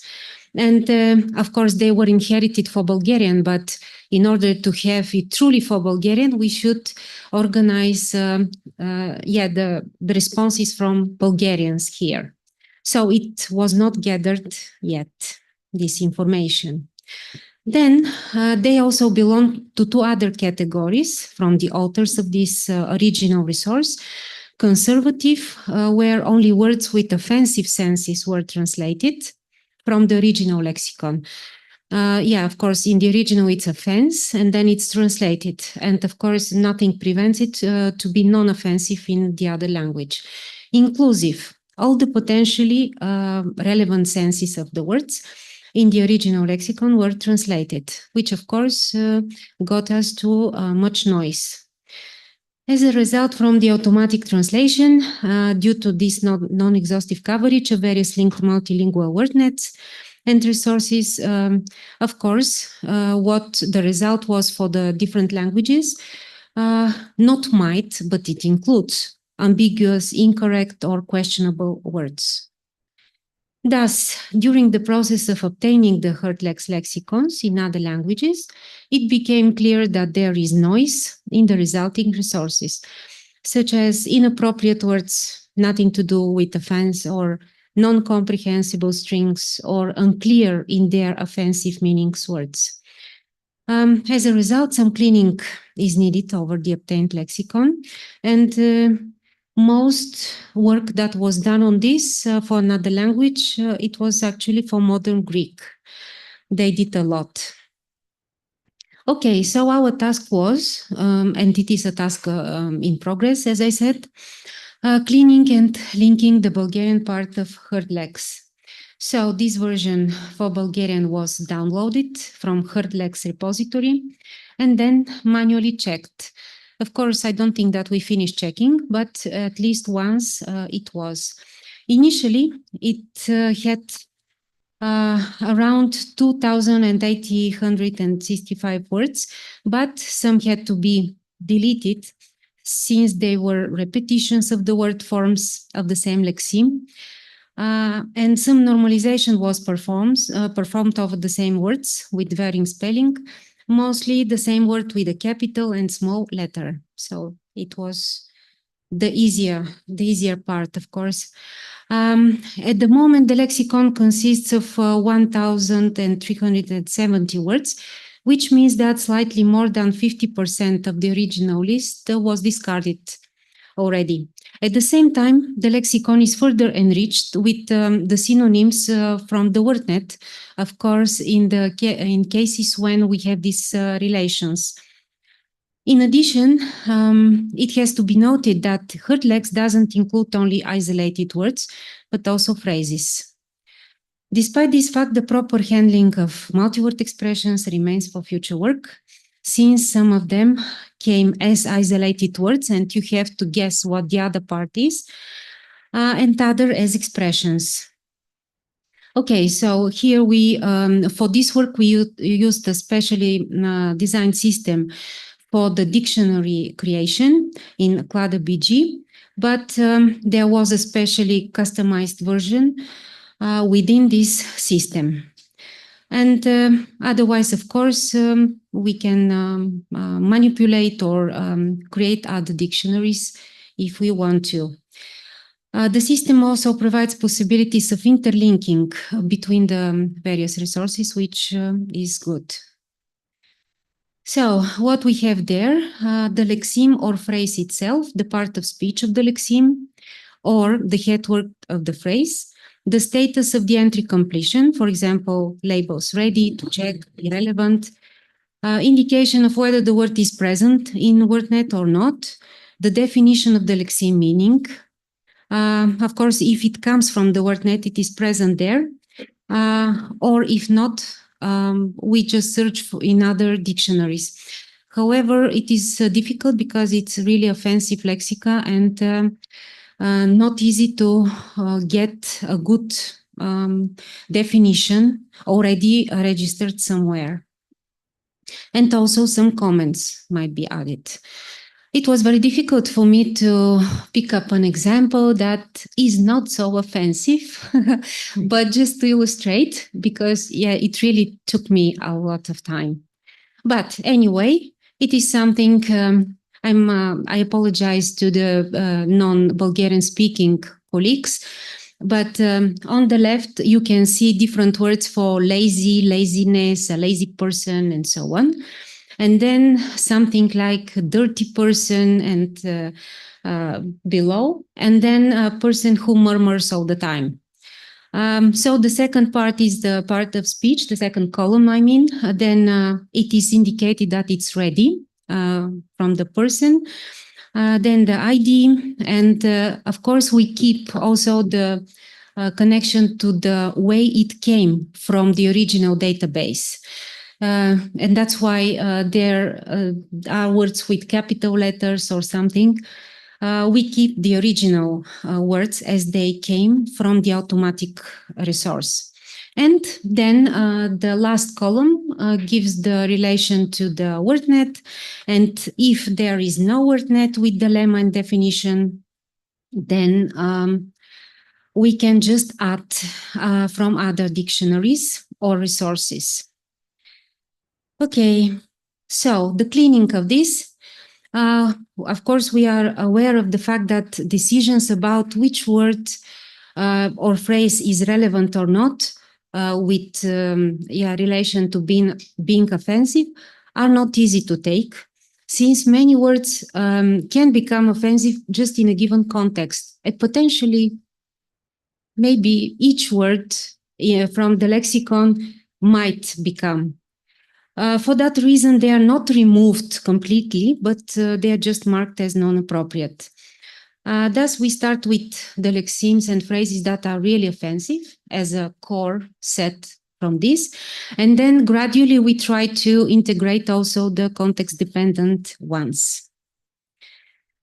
So, as I already said, if the word is already present in the wordnet with the offensive meaning, which is not so often, then everything is copied from there. Category, definition, examples, everything. If, however, the lemma or the meaning is not present there, a definition is added by the editing linguist together with an example. And of course, the new information should be added in the wordnet as well. We can also leave some comments about not having definition, or we are not sure about something, and so on.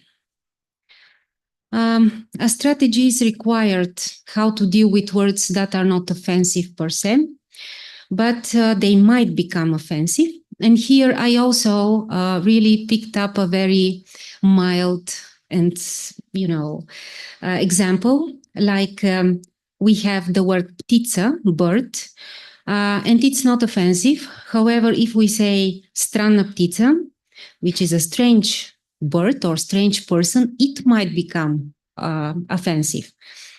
So another observation is that many words are not offensive or not, they are not meant to offend directly someone, but they are stereotypical for maybe more negative words, so to say, like false, falseness, or malva, rumor, or something like this. So there is also a problem to see whether we want to work with everything or just the words that are really directly offensive to people. The steps of cleaning, the content, of course, is checked. Initially, we started in alphabetical order, but with the work done, we could also check for completeness, availability in the wordnet, by part of speech, and so on. Okay, the correctness of the part of speech is also checked and changed if necessary. If the lexeme is currently present, I already said in the resource, in wordnet, it is marked as true, if not as false. And the most also very relevant part here is to have an example that is associated with this meaning, not just to have the meaning or just the lemma. And here you have, of course, I'm agnostic to any politician in Bulgaria, but if you want to find some offensive comments, usually they go to public people. And here it is about the word tikva or pumpkin, that in Bulgarian it goes to a not very nice way of referring to a head of a person. And although it is metaphorical, the example, it says that our previous prime minister, previous prime minister, Boyko Borisov, the arrogant Boyko, we also have another offensive word, he just raised his head with the help of the right wing, which is corrupted, something like this. And it is metaphor already. Okay, just you to have an idea how it looks like. And obviously we need more examples, not only metaphorical or literal, but a bunch of examples on this. Okay, the challenges. what we did, deleting strings or lexica that are clear errors, trying to establish criteria for keeping or discarding words, and contextualizing the word with defensive meaning. For the errors, it was easy because you can discard examples like jablka parquet, something like apple parquet that is meaningless. And the other example you can see as well. And also from the stop words, there were many included in this, like with the exception of. So it was the easy part. But then we could also see different phrases like occupations. For example, a business owner or a special correspondent of some media somewhere, an entrepreneur, not the best word of mine, or some domains like plant biotechnologies. So it was also in this automatic part that had to be cleaned. Or some common language words like changing clothes, for example. Okay, adding examples to only offensive words, of course, it's very, very important. And as I said, not only one example, we need more examples. And here I just gave one about the word temerut, an antisocial person. And in the English translation, of course, we can see that it contains also other offensive words like lazy, lazier, more corrupted, and so on. I will not read it. Okay, the mappings to the WordNet. The good thing when you have some relation to the WordNet is, of course, that you get synonyms. They might be the same register, but also in other registers. The most common cases for not having there is that the lemma, the word is missing, or the lemma is there, but the meaning is not there. Just some statistics on the mappings. We can see that almost half are not there, which is normal. It is very expressive lexica. The number of nouns is such big because we also count the synonyms that we get from there. The ready entries are a bit higher than the not ready ones. And with no definition, that we really have problems of inventing one, there are 72 cases. Okay, we go to the conclusions. Again, I would like to stress that it is really a work in progress on the cleaning and enriching this Bulgarian part of HERDLEC resource. But I hope that it will be enhanced even more because now we aim to create something like a HERDNet, including, of course, English. We cannot live without English, but also Bulgarian, Greek, Italian, French, and Arabic, I think. So I hope that in international team, it would be easier to find some core of these offensive meanings without, of course, losing our national ones, and see how we can prepare such a resource. There was an idea to use, of course, ChatGPT to produce everything for us. But I think at the moment, we focus mostly on the idea that we would like to have human-created core of these offensive meanings. And then maybe we could also use ChatGPT for expanding and so on. So at the moment, we are at this stage.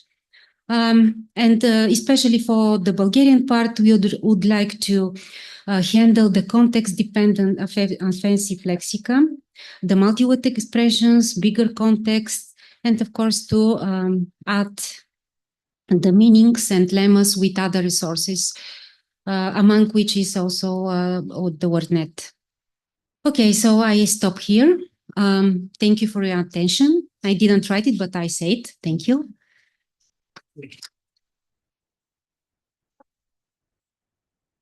Questions?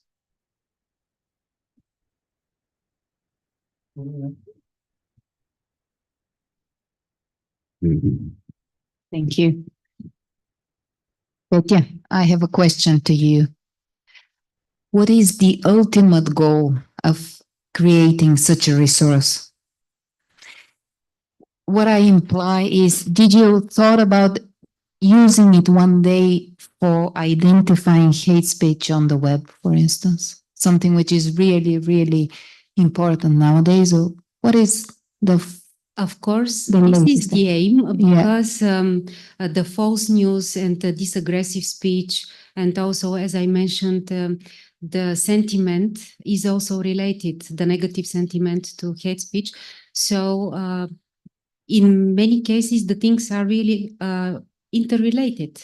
So yes, my answer is yes. Maybe it can be maybe your resource, the resource that you will finish soon, hopefully, can be used one day to train to train machines, to train algorithms to identify hate speech. Yeah, okay, I believe that even the automatically produced already lexicons or data, they are already useful for many applications. But it would be nice they to become more precise and more natural to the language that you speak.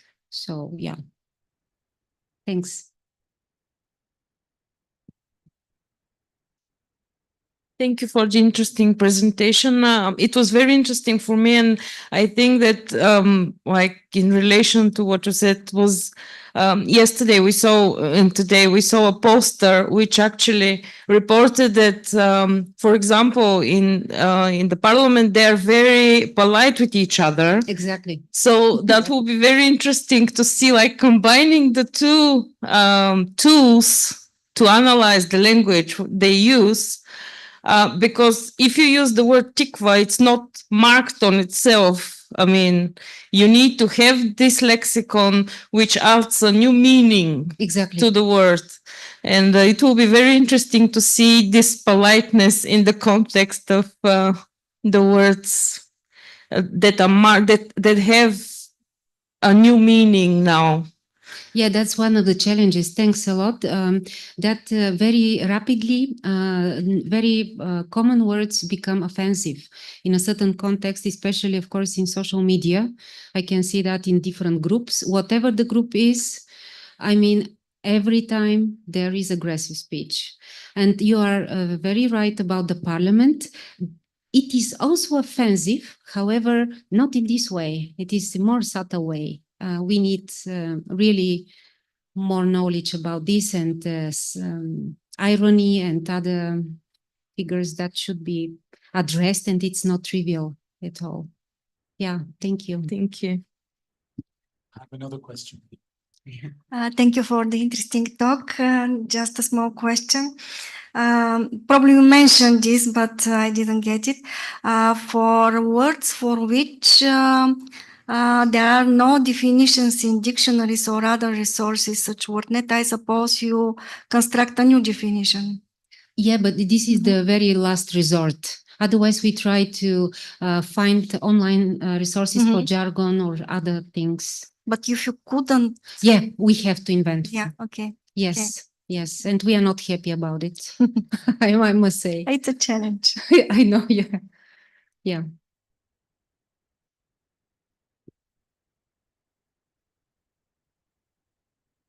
Thank you, Petya. Very interesting indeed. You said that this is translation from Italian and it exists in other languages. Are there relations like somehow between languages?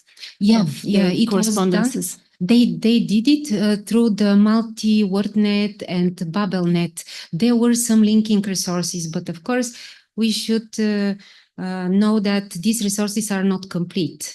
And of course there are gaps and it's not perfect at all.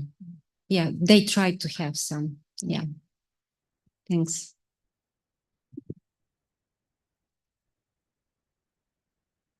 Okay, I don't see any more hands raised, so let's thank our speaker again. Thank you very much. Thank you. I think it's coffee break or nearly.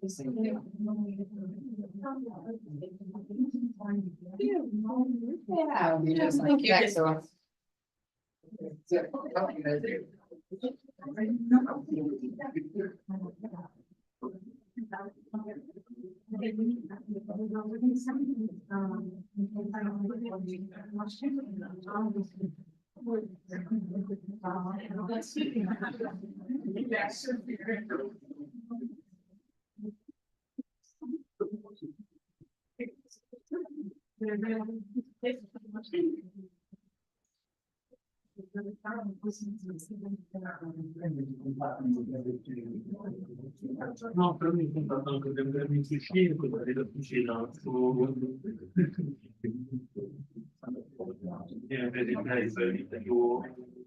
quindi le carte sono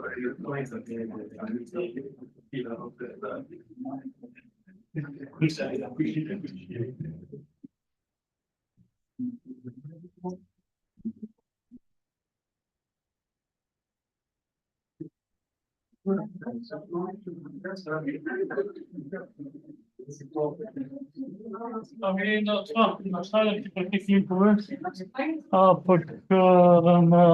Legrand sunt că sunt beri.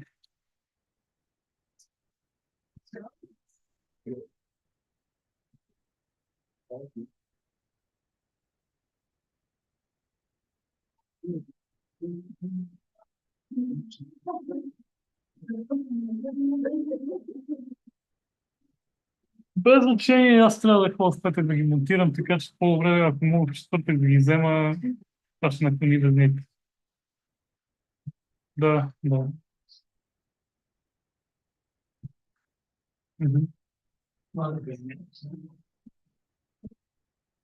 Добре.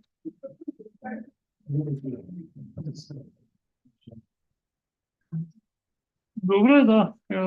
Там първи лик на това е един сравнителен с три контакта, които са почти и същи. Просто как да си го отворя спеца. Не мога. Да.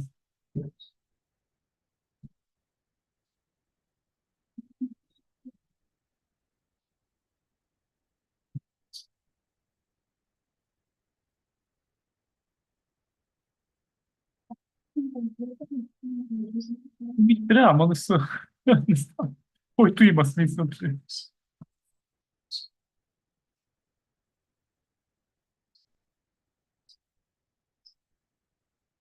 Да, значи са винтов и безвинтов монтаж. Еми, който от тия трите не избереш? Все едно.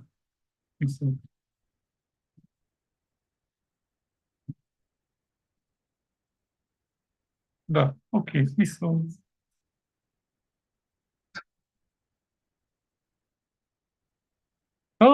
Може би е по-логично да е така. Да, да. А те, ако са тип 2 гоклеми, по-добре да не е.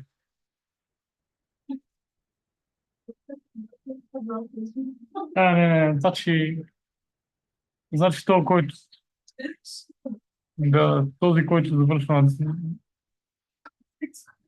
за контакт не е окей. Този, който завършва на 20 евро. Да.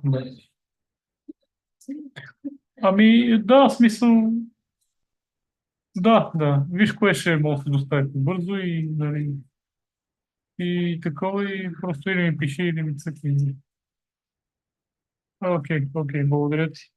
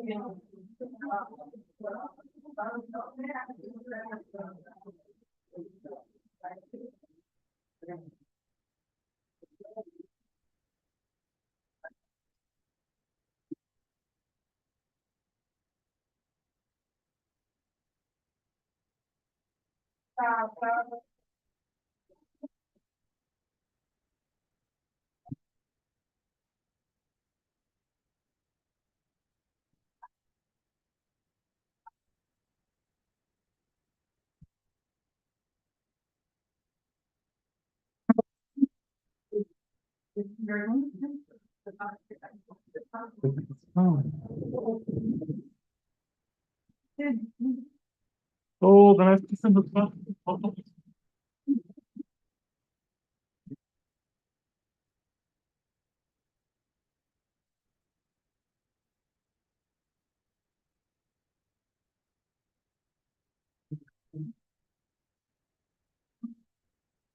Как ще връчи? Нали как ще връчи да не ме връчи? Как ще връчи да не връчи?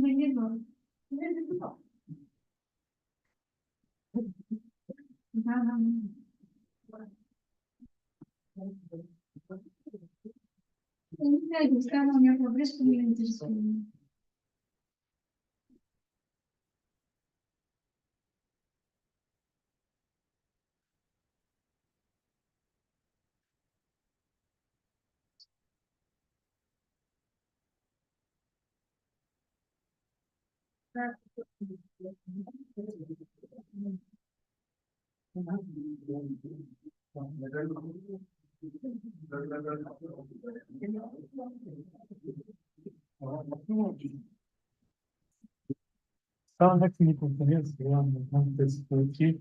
Мисля, че от на лаптопа му Actually, the 16 and component. Добре, ти след това, ма 5 минути след това. Тук не даме се цъкна това, защото не знам дали нещо не активирал изнаки. Фиксната сега.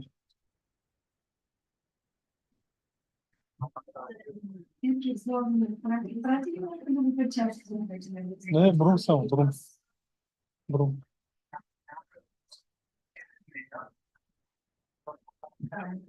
Не, изключил съм ги. Не, чакай сега, не съм изключил. Чакай сега, то може да се получи от пронозия.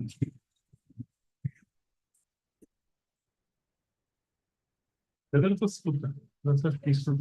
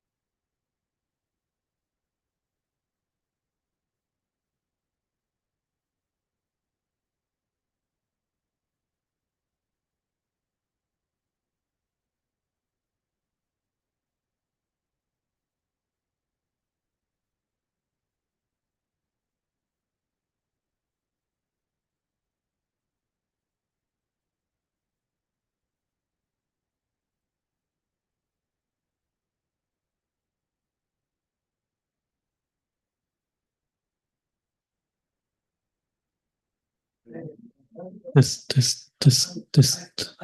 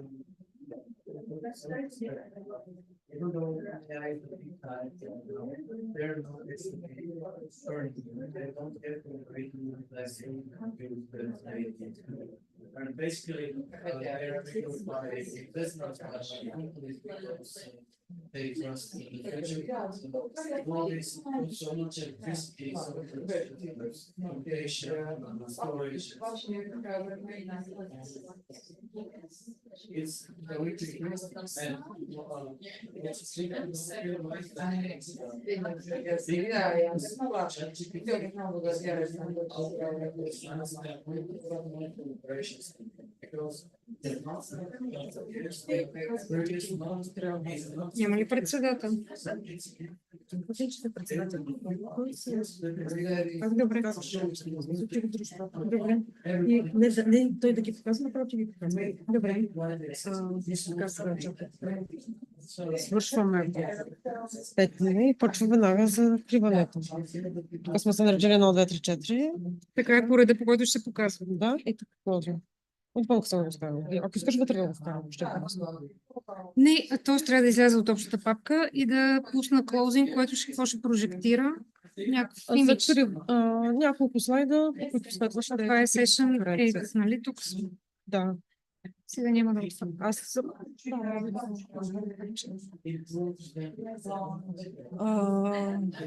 Ако искаш, пък може и вътре. Не, няма значение. Специално Ива, предполагам, че и сама може да си пусне. Смисъл, аз Ива, тя силно сами ще си пусна презентациите. Сега презентациите аз ще ги сменям или да пипам ли или да не пипам? Значи, по принцип... Кажи ми. Не, аз моята ще си я включа, за да не ставаш и ще дойдеш, включвам я и... Да, но... Значи, не тук си, нали, това е споделено. Не. Така, добре, ние сме готови. Но не ще... Къде е опцията за шерване? Трябва да се отворим малко това. Тук.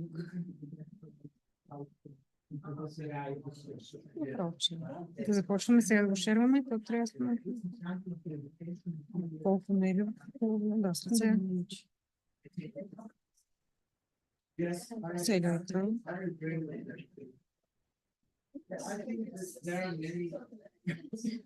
Не знам дали ме още работа. Скрива се както. Добре. Но то ще остане на този екран, който в момента... Кой го управлява сега? Аха.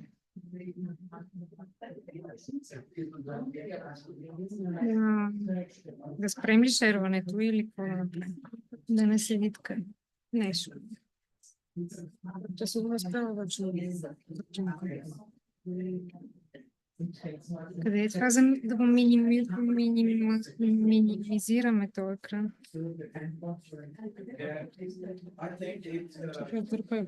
Изърпай го на нещата.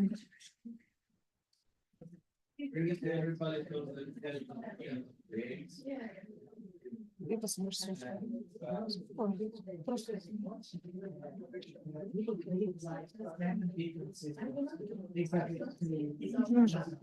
Моля? Не. Дали не е рано да се шерва този екран, защото ти има още 5 минути? Да, благодаря.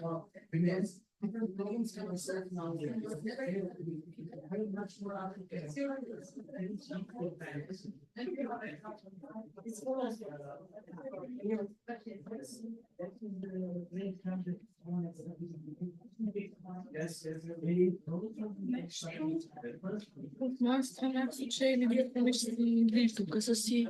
Повече съм отчекала, не съм това е косин. Да.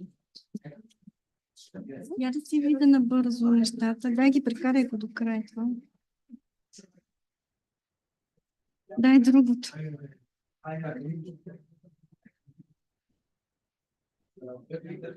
Добре, да знам. Тогава ще се занимавам с микрофона, защото вие сами ще се правите. Ти мислиш да тръгваш ли? Не. Да видя с презентациите за шерване и такива неща или сами ще си го... Смисъл, че да стигна до края. И доколко го виждам. То все пак ще бъде по-голямо, нали така? На фулскрин ще бъде? Да. Добре, малко е така.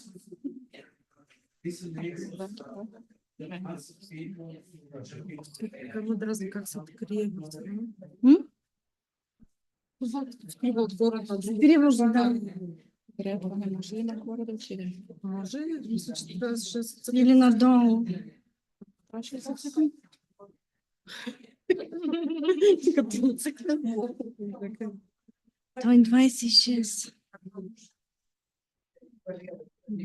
Не, като в екрана вътре. И от 9 търсих и Дисни, но тя пък я няма. Вергито с Боби. Викам им като в старите времена, ама тя пък сега говори Боби с мъже. Така че нищо и ти го снимай с мъже в старите времена.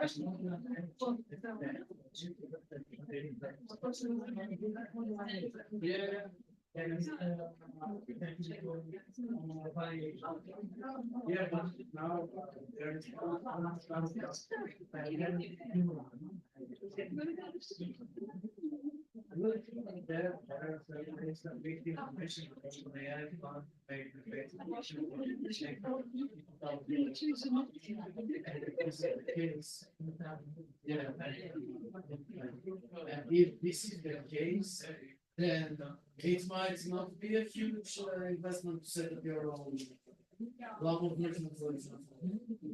Yeah, of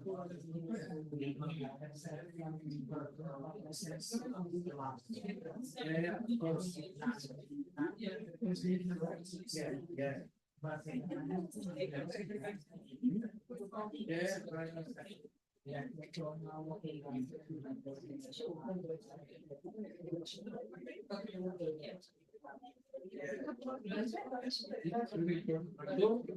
Welcome to our last session.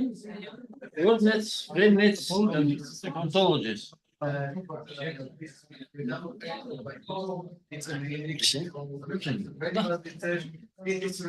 So, welcome to our last session. WordNets, FrameNets, and ontologies. We have 4 talks. The first one will be presented by Evelina Stoyanova. Evelina, you are.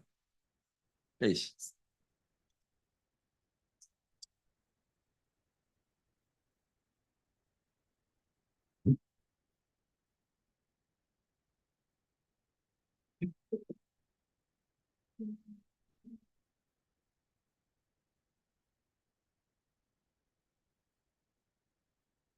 Okay.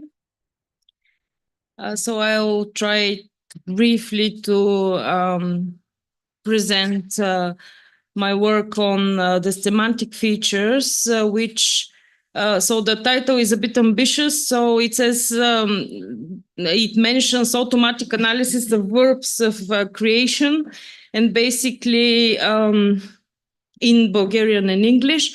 But basically, the focus is on the semantic features which would allow to process towards semantic analysis of verbs and basically disambiguation of verbs of creation according to some semantic classifications that I will present now.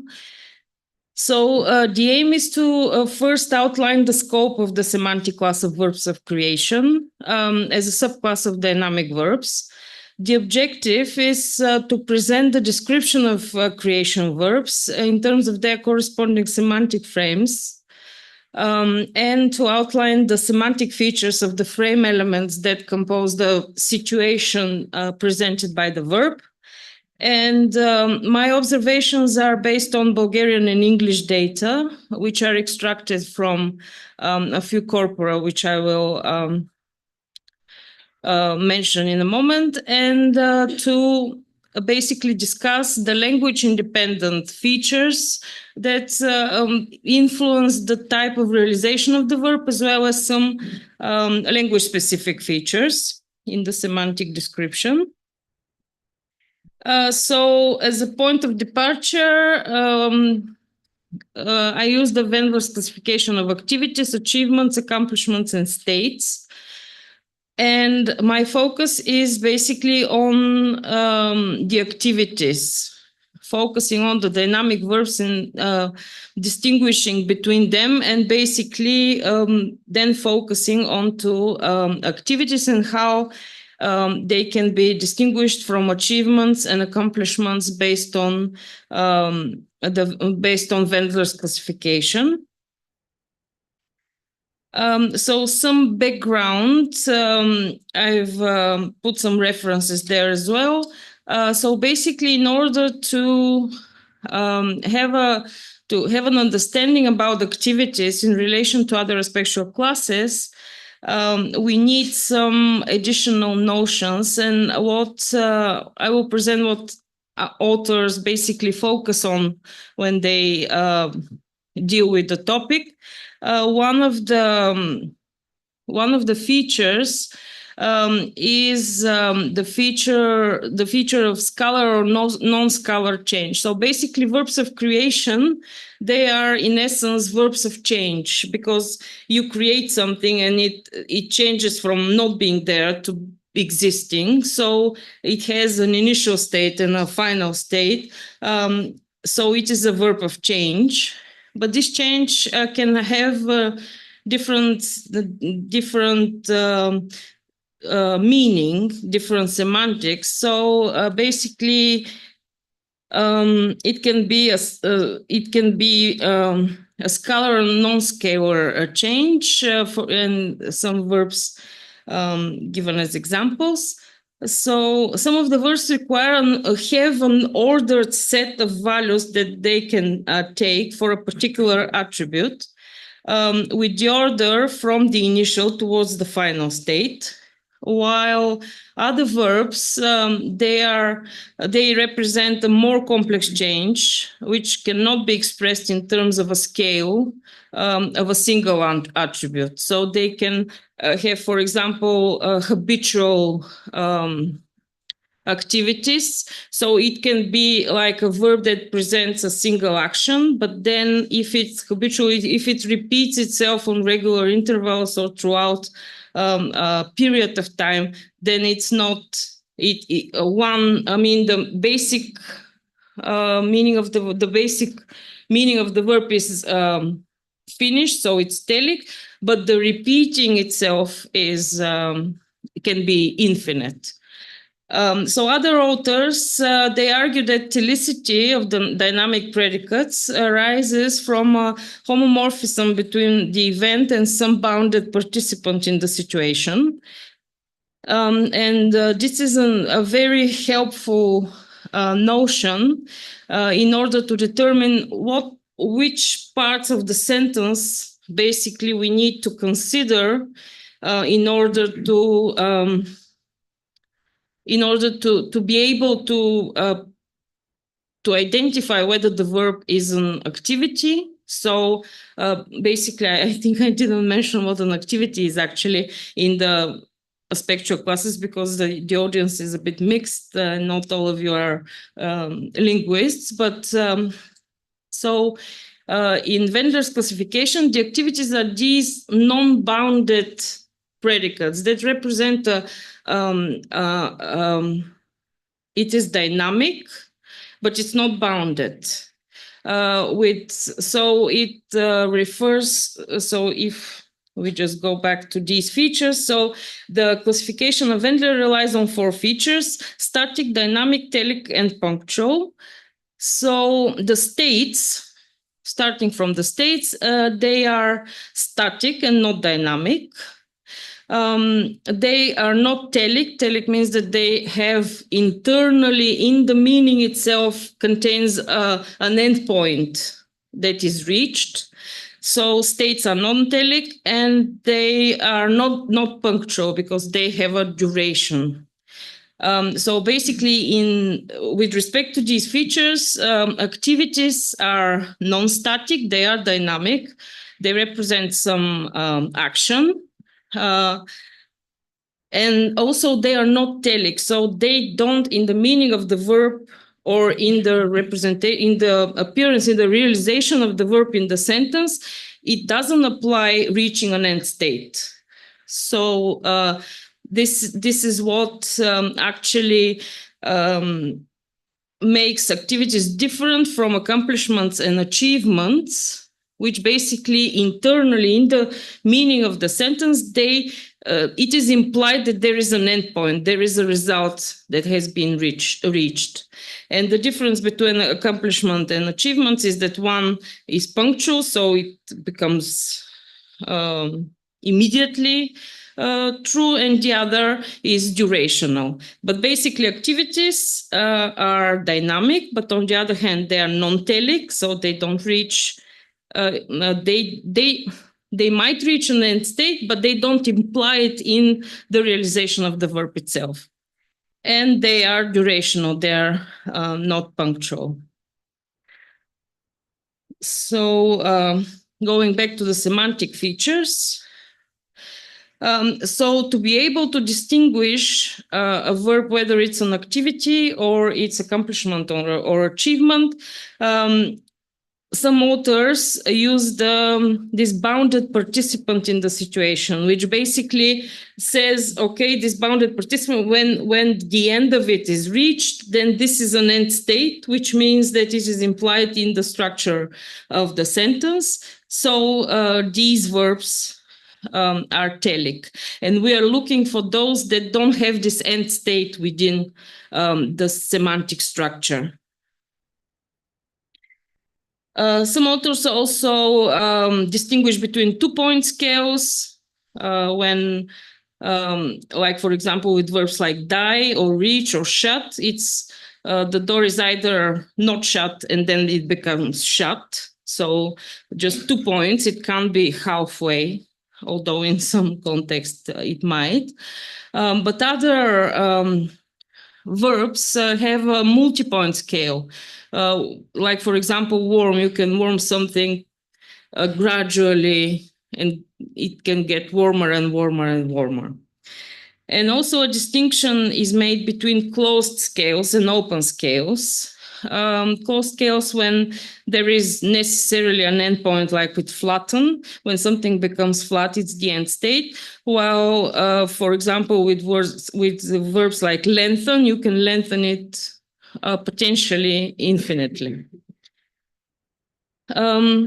So basically the scale is one feature, one semantic feature, which is frequently mentioned in works, and it needs special attention when considering how we can recognize, based on the sentence, based on the context, how we can recognize a verb to be an activity. And in particular, verbs of creation.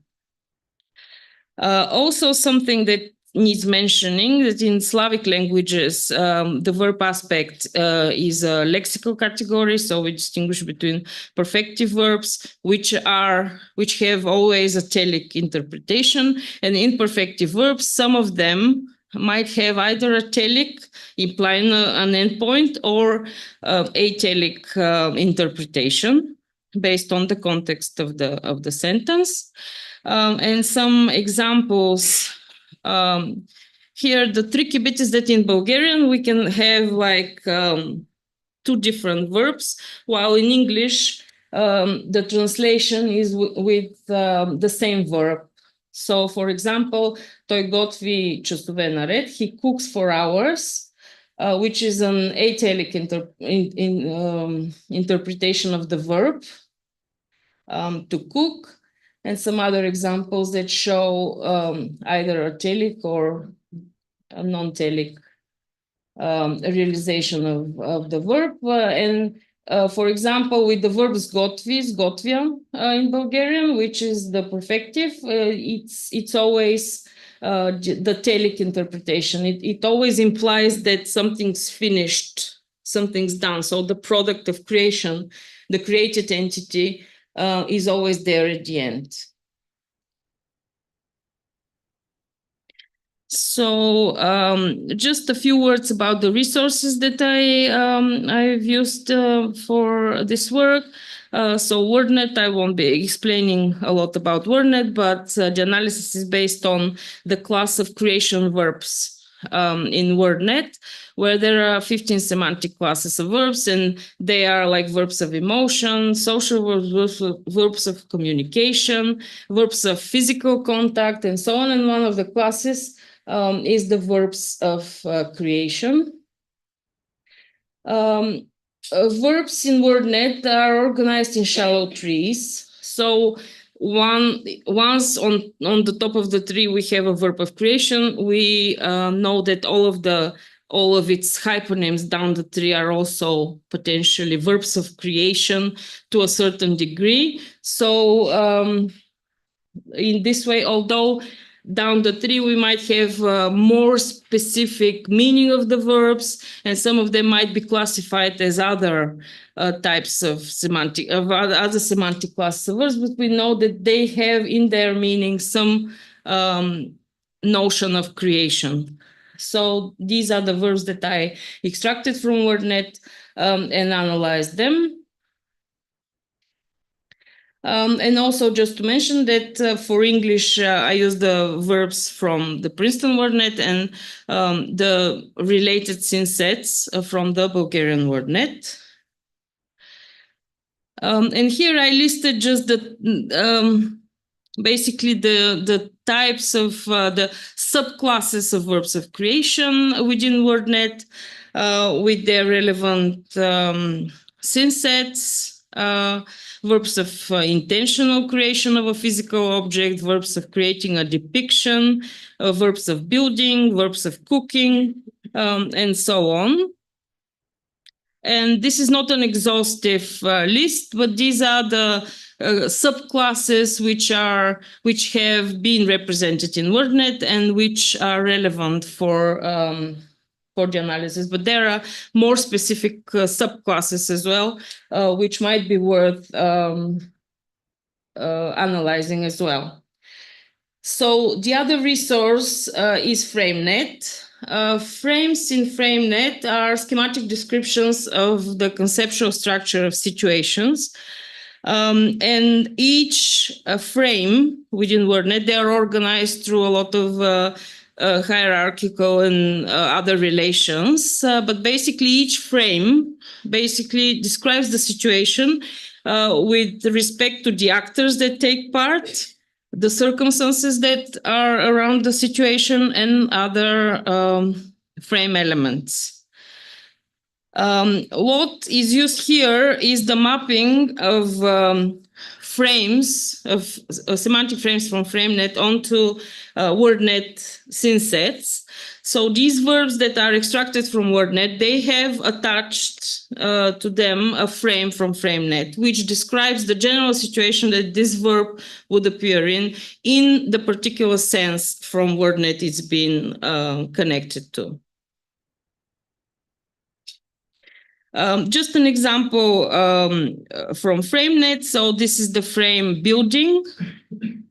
with the definition of the frame. And here you can see with different colors marked the frame elements, agent, components, and created entity with an example.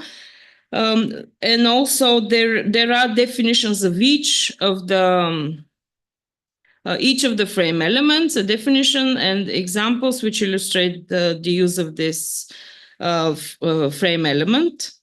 These are only the core frame elements, but in my analysis, I included other frame elements as well, which might be relevant to the interpretation of the verb as an activity or not an activity.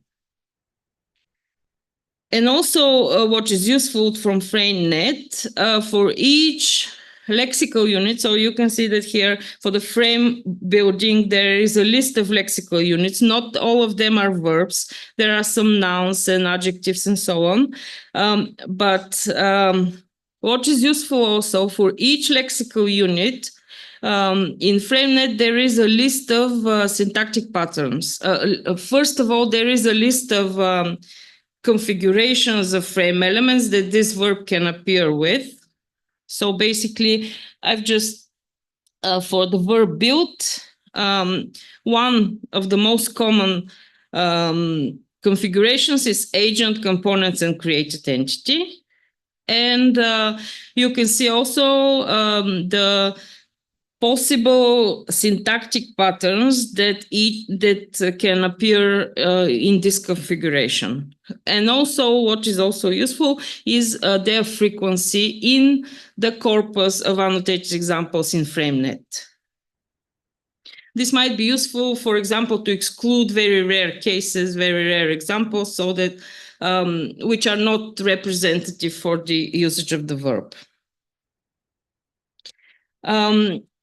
Here I show frames from FrameNet matched to the subclasses from WordNet of verbs of creation that I extracted. So basically what I tried here is to structure FrameNet subset of FrameNet dealing with verbs of creation to match to represent the verbs of creation that are found in WordNet. And especially focusing on the semantic features of the created entity, whether it's a physical object or an abstract object, and so on. And these are the two main corpora that I use to extract examples from. For English, that's the SEMCOR corpus. I chose these two corpora because they are annotated with WordNet senses. The English corpus is annotated, only the content words are annotated, while for the Bulgarian corpus also closed class words like prepositions and conjunctions are also annotated with WordNet senses. But basically, what was important was to get the verb senses here, like to extract sentences with contained verbs which were potentially realized as activities, and to see all the examples that I could extract with verbs of creation, just to see how they are basically divide into activities and non-activities, and what are the contexts that basically determine whether it's an activity or not. So here's some annotated examples. He built a house. And also he built a garden bridge from recycled pallets, which we can see he built a house. It doesn't contain the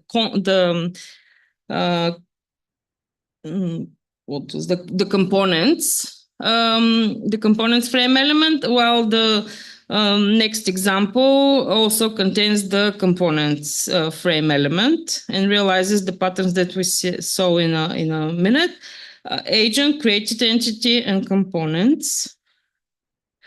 So some some semantic features that were were generalized from the analysis.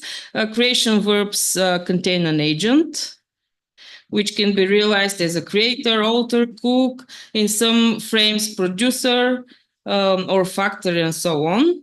The created entity can also have different semantic types. They are also, what is specific for creation verbs is they always have a created entity. And in that sense, they imply some sort of telicity. So what was interesting to see the cases where it's not exactly the case.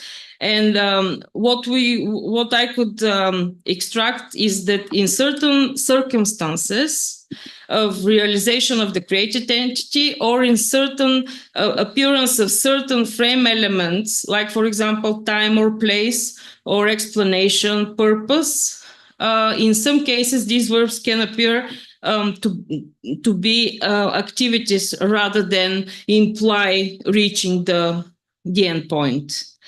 And these are some examples.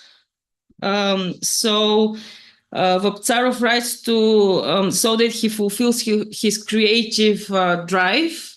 So, for example, in this case, although the created entity is implied to be some sort of texts or poems and so on, it is not expressed. In this case, his writing does not imply finishing certain created entities, but basically the activity itself.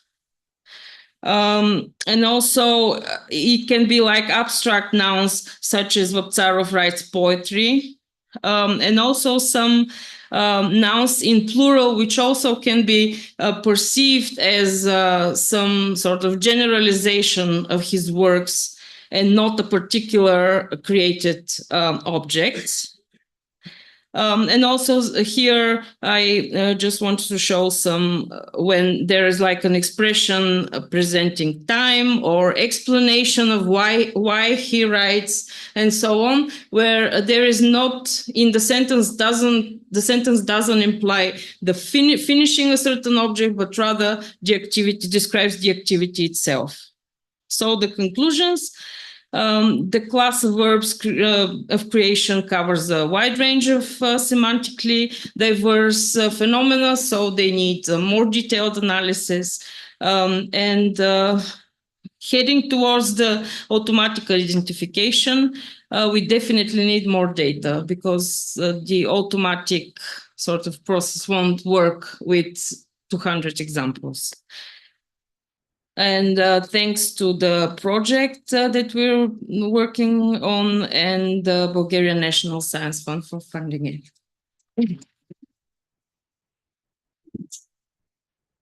We have exactly 1 minute, only for one short question, please. Very short question. Oh, if all questions are very long, so it will be in private discussion. Thank you. Let me again.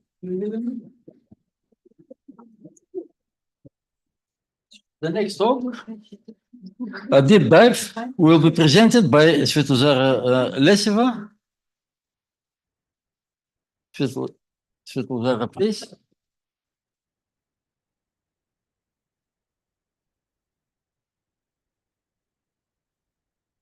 So I'm lucky to be the second, because I'm spared the description of resources at least. My work is focused on verbs of motion, and this includes both verbs of non-directed motion, such as walk or run, and verbs of directed motion, such as leave, arrive, etc. And it is a very preliminary thing, so it is a deep dive. My primary idea and goal includes looking into different semantic annotation schemata, so different in terms of different resources, as verbs described, the same verbs described in different resources, and compare the common and the distinct components of semantic description. And also, in the course of this work, obtain some preliminary idea as to their interoperability. There is, of course, a certain degree of this, so it can be harnessed to provide a better and richer description. It has been done before. So the resources I'm using are, again, WordNet, FrameNet, VerbNet, and Verb Atlas. And these are the sources, in fact, of the semantic and the syntactic information that is employed. The resources are aligned both at the level of their units and at the level of their building blocks. So I will explain a little bit later. And part of the resources, of course, not completely. And the corpora that I'm using are, again, the Bulgarian semantically annotated corpus, which is a source of information of examples annotated with senses from WordNet, which is very valuable, but sadly, it is not big enough to cover not only all verbs, but of course, but also different uses of the same sense, so different distribution and syntactic expression of the same senses, and their complements and arguments at all as a whole. So I supplemented these examples with ones from the Bulgarian National Corpus, which were filtered in order to cover the same senses that I'm looking at. So this is just an example of how the resources are mapped at the level of the unit. So if we have the verb walk in FrameNet, it has a definition, lexical definition from the concise Oxford Dictionary. Also, the sense that is mapped to in WordNet should correspond in sense, and as you can see that it does. And in VerbNet, this is aligned with the same lemma, which describes actually the same sense, but we know that it is the same sense from the syntactic patterns associated with this class run. And the last resource, Verb Atlas, it was created particularly to cover verbs from WordNet, so it is aligned with WordNet by design, and WordNet and BabelNet. So there, the semantic frames described are purposefully defined so as to describe the verbs in WordNet. So either a verb is present in all the resources or not, so if it is, and the sense is corresponded, that's fine. But if there are such verbs, such as, for instance, for non-directed motions, such as mosey or saunter, which might not be described in all resources. So in the cases where there is no lexical alignment, there should be at least semantic alignment by assigning the same, a relevant frame, a well-fitting frame that describes the sense. So after looking at the different annotations, I tried to compare some of them and provide some systematicity into the comparison. So I took examples from the FrameNet annotated corpus, which is annotated with frame elements in FrameNet, and passed the sentences through the Verb Atlas semantic role labeling platform and through the VerbNet parser, which returns both semantic and syntactic annotation. So for this example, he ambled down the long winding corridor. We have 3 different outputs, and as we can see, in the first case, the subject is a labeled as self-mover, which actually means an agent who is capable of moving on his or her own and under his or her own power. And in the other two resources, the same syntactic group is annotated as a theme, which is common to describe the moving object as a theme in the semantic role theory. And then, so these correspond to each other, but are not identical by name. And down the long winding corridor is annotated as path, which means actually the route or the trajectory of where the theme or the self-mover moves along. And as we can see, the verb atlas output yields destination and not trajectory or something else. And the verbnet parser returns trajectory, which is fine. So there are differences which stem from different causes. And one of them, the primary one, I looked into it, is that in fact some of the descriptions in some or resource or another are more fine-grained or too fine-grained or the opposite, too broad. So for the verbs of non-directed motion, such as I chose just to illustrate my point, lumber, walk, amble, and run, they're all assigned the FrameNet self-motion and the VerbNet class run. But they are assigned different frames in Verb Atlas. And these different frames have different definitions, which include different semantic roles, and this also impacts then the semantic role labeling algorithm and the outputs that it gives. So if we go back to another example, he journeyed from Heathrow to Edinburgh by overnight coach. In the first example, which is again from FrameNet, we have a traveler, which is actually a person who travels, of course, and corresponds to the agent in the Verb Atlas schema and of the frame travel, and to the theme in the class run. So there are a couple of differences, however.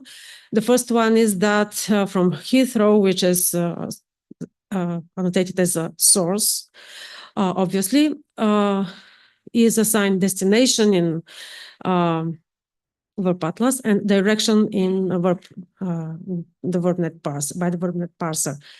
And also there is another thing that by overnight coach is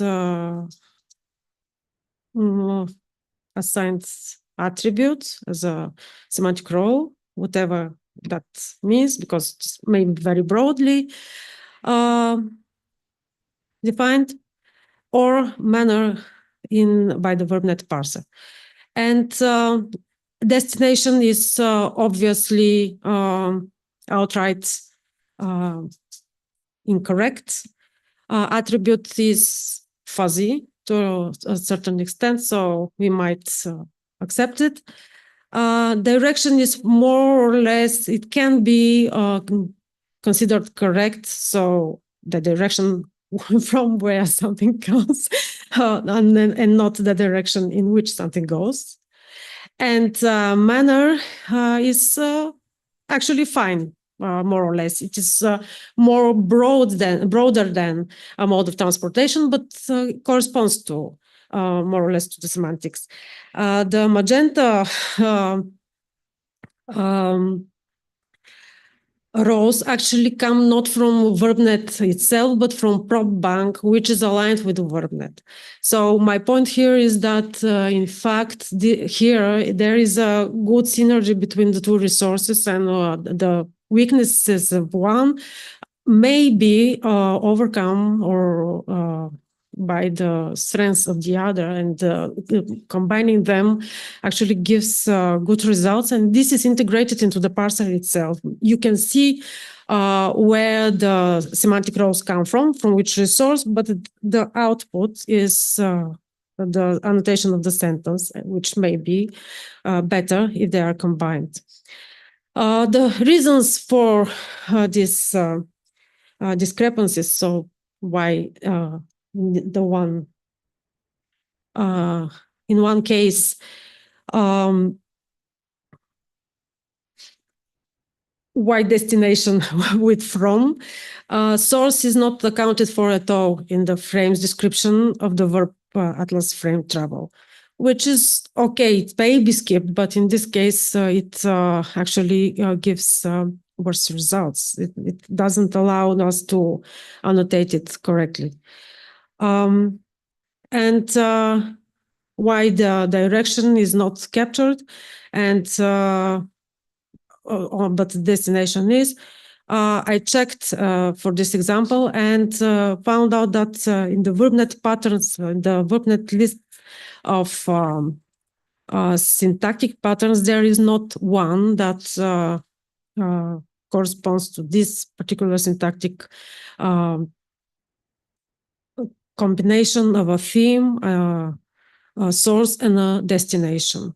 So probably this is one reason. The idea here is that in such cases where we rely more on the syntactic description, which is not supported by enough examples, we can have limitations stemming from the sparseness of data, more or less.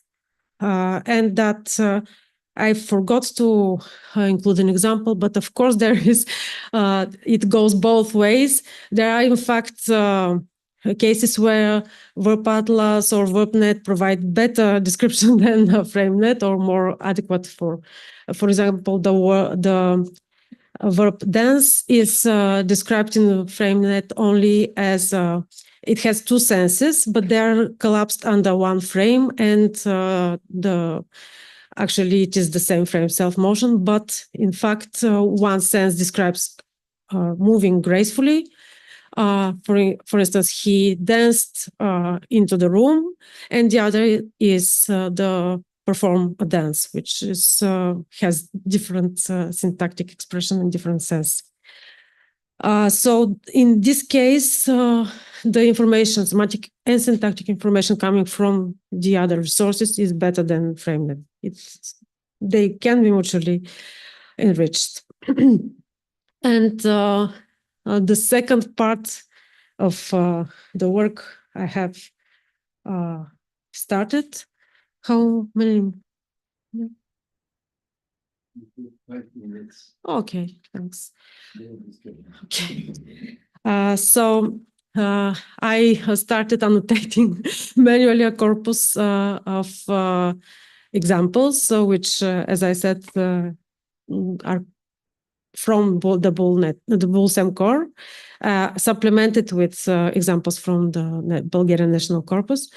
And I started with 5 very emblematic or representative motion frames: motion, self-motion, traversing, arriving, and departing. So non-directed and directed motion. Each example is supplied manually with annotation that marks both the frame elements realized in each sentence and their syntactic category and function. So the grammatical function and what kind of syntactic group or phrase expresses them. So the output of this process gives us information about the combinatorial properties of the annotated lexical unit, the verb sense. And in particular, the combination of both core, so the most essential or the necessary frame elements and the non-core frame elements, as they actually occur in the examples. Also, we obtain some information about the syntax-semantic interface, in particular the regularities that underlie the syntactic projection of the frame elements into syntactic positions. Also, the syntactic groups that realize these frame elements, together with their morphosyntactic properties, the information about the preposition or complementizers and other lexical items that introduce the complements or the frame elements, and even some word order regularities. And this is an example of such a case where we have, first of all, different word order in the Bulgarian translation of the English original and in the English original. And in addition, we have some more information, such as the fact that this is the verb to swim. So here the dog part is the dog style is realized as an adverb. A manner adverb in Bulgarian, while it is this frame element is incorporated in the verb root in English. While there are also alignment between the frame elements and the semantic roles, which allows us to further deepen the analysis. And and these are, in fact, some examples of the different syntactic patterns across different frames. The red numbers actually show the tendencies, and the blue ones serve as a reference. For instance, with arriving, we usually express the goal, and with motion or self-motion, the numbers are quite low by comparison with the arriving verbs. And also, here is an example of one verb and its realizations in different contexts. And as we can see, the verb vervio, which means to walk, in fact, is usually combined with a prepositional phrase, which actually realizes the path frame element. So walk along the road or across the country, etc. And this is very typical of non-directed motion verbs. So the analysis is applicable to both theoretical studies and to the practical tasks. First, of validating the automatic consignment of semantic information, such as finding errors or inconsistencies in the assignments across the different resources. And also the practical task of semantic annotation, which is obvious, of course. So this is a preliminary study that aims at a cross-lingual and a cross-resource analysis that will enable the better understanding for myself and hopefully for others of the semantics of verbs. Thank you very much.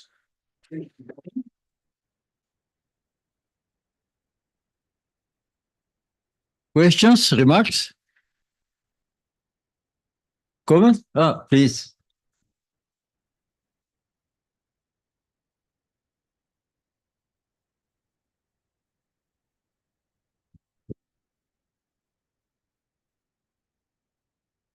Thank you. Congratulations and good luck on the way to the end, if there is any, if it's actually creativity. I was wondering if among your examples you could find some that are metaphorical and in which the syntactic structure is totally different from that when a verb is used in its proper or more or less proper meaning. What came to my mind actually, because you gave that example with dance, besides those two examples, I know from a song, Leonard Cohen's song, Dance Me to the End of Love.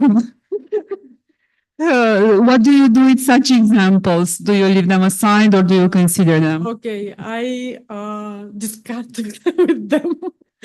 But what they do in the FrameNet corpus, if it preserves the original meaning, so probably Dance Me to the End of Night or Love or whatever, probably it will be annotated again in the same way. They tend to preserve examples that have metaphorical meaning as it is, as long as it is translatable to the original sense. But I am looking more at more typical examples because everyone will come to me and say this is a metaphorical example and it is not indicative of the sense. Can do that, he or she. More questions? Remarks? Comments? If no, please. Please. Thank you very much for your talk. I enjoyed it so much. And I wonder if you work on motion, if you associate that with image schemas. Like it's very helpful to understand further metaphor, as you remarked, as you said, and it will be wonderful if you associate it a little bit with image schemas. I wonder if you work on that. What exactly do you mean? It's the motions that we have, and they help us understand everything around us. Computational linguistics. Yes, and above all in metaphor. But we use precisely motion to understand anything else. Yes, I know. I haven't thought about that, in fact, but it is a good idea. Oh, thank you very much. Yeah, these metaphors, I don't remember the title of the book, but metaphors we live by. Thank you. Thank you. More questions? If not, let's do thanks again.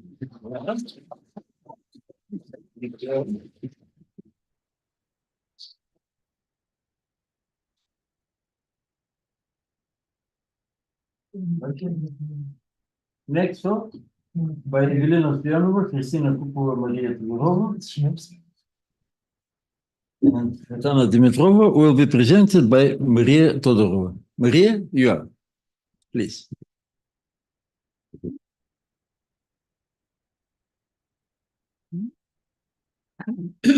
Hello, everybody. I will present a teamwork on multilingual corpus of illustrative examples on activity predicates. And luckily, I can step on the work and the presentations on my colleagues. So I hope I will be very fast and short. So you have time to take rest from this long conference day. In short, what I will present is the task of the creation of this corpus, how it was compiled, the resources we used, the selection of verbs, and the criteria for selection, the selection of illustrative examples, the challenges we met creating the corpus so far because it's an ongoing work, and the annotation schema, which we are offering at this stage of our work, and the future work, as I suppose you understood, we are all working on this project describing the activity verbs. I will continue with the task of creation of the corpus.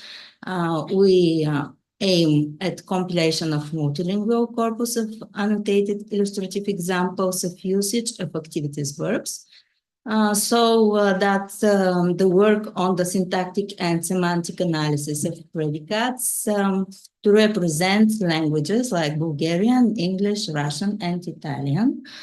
We are aiming at over 100 illustrative examples for activity predicates in Bulgarian, English, Russian, and Italian, 1000, excuse me, including bordering examples that illustrate the scope of the class of activities in relation to other classes. And we also aim at offering annotation approach, and we try to label the frame elements within the semantic frame to provide material for the analysis of features determining the classification of predicates as activities as objective as possible. We are doing this linking various, we are creating the corpus linking various lexical, semantic, and conceptual resources in order to provide comprehensive description of verbs. Partially you heard about some of those resources from the previous presentations. And we are trying to provide cross-language alignment in terms of verb translational equivalence using WordNet and using the information of FrameNet in terms of participants in their semantic frames. Creating the corpus, we want to provide flexibility of corpus design to allow data from other languages to be added. And we also aim at annotation schema, which is flexible and facilitates the expansion of the scope and variability of the examples in the corpus. So you already heard how we define activity verbs, so I will not explain in detail Wendler's classification, which we use as a start point. You already got that activities are non-stative and non-telic according to this classification. And I can show an example which we use to show how which of the illustrative examples which we extracted are excluded and which are included. For example, the Bulgarian verb piše,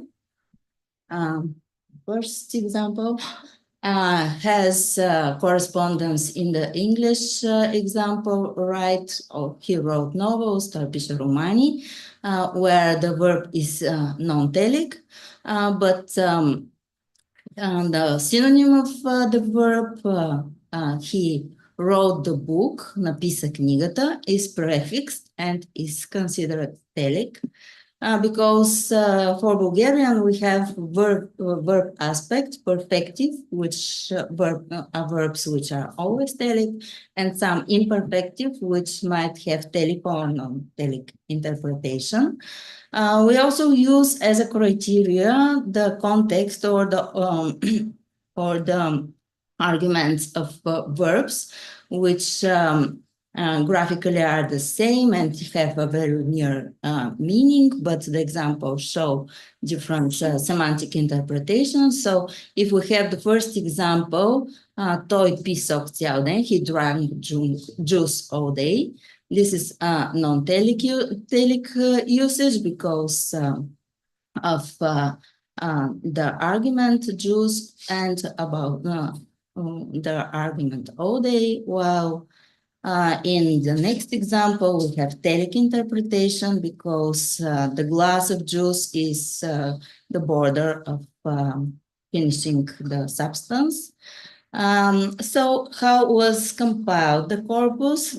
These are the resources you heard from my colleagues and you already, I'm sure, know very well WordNet, so I will not explain in details what is WordNet. We are using the semantic classes as Eva explained, and the hyponymy and hyponymy relation.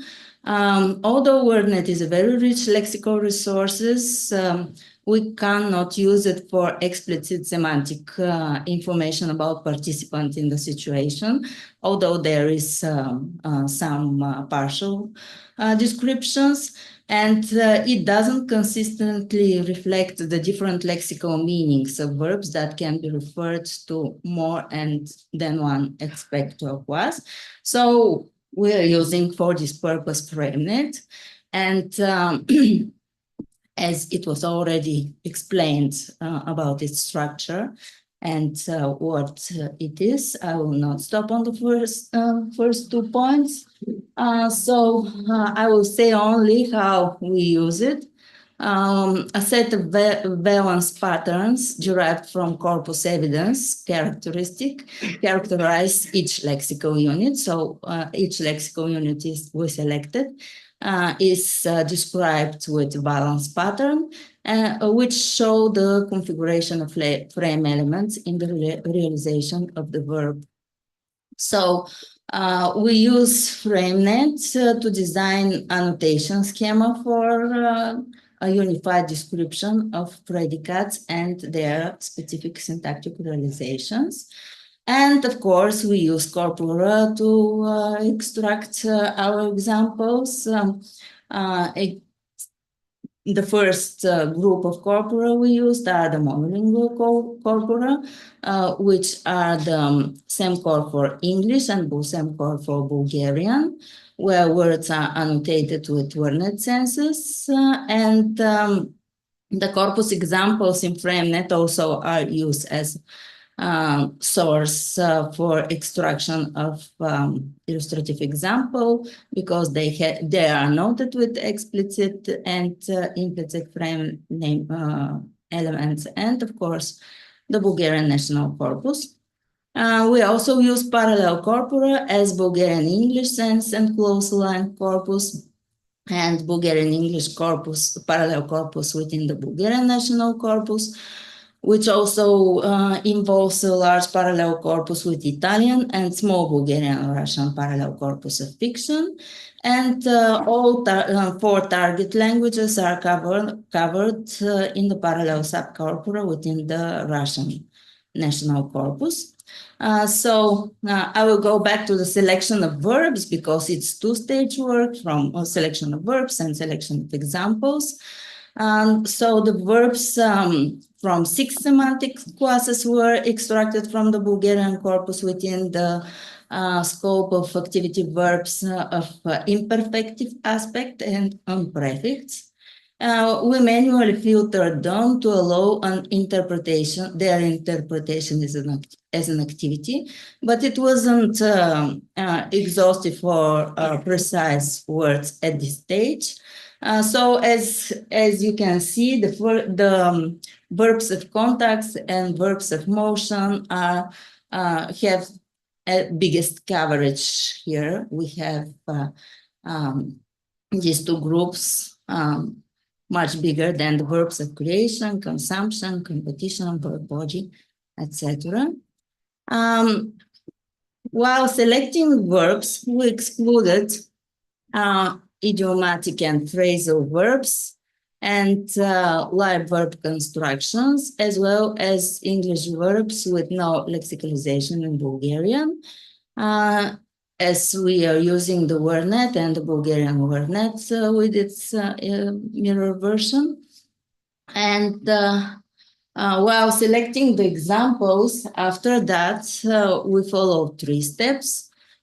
First, we automatically extract sentences containing the selected verbs with number of additional procedures to filter out candidates, and then check the example manually, and then mark the status of every example, if it is activity, borderline, or non-activity, and then expanded the data set with some manually connected examples. So far, there are 245 examples selected for Bulgarian and 257 for English.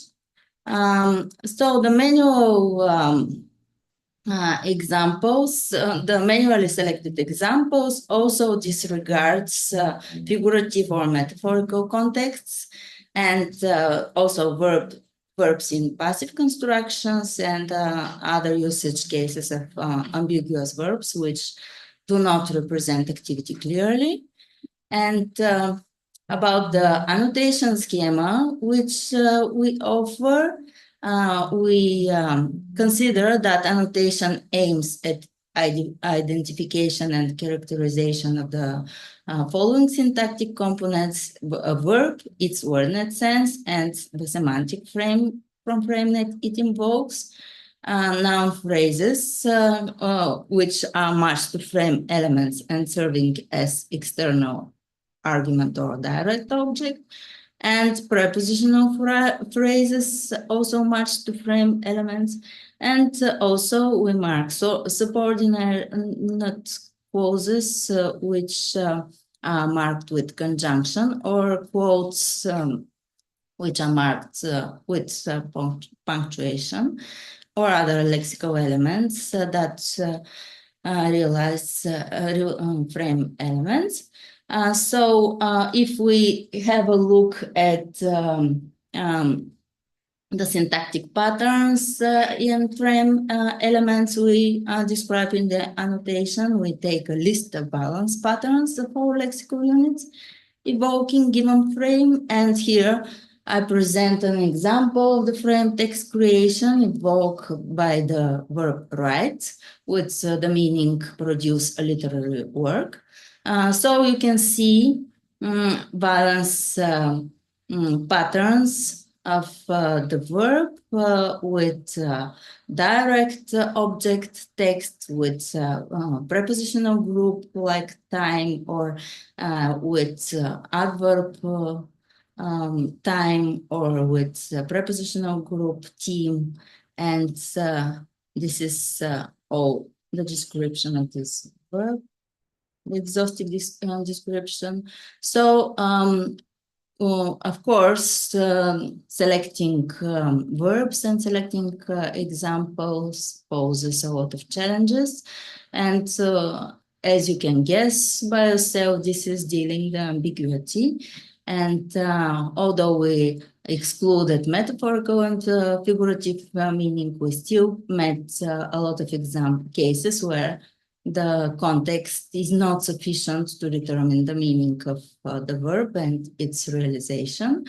And we also met a lot of borderline cases where it is not clear that whether the verb represents activity or doesn't. That's why I mentioned before in the previous slide that they also are included in the corpus in order to be evaluated additionally. And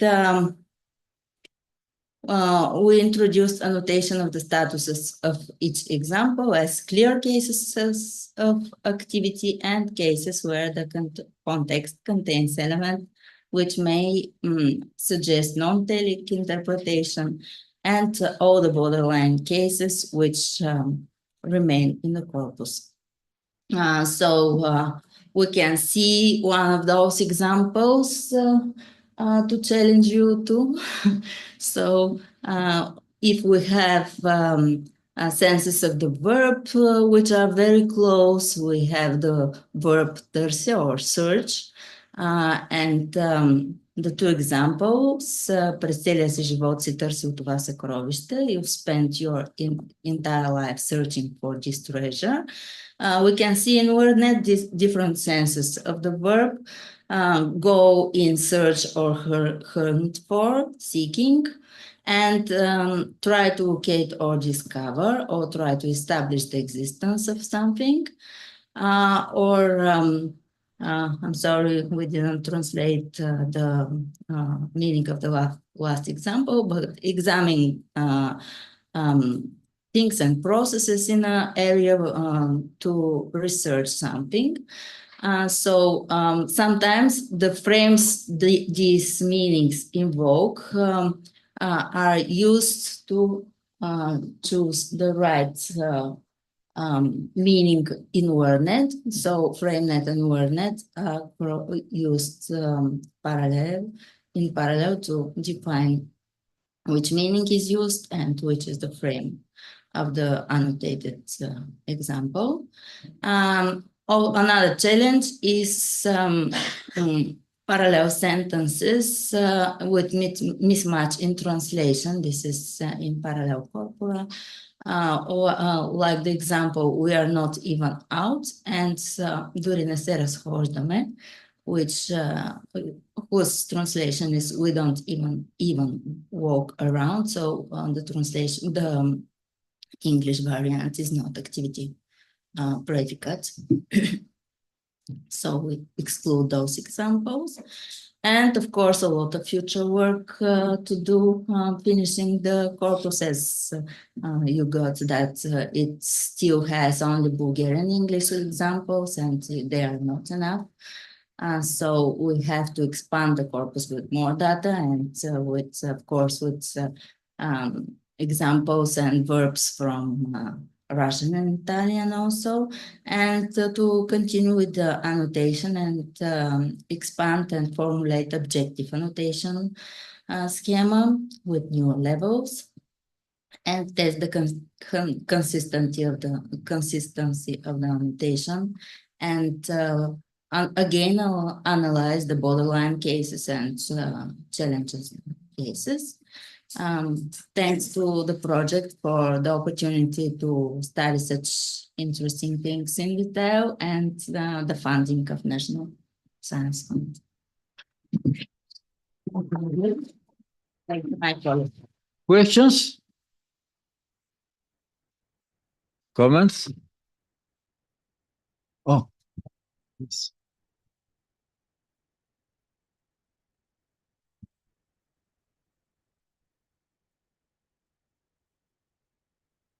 A serious work.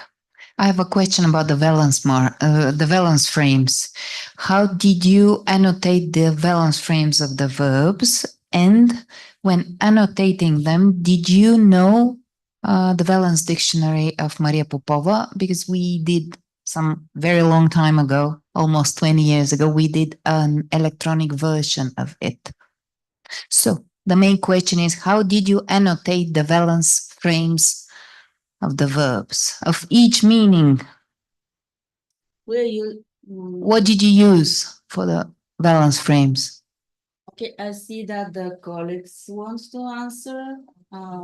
We are not using, while the microphone is in Eva, I will say that we are not using the valence dictionary of Maria Popova. What we're using, we basically use FrameNet. So that's because we have the linking between WordNet and FrameNet. So we already have the potential valence patterns taken from FrameNet, which apply to this verb. The way we extract them from FrameNet, once we know the frame and we know the lexical units which are included in that frame, which invoke that frame, then we extract all possible valence patterns and then applied on a particular verb, we see whether sometimes they don't all apply, but yeah. Yes, or sometimes something's integrated already in the lexical meaning of the verb, so it's not realized as an external, as an argument and things like that. So we basically take them as potential valence patterns and then we see how they apply, but the annotation so far is done manually. Yes. Maybe I also missed the information that the Bulgarian FrameNet and the English FrameNet are also mirror resources. So we use the English one and the Bulgarian one. I think you can, I don't know whether Svetla is looking at me, but I think you can think about how to say, making your process a bit more automatized than doing it manually. We can talk afterwards in the coffee break, okay? Because there are many people who are not linguists. You can turn to Eva about that. Yeah, I can give you some hints. Why not? You can make it a bit more fast, and I think so, at least. Thank you. More questions? Remarks? If no, let me think again. Thank you.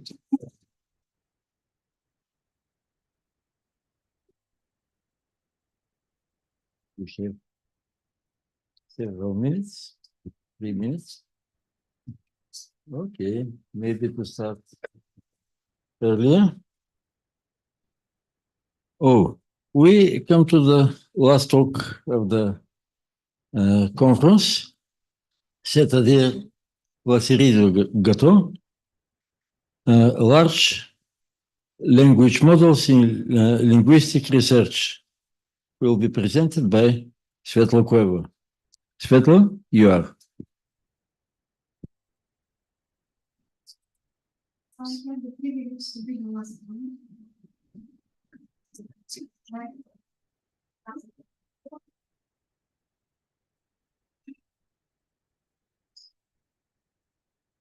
Okay. What I'm going to present is to show how large language models can confirm or reject linguistic hypotheses in order to increase the productivity of linguistic work, and to analyze the potential of large language models for the creation of semantic language resources, in particular for the enrichment of FrameNet semantic frames with new lexical units and annotated examples, and for the semantic classification of lexical units. Actually, we present two experiments with LLMs focusing on linguistic classification and annotation of examples using zero-shot prompting. In the first experiment, new proposals for lexical units evoking a particular FrameNet semantic frame are classified simultaneously with the annotation of examples with the core frame elements. In the second experiment, verb lexical units are categorized into different semantic classes, whereby it is assumed that in certain semantic frames can only be evoked by verbs that belong to certain combination of semantic classes. In terms of linguistic studies, LLMs are already used to recognize and classify specific language constructions, to analyze data within a theoretical framework, to annotate text with relevant linguistic information, to support corpus-based linguistic studies, and so on, of course, with different level of accuracy. Our general workflow is as follows. First, we select the suitable LLMs, mainly according to two criteria, novelty and accessibility.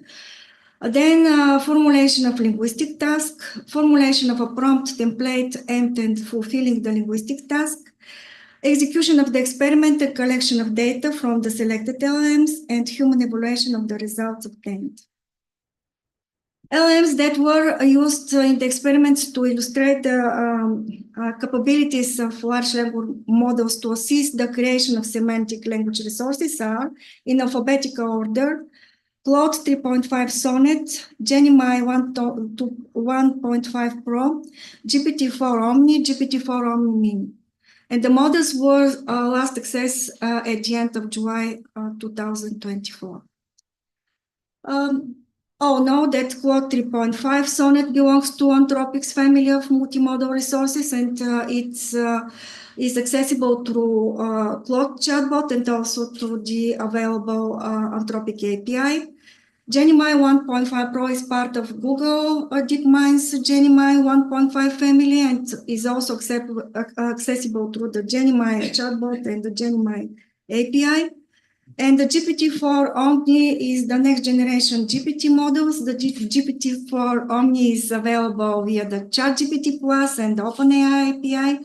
And GPT-4 Omni Mini is the smaller version of the GPT-4 Omni model, and is also available through both moduses. We can mention that the model actually replaced the GPT 3.5 in the ChatGPT. Actually, the comparison of the large language models is not attempted by this work by several reasons. And some of these reasons are the following. The models are evolving very rapidly, and new models and updates of existing models are constantly appearing. Some of the models have been improved in a clearly defined direction. And for some of the selected models, detailed information of the architecture, training data, model size, and so on is not available. Our first experiment is called Augmenting FrameNet Semantic Frames with Lexical Units and Annotations. And the experiment aims to have large language models select new lexical units that evoke a particular frame, suggest relevant examples, and annotate them with the core frame elements. FrameNet is a collection of semantic frames, and there is an example of one of the frames. This is the arriving frame. In the FrameNet, frames have definitions. They are constructed by frame elements, which are also supplied by definitions, and some other elements which are characterized them. For example, the definition of the arriving frame element is as follows. An object team moves in a direction of a goal. The goal may be expressed or it may be understood from context, but it's always implied by the verb itself. And there are two core frame elements. Actually, those are the team and the goal.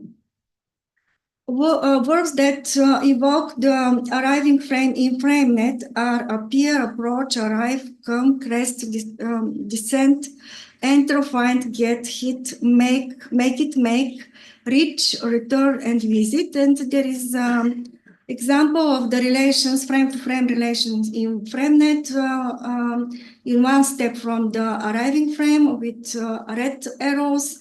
The a relation of inheritance is marked with the black arrows. The relations precedes is marked, and also with the green dotted arrow. This is a relation sub-event, and the green the blue dotted arrow. This is the relation of uses. This is just to show that the FrameNet is a really very rich semantic resource in which different levels of semantic information actually are encoded. First, we select lexical units which were actually checked by the experiment whether they would be classified as belonging to the frame arriving or not. The method which we use is very simple method which combines the exact matching of lexical units from FrameNet and literals from WordNet and the evaluation of the similarity of the definitions. The approach takes into the account the fact that the WordNet contains many literals with the same form but different meanings. After the mapping, a human judgment is meant to decide whether a particular mapping between a lexical unit and literal is correct. Among the lexical units that evoke a particular semantic frame, there are synonyms, hypernyms, hyponyms, which are called troponyms in FrameNet, in WordNet, although the existing semantic relations between lexical units are not explicitly labeled. And the troponym synsets up to a hypernym synset whose literals are mapped with a lexical unit from FrameNet are considered potential candidates. There is an example, for example, lexical unit arrive from FrameNet is mapped to the synset arrive, get and come with the definition reach a destination. This synset has actually several hyponyms or troponyms with the other term, but only two are showed in this example. For example, those are floating and land set down. And land set down also have several hyponyms, but only one is shown here. This is for land. Only some of the available synsets, which are hyponyms of the selected synset arrive, get, come, are actually selected because only those which answer to the definition of the arriving frame work among the list. As a result, the number of potential new lexical units evoking the semantic frame arriving is totaling in 137. This is an example of the prompt which is used. The semantic frame with a particular name has the definition. The core frame elements are, and they have the definition. Indicate which of the following verbs with the definition evoke the semantic frame, the name of the frame, and those that do not. Give 3 examples of each verb and annotate the core frame elements in the examples. Use this pattern for the output. There are some results of the experiments. Considering the examples given by GLMs are most probably synthetic. Regardless of this, all examples are grammatically correct and sound natural. They are structured to consist of parts interpreted as theme and goal, but usually do not contain more than one clause and do not illustrate complex syntactic structures. Considering the selection of lexical units, in some cases, the selected lexical units are used in examples that do not illustrate the intended meaning, which evokes the semantic frame arriving. For example, such negative example is the sentence, the company scaled back production to match declining demand. Some unintended verb meanings in the examples are correctly categorized as not evoking the frame arriving. For example, the new policy aims to get at the root causes of inequality. And in some cases, models provide explanations, for example, to get at implies reaching an abstract or physical destination, making it relevant to the arriving frame as it involves a team moving towards a defined goal.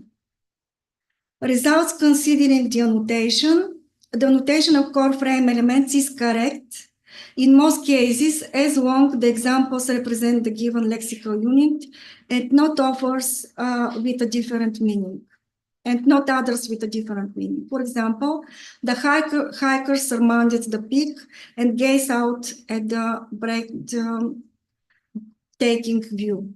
Team is hikers and goal is peak. Actually, this is evaluation of the results of the outputs of the form models.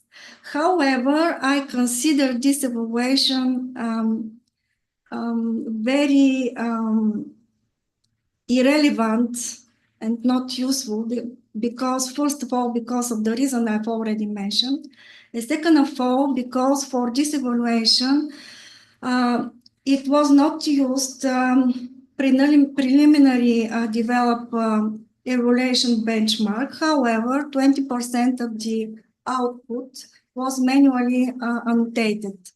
And this manual annotation considers both the relevance of the examples to interpret the intended meaning and the correct classification of lexical units when we calculate the score for the lexical units. For example, only if a sentence represents correctly the meaning which was intended and the word was classified correctly, this sentence was marked in the annotation as true positive, and so on. But this is very time consuming, and I don't really see the point to annotate manually the output of the large language models just to show this table of comparison, especially for the reasons I already mentioned.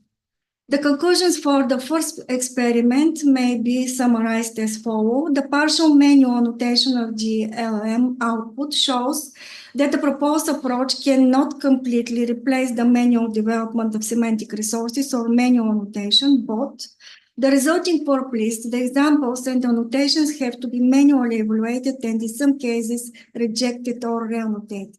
However, The experiment also shows that the LLMs can be used as a second annotator when enriching the frame net with new lexical units.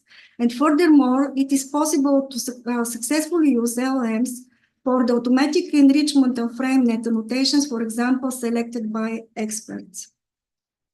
And the second experiment is called classification of frame net lexical units into semantic classes. This experiment aims to have LLMs categorize verbs to evoke a particular frame net semantic frame into relevant semantic classes, in this case, aspectual classes related to situation types, also called eventuality types, states, activities, accomplishments, and achievements. And this is a test whether the audience actually has listened carefully to the talks of my colleagues, how we can define activities. So you can answer me.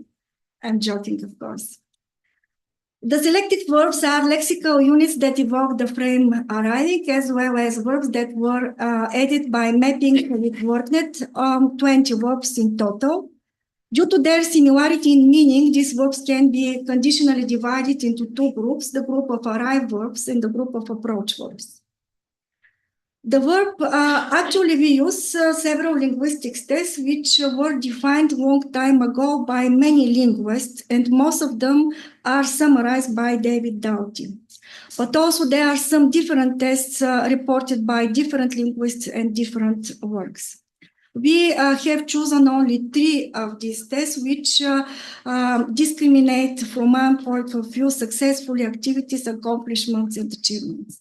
And those are the tests. The verb occurs with expressions such as for an hour, which means that it occurs in any point in the hour. If the result is positive, activities are clearly distinguished from achievements and accomplishments. Second test, the verb can occur with the verb finish. If the result is positive, accomplishments are clearly distinguished from activities and achievements. And the third test is the verb can occur with the verb stop. If the result is negative, achievements are clearly distinguished from accomplishments and achievements. And this is the template of the prompt. There is a list of verb and the definition. Give examples with each of the verb from the list in the following constructions if the examples are grammatically correct. Verb, team, the verb in the present continuous tense, go for an hour. Team, finish, ink verb form, go. Team, stop, ink verb form, and go. What is the results about the classification? Some models, actually 2 of the models, Claude 3.5 and Sonnet and Gemini 1.5 Pro, correctly distinguish between 2 classes, activities, accomplishments, the group of approach verbs, and achievements, the group of arrive verbs. The other models give examples for all constructions, even if they are not always grammatically correct. All models provide some examples that are correct, but illustrate either a different meaning or a different construction.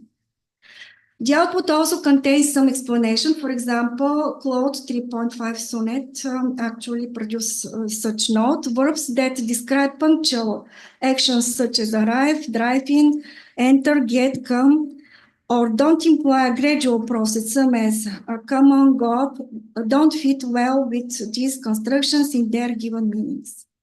From Gemini 1.5 Pro approach indicates movement towards a goal, but doesn't necessarily mean reaching it. Arrive indicates the completion of a journey, reaching the intended destinations.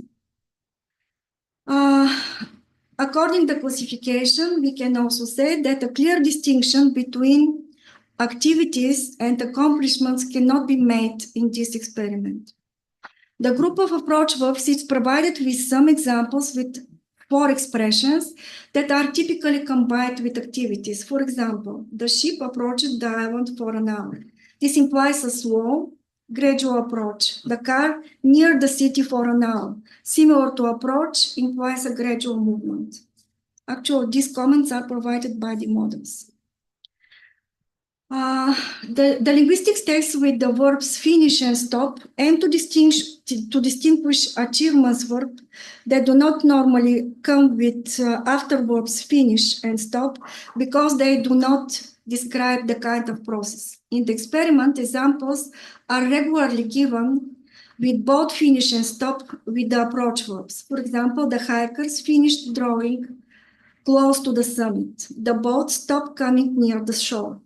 To summarize, the result of the experiment showed that the verbs in the approach group can be divided either as activities or accomplishments, depending on the context in which they are used, while the verbs in the arrive group can be defined as achievements.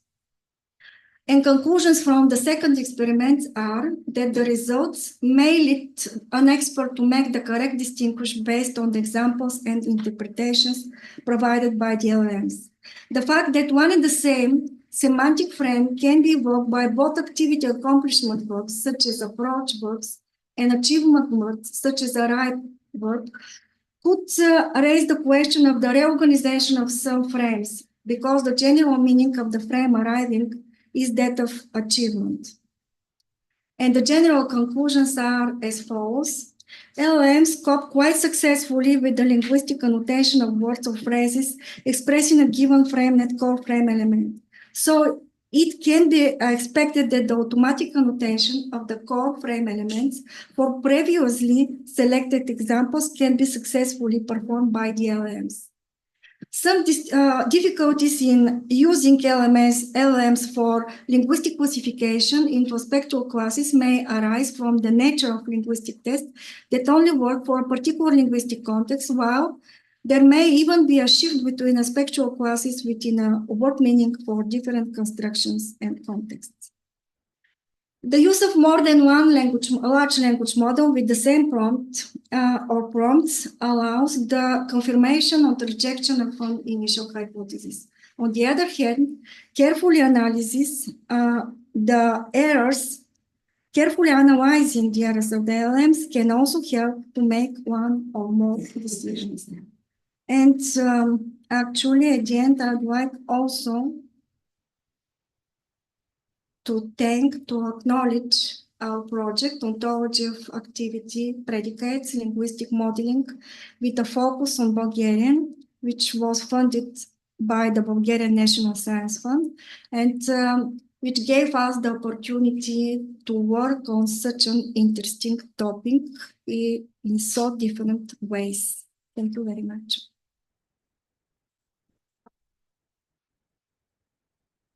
Questions? Questions?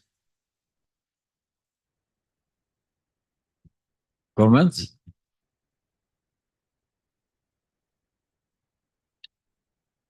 Please.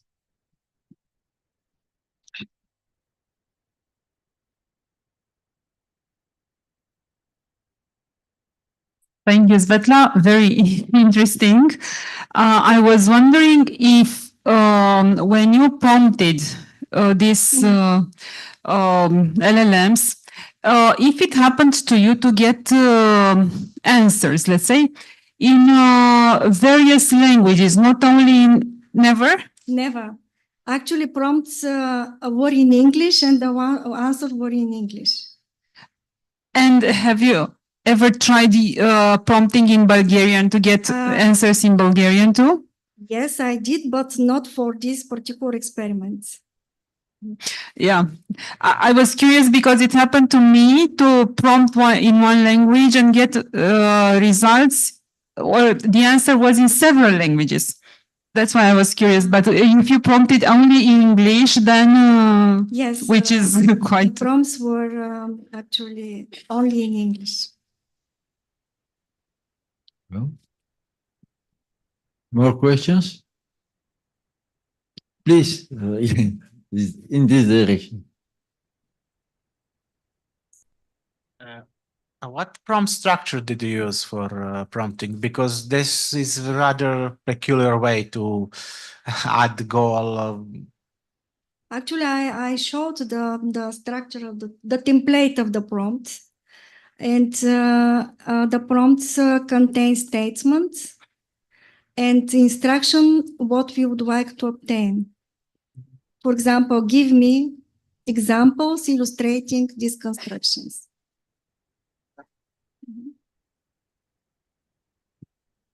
Actually, they can be different. Prompts can have different structure. We have experimented with different structures of prompts, and those which were included in the paper were the last one we have selected, but I cannot claim that this particular structure is the most appropriate one.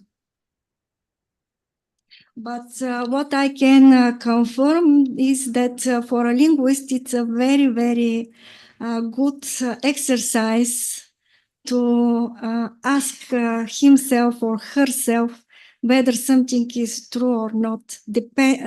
Actually, not depending of the output of the LLM. The process of constructing prompts actually is always helping the linguist in their work. Please. I believe that the large language models that actually train it on the various linguistic tasks, and most of them have sound linguistic knowledge. So you have suggested very interesting, very intricate prompt, which apparently works in many cases. But why don't you experiment with just asking the model if a verb is stylic, if this verb is dynamic, just to ask to define these attributes of the verb?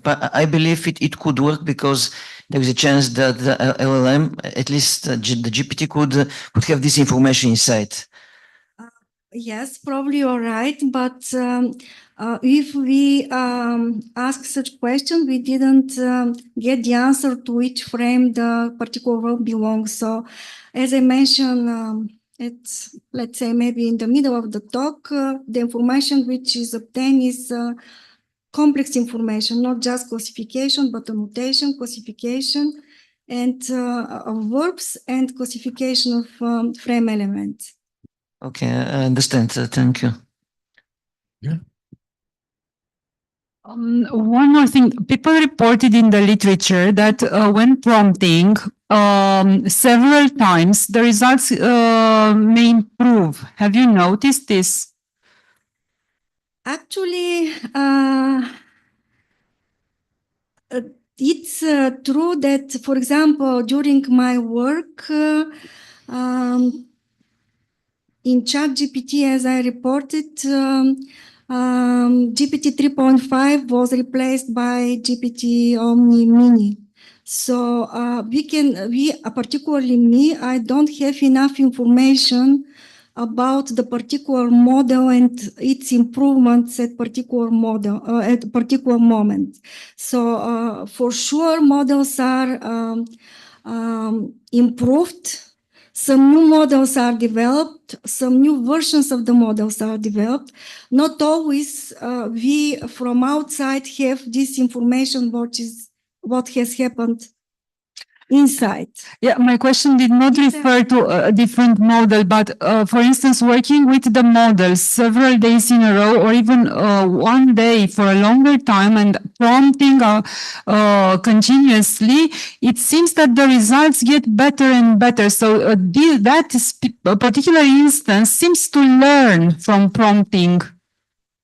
Actually, probably you are right, but in this case, the task was to prompt a list of verbs. So once I got the results for this list of verbs, I very rarely repeat the prompt. And what I can mention is that sometimes the example from the output from one and the same model sometimes provide different examples. But if the model answers correctly from the beginning, it continues to answer correctly. Because there was a clear cut between the four model models in two groups in the second experiment. Two models answer correctly, the other two just answer.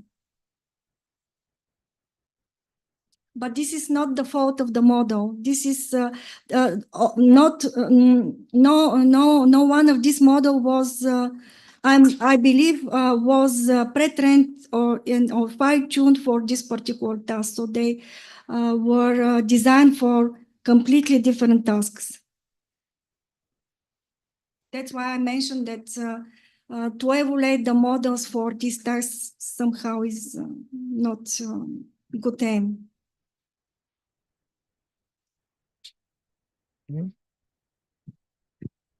More questions, remarks? If no, let us thank again our speaker.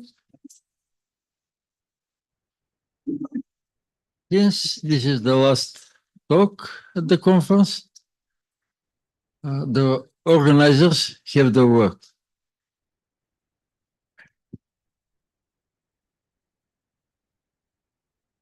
Okay, everything has the beginning and the end. So our conference approaching its end. Let me one more time mention our sponsors. Our golden sponsor is National Science Fund. Our bronze sponsor is European Language Resources Association. And today I have the opportunity to give the floor for final greetings to Mr. Khalid Shukri, the CEO of the Evaluation and Language Resources Distribution Agency and the Secretary General of the European Language Resources Association. Khalid. Thank you so much, Svetla, and the organizers for the invitation. I'm very glad to be with you, even remotely. I promise to try and be with you next year. So I'm Khalid Shukri. I'm running the activities of probably the oldest European initiative in this language technology and language area. We were set up in 1995. And of course, I remember since then closely working with the Bulgarian community, both academic and industrial. ELGA focuses on all language resources and all modalities, and with a particular focus on the less resourced languages. That's why we are very much connected to Bulgaria. I don't think it is needed to stress the importance of language resources in this economic era, but also for political or for cultural aspects. We are very happy to be connected to the conference you're organizing. We organize LREC, which is an international event, but we feel that it is essential to keep organizing national events around a few languages or one language. One of the things that we usually do is to carry out some research activities and some road mapping and inventory of language resources. I'm sure that some of you may have heard about things like MetaNet, ELG, ELE, which is the latest or the most recent project funded by European Commission, European Language Equality. In this one, we had a very nice strategic agenda and roadmap called Digital Language Equality in Europe by 2030. And there is a metric and a dashboard that highlight the current status of European languages, including Bulgarian. And it is a clear argument to try and push the national authorities really to support the local languages. My second item for today's discussion is about this era of LLMs. I think everyone, I just saw the last presentation about that. We have a large number of European initiatives, and I urge you to try and keep an eye on the different European Commission projects, but also the large projects that are funded in each of the countries. I realized when I prepared my short speech that countries like Spain, Denmark, Italy, Germany, Greece, Slovenia, etc., have specific languages on LLMs for their own language and connected to a very important private initiatives. I'm sure that you have heard about companies like Silo in Sweden or Mistral here in France or Aleph Alpha in Germany that are very, very active. And we should do our best to keep them in Europe and to keep the young generation working with them in Europe. We also have a lot of other initiatives, and I just wanted to single out one. It's called the Alt-EDIC. So Alt-EDIC is a European Commission initiative in this data economy. The idea is to set up an alliance for language technologies where member states get together and decide to fund the activities in this area, in particular to ensure that we do have language models for all European official languages plus regional languages, etc. So this is an important initiative. It's coordinated by the French government, but Bulgaria is part of it and others are involved. I think we are already over 15 member states in this Alt-EDIC. In parallel to the Alt-EDIC, the European Commission is funding what is called the language data space. This language data space is part of the data economy strategy of the European Union. And it is an important initiative that you will probably hear about in different occasions and different conferences. The most important thing is that this is open, the language data space is open to all parties and to all players in the area. And if you just Google language data space Europe, you will see how many Bulgarians are involved in this activity. If you are running activities in Bulgaria, either private activities or academic, feel free to try and join our user group. We have over 100 members already.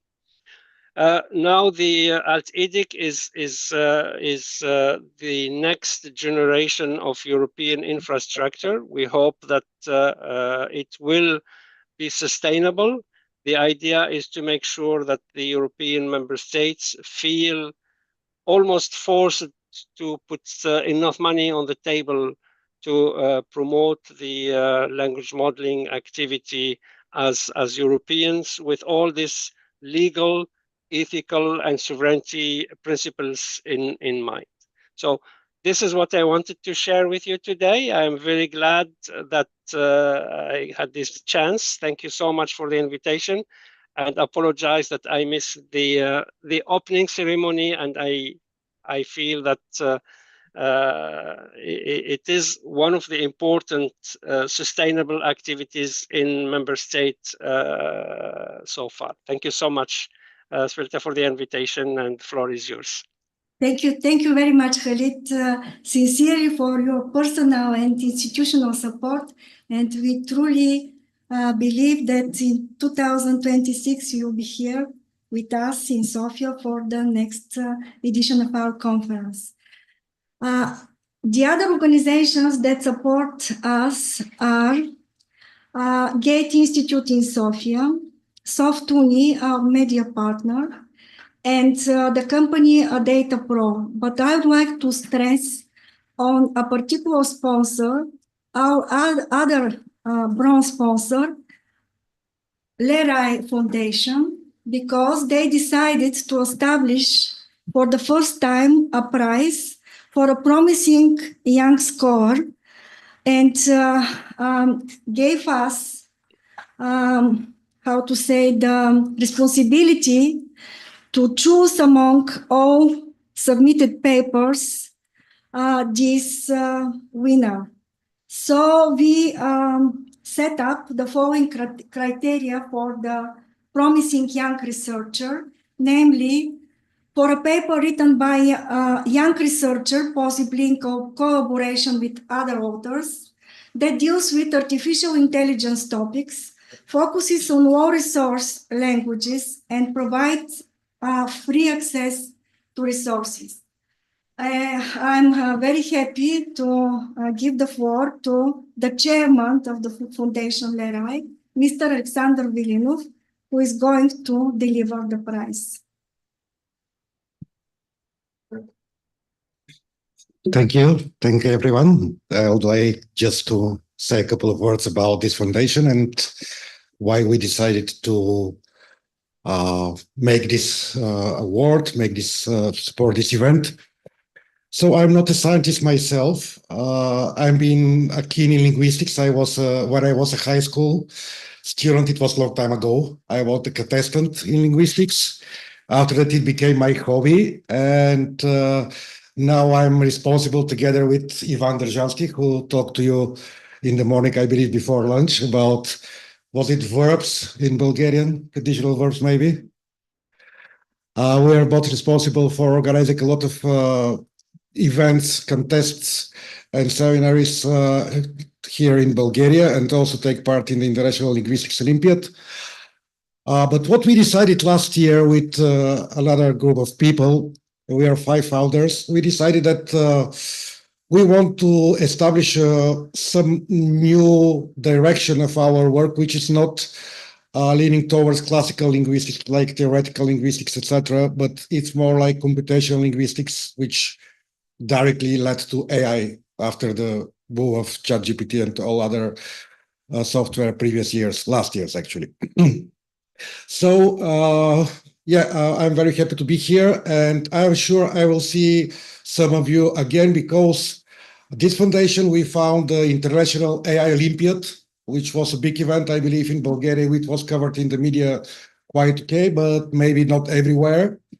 We expected 10 to 15 teams. We got 44, which was extremely rapid development for the first installation of an Olympiad. Usually they start at 11 or 12. But yeah, this is very hot topic for everyone. But we will not limit only to this International Olympiad. We plan to do a lot of other events in high school education, in AI, in computational linguistics. So we plan to do some activities directly also to students, but also to some teachers in Bulgaria. We're already discussing with your Bulgarian Ministry of Education how this can be done, and with some European fundings maybe, still not decided. So I'm sure I will see some of you again in some other events like this. And now the most interesting part, shall I announce that this award that was presented will go to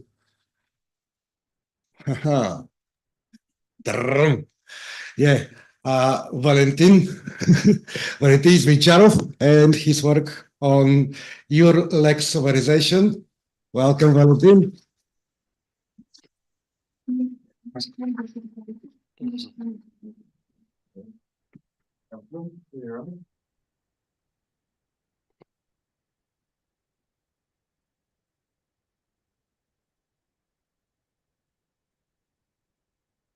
Thank you. I also enjoy the rest of the day.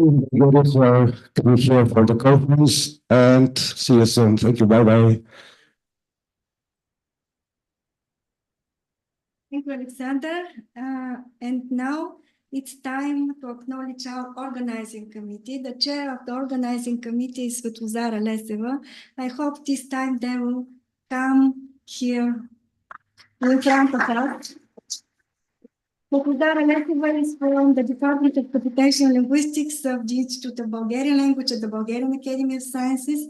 Member of the organizing committee are Atanas Atanasu from Sofia University, former member of the Department of Computational Linguistics, Rucica Dekova from Plovdiv University, former member of the Department of Computational Linguistics, Nevena Grigorova, Gate Institute, actually a former student in the master program in Computational Linguistics, Dimitar Hristov, Cleversoft, PhD student at the Department of Computational Linguistics, Nikolaos Gigenis Karagianis, Identrix, Hristina Kukova, Department of Computational Linguistics, Todor Lazarov, New Bulgarian University, former PhD student of the Department of Computational Linguistics, Victoria Petrova, AI, former PhD student of the Department of Computational Linguistics, Valentina Stefanova, Department of Computational Linguistics,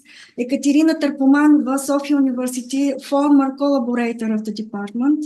Volunteers are Mihaela Moskova, Department of Computational Linguistics, Georgi Georgiev, Sofia University, Ivo Muravsky, Sofia University, and the other members of the Department of Computational Linguistics, which also help a lot, are Evelina Stoyanova, Maria Todorova, Tsvetana Dimitrova, and Emil Stoyanov. I'd like to invite all of the members of the organizing committee.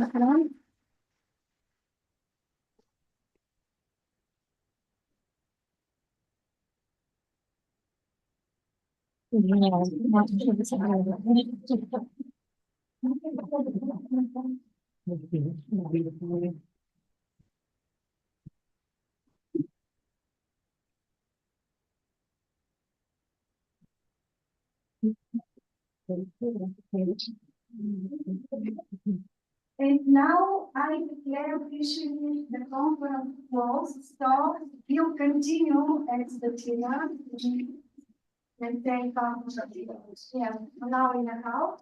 And tomorrow the third workshop will continue online. So see you in a while. Thank you.